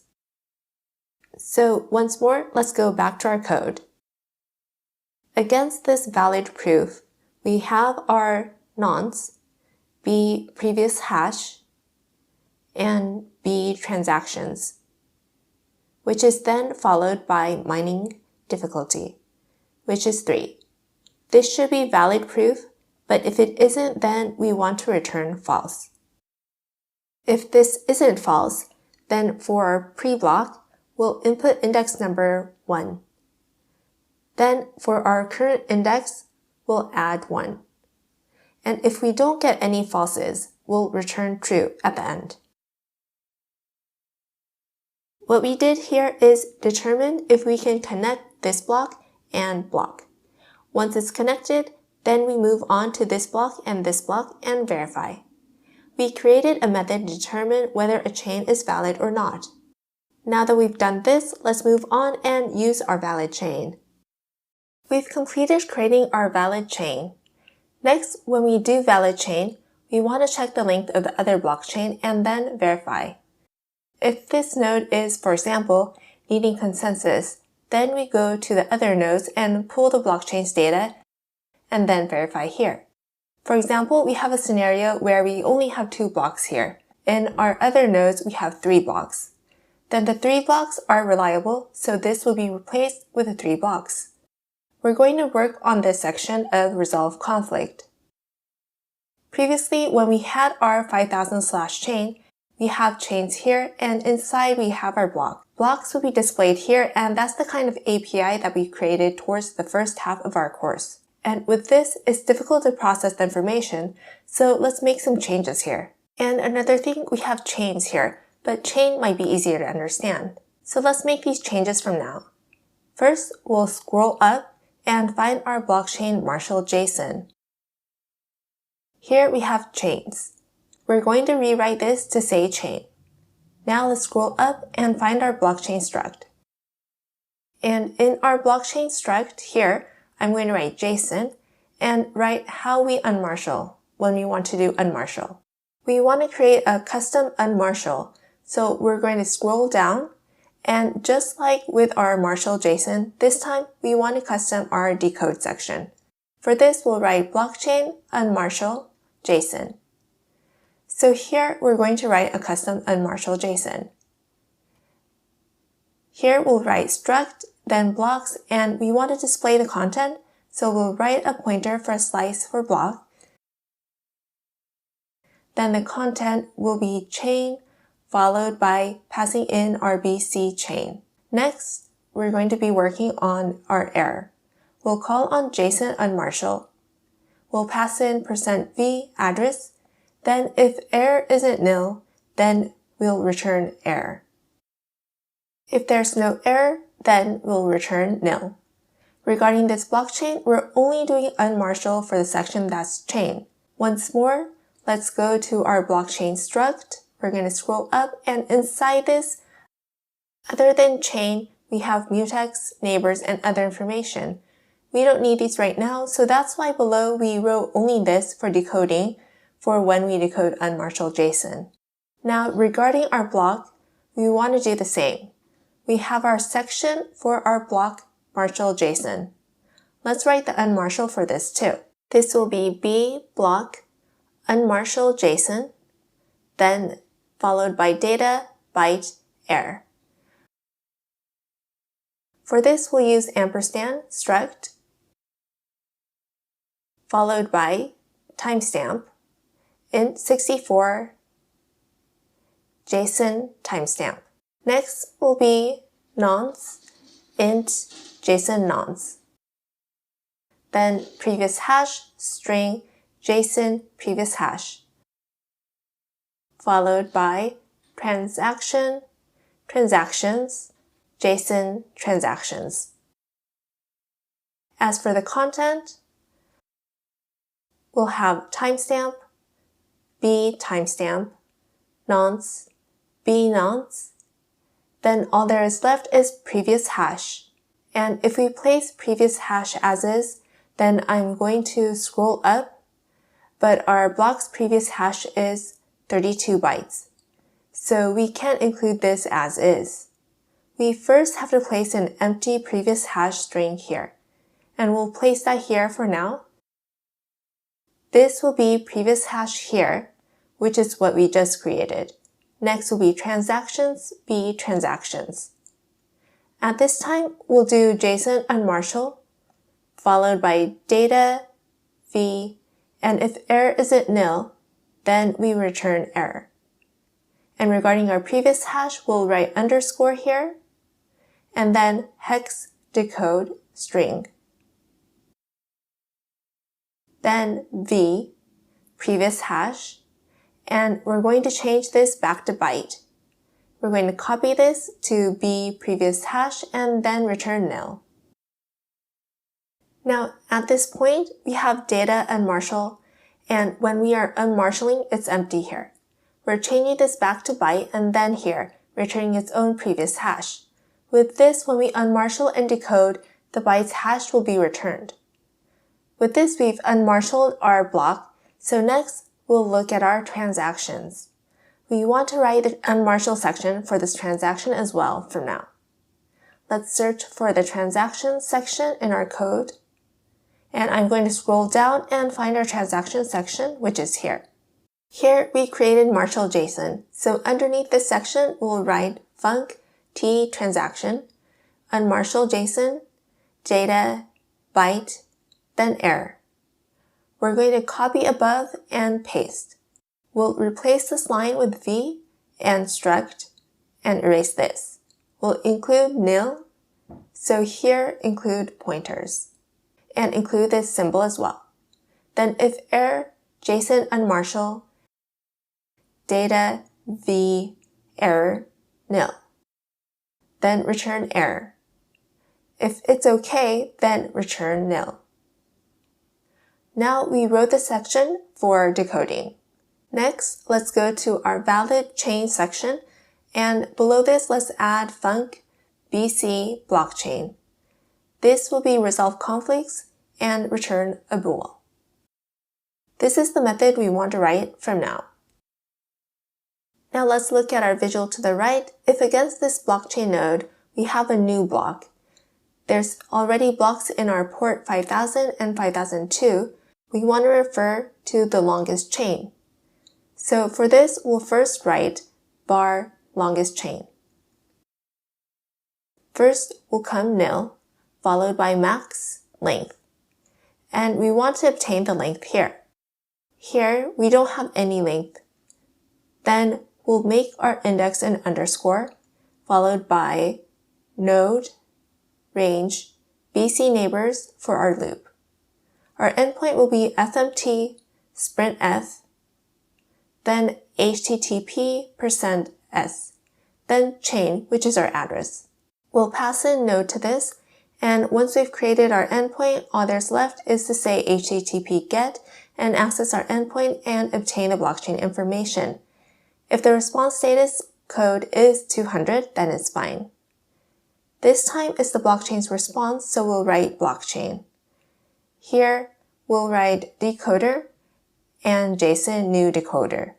If we write RESP body, then if we decode the information we got when we unmarshaled, we can obtain the information. We'll write decoder, decode, then BC response. We can pull out the chain, and this will be BC RESP chain. This is private, so let's rewrite this. We want to make this public, so underneath our blockchain struct, we'll add on a func BC blockchain, then chain. Then we'll return block, followed by return BC chain. We'll go back to our code, and this won't be private, but a public chain. Once we've got our chain, then regarding the length of our chain, we have max length, and if this chain is longer than the very first one, then it's good. In addition, we have BC valid chain and place our chain. If this verification results in a success, then our max length will be our len chain.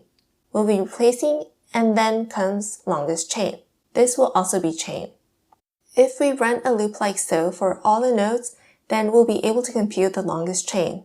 Next, we'll write if longest chain, and if it isn't nil, then the blockchain's chain will be the longest chain.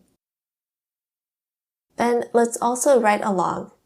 Log printf, resolve conflicts, replaced.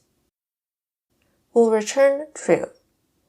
And if that isn't the case, we'll write log printf, resolve conflicts not replaced.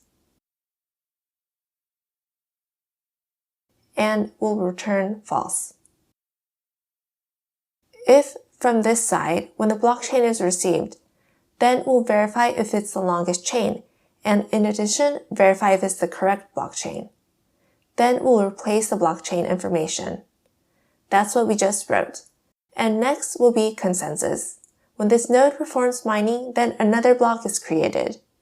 At this time, this 5002 and 5001 will use resolve conflict, and we'll pick up the blockchain data and verify. When we're at this blockchain node side, a consensus request is received. Then we want to do resolve conflict. From now, let's create this blockchain node side's API. Let's go to projects, then blockchain server, then blockchain server.go. We're going to create a new API called consensus. I'm going to create some space here, and we'll start writing with func bcs blockchain server followed by consensus. And this is a repeat of what we've done before. we have HTTP response writer, rec HTTP request, followed by switch rec method, then case HTTP method, put this time. We want to resolve conflict and update our blockchain, so that's why it's put. Then BC, BCS get blockchain. When we get blockchain, we'll do BC resolve conflicts here. Then we'll return a bool as to whether this has been replaced or not. Next, we want to return this information, so W header add content type application JSON. If this has been replaced, then IO write string W string utils JSON status success. If it hasn't been replaced, then we'll change this success to fail. Then what's left is default.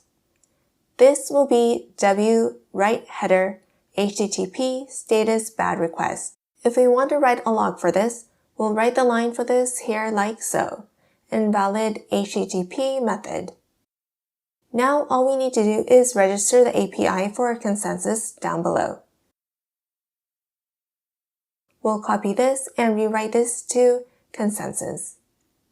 This is how we register the API for the consensus that we just created. And by doing this, then when our consensus API is called on, then this 5001 will do resolve conflict and update its own blockchain. Now, for example, if this 5000 blockchain has a new block, we need to send out a consensus request to the other nodes. We'll write this section from now. For this, let's access projects and blockchain.go. We're going to go back to this for now. If you recall, we had a method with mining. We did mining here, and after we attach the block, we need to hit the API for consensus. So here it's going to be underscore for index, and then range will be BC neighbors. Endpoint will be followed by FMT, sprintf, HTTP, %s. The node is included here, then consensus. We'll hit on this API, then client, HTTP, client, and the rest is the same.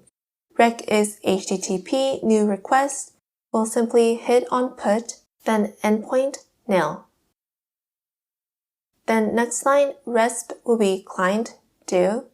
We'll pass in request, then log printf. So after mining, then our consensus request will be sent. Resolve conflict will be run and blockchain will be verified, and the other nodes' blockchains will be synced.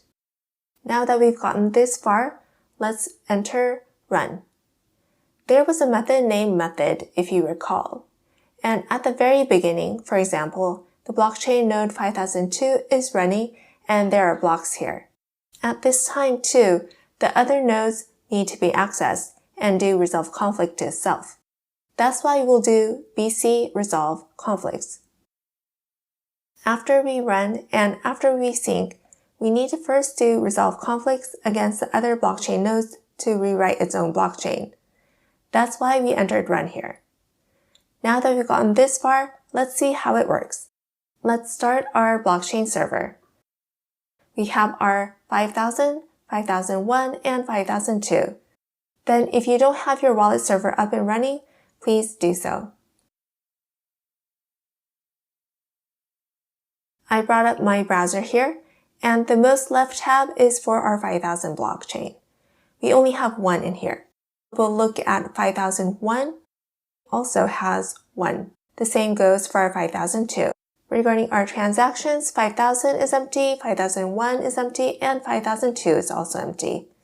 We have wallet A and wallet B, and person A is going to send cryptocurrency to person B. We'll copy person B's blockchain address and paste it in person A's wallet's send money address. I just clicked on send, and first let's look at our transactions for our 5000. We have a transaction, and the same for our 5001. 5002 also contains a transaction. We haven't performed mining yet, so our 5000 is showing nothing. The same goes for our 5001 and also for our 5002. Now let's perform mining. After mining, our 5000 transaction is empty. Same with 5001 and 5002. When we go to our 5000 blockchain and refresh, the transactions that was sent is contained here. The reward is also contained. Whether this blockchain is the correct one or not, that's what we want to look at. If this is verified in our 5001 blockchain, then it should be contained here. We'll refresh our 5001 and we can confirm that it is contained. Same with our 5002, we'll refresh and we see the same data. Consensus has been reached and each node has been verified and has obtained the blockchain. That's what has happened and we're pretty much done with our blockchain. Just as a review of our work and to refresh our memory, we'll be rewriting some parts and running our code later on. And in our next lecture, I'll briefly talk about hacking and then do a demo of our final project. In this lecture, I'd like to discuss about 51% attack. A 51% attack refers to an attack on a blockchain by a single miner or a group of miners controlling more than 50% of the network's computing power or mining hash rate. Controlling more than 50% is difficult to do. Controlling more than 50% of the government or a big company's blockchain node isn't something that's impossible, so the probability of this happening isn't completely zero. When a hacker is about to control more than 50% of the network's mining hash rate or computing power, then the hacker can attack the blockchain. For example, we have here 2 blocks connected with a chain. We have our hacker down here and our exchange. Let's say we have 100 BTC, so let's say this is $1 million. There's a transaction with a value of $1 million and we create a block for this. At the same time, 100 BTC is sent to the hacker himself or herself or a different account. This is a situation where 2 chains are created. This hacker won't show this block to another person, but will hide it. This block is hidden from others, and at this time, more blocks that are verified are created. This hacker has more than 50% of the network's computing power and is able to continue to add on chains for the blocks. This section isn't made public, so in this blockchain node, this block is considered to be the longest accepted as the valid version. More and more chains will be added on to this. At a cryptocurrency exchange, once about 5 blocks are connected, then they'll consider this Bitcoin as theirs and can exchange it with another cryptocurrency. For example, we have this hacker and 5 blocks have been connected. At this point, let's say this is a Bitcoin. This can be exchanged into Ethereum or another cryptocurrency and can send a portion of the $1 million worth of cryptocurrency to other exchanges. Then this hacker can make these crypto money his or hers. Regarding this exchange, they just exchanged the Bitcoin to another cryptocurrency. There are 100 BTC here, and at this time, the hacker will make the long block public. So right now, down below, we made this public. And this block is longer. And this block is the correct blockchain, and other nodes can verify this. So at that moment, this blockchain is considered to be the valid version and not the blockchain that's shorter here. The Bitcoin that's here at the cryptocurrency exchange will disappear, and this hacker will send the $1 million worth of Bitcoin to his or her different account, and so the hacker won't lose anything. In addition, the crypto money that was exchanged here will also belong to the hacker. This cryptocurrency exchange will lose a lot of money. And that's what this 51% attack is about. Unless the hacker is a wealthy miner who can purchase a big amount of the nodes or has a large-scale computing power, this is very unlikely to happen. As a probability though, the chances of this happening isn't zero. Regarding this 51% attack, having some knowledge of this is good to know. There are other types of attacks, and writing a code for these can help you visualize and understand the cryptocurrency world better. Now let's move on to our next lecture. This lecture will be a final demo with our scenario being person A sending crypto money to person B. We haven't started our 8081 port, so from now let's create another wallet server. We'll access Edit Configurations here and select Wallet Server 8080. We'll copy this and rename this to 8081. For our program arguments, we'll write port 8081, then gateway http://127.001.5001. This wallet server, 8081, will use our 5001 gateway to communicate with blockchain node. We'll apply this and click on OK. Next, we're going to access our blockchain.go. And inside this, if you recall, we have run.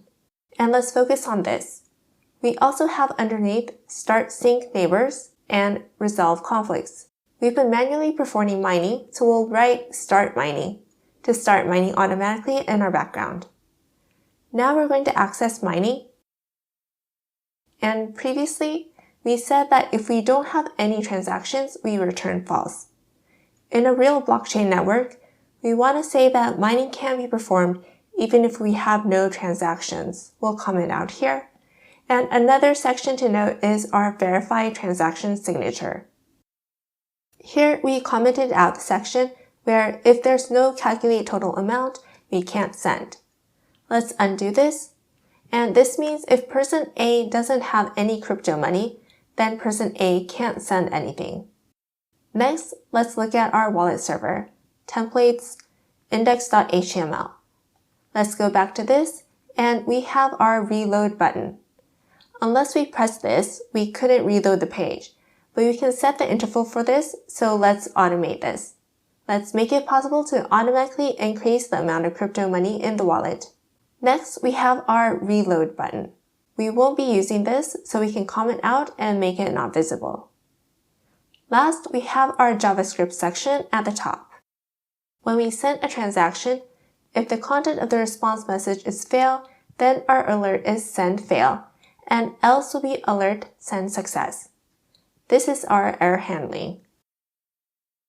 Once you've completed up to this section, then once again, we'll restart our wallet servers and all blockchain servers. Please do this on your screen, and I'll resume the video once I've restarted all servers. My blockchain server 5000, 5001, and 5002 and wallet server 8080 and 8081 are up and running.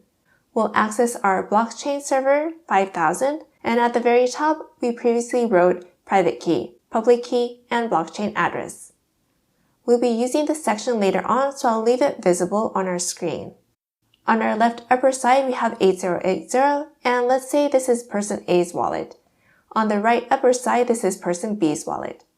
The port is 8081, and this blockchain node is connected to the 5001.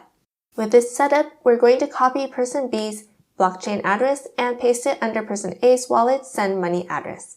Even if we try to send, person A's wallet is empty, so we can't send.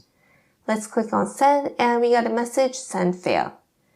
This time, let's assume that person A is a miner. When person A performed mining for the server 5000, the private key, public key, and blockchain address created with our new wallet can be copied and assume that this is person A. We'll copy this public key and paste it under public key for person A. And the same goes for our blockchain address. We'll copy and paste. Then after 20 seconds, the amount in the wallet has been updated and now shows 7. Why is that? I'm going to refresh our chain once more, and we see here that person A is performing mining, so receives a reward every 20 seconds. This very first blockchain address, which is displayed here, meaning the person with this blockchain address is mining, so the amount in the wallet continues to increase. Person A is mining, and as a result is receiving crypto money. Once in this situation, then let's try to send amount with value of 1 and click on send, then OK. Then let's look at person B's wallet. This screen will refresh automatically, and after some time, the amount here will update and display 1. Let's now make this easier to understand by changing the amount to 5. We'll click on send, then OK. Then person A has 9, but we'll subtract 5 and that leaves us with 4. But person A received a reward of 1, so it's 5. To the right shows 6. We see that the crypto money amounts are updated automatically and person A was able to send to person B. This brings us to the end of our final cryptocurrency demonstration. And how do you feel about these lectures and the information you learned? There was a lot of information covered. Within projects, we created a couple Go files and we also created a wallet server. If you found some concepts to be complicated, I think you aren't the only one. When you do feel that a certain section is complicated, please look at each line carefully and make sure you understand each step. Thank you for watching my lectures to the very end, and I hope you found this course to be helpful and interesting.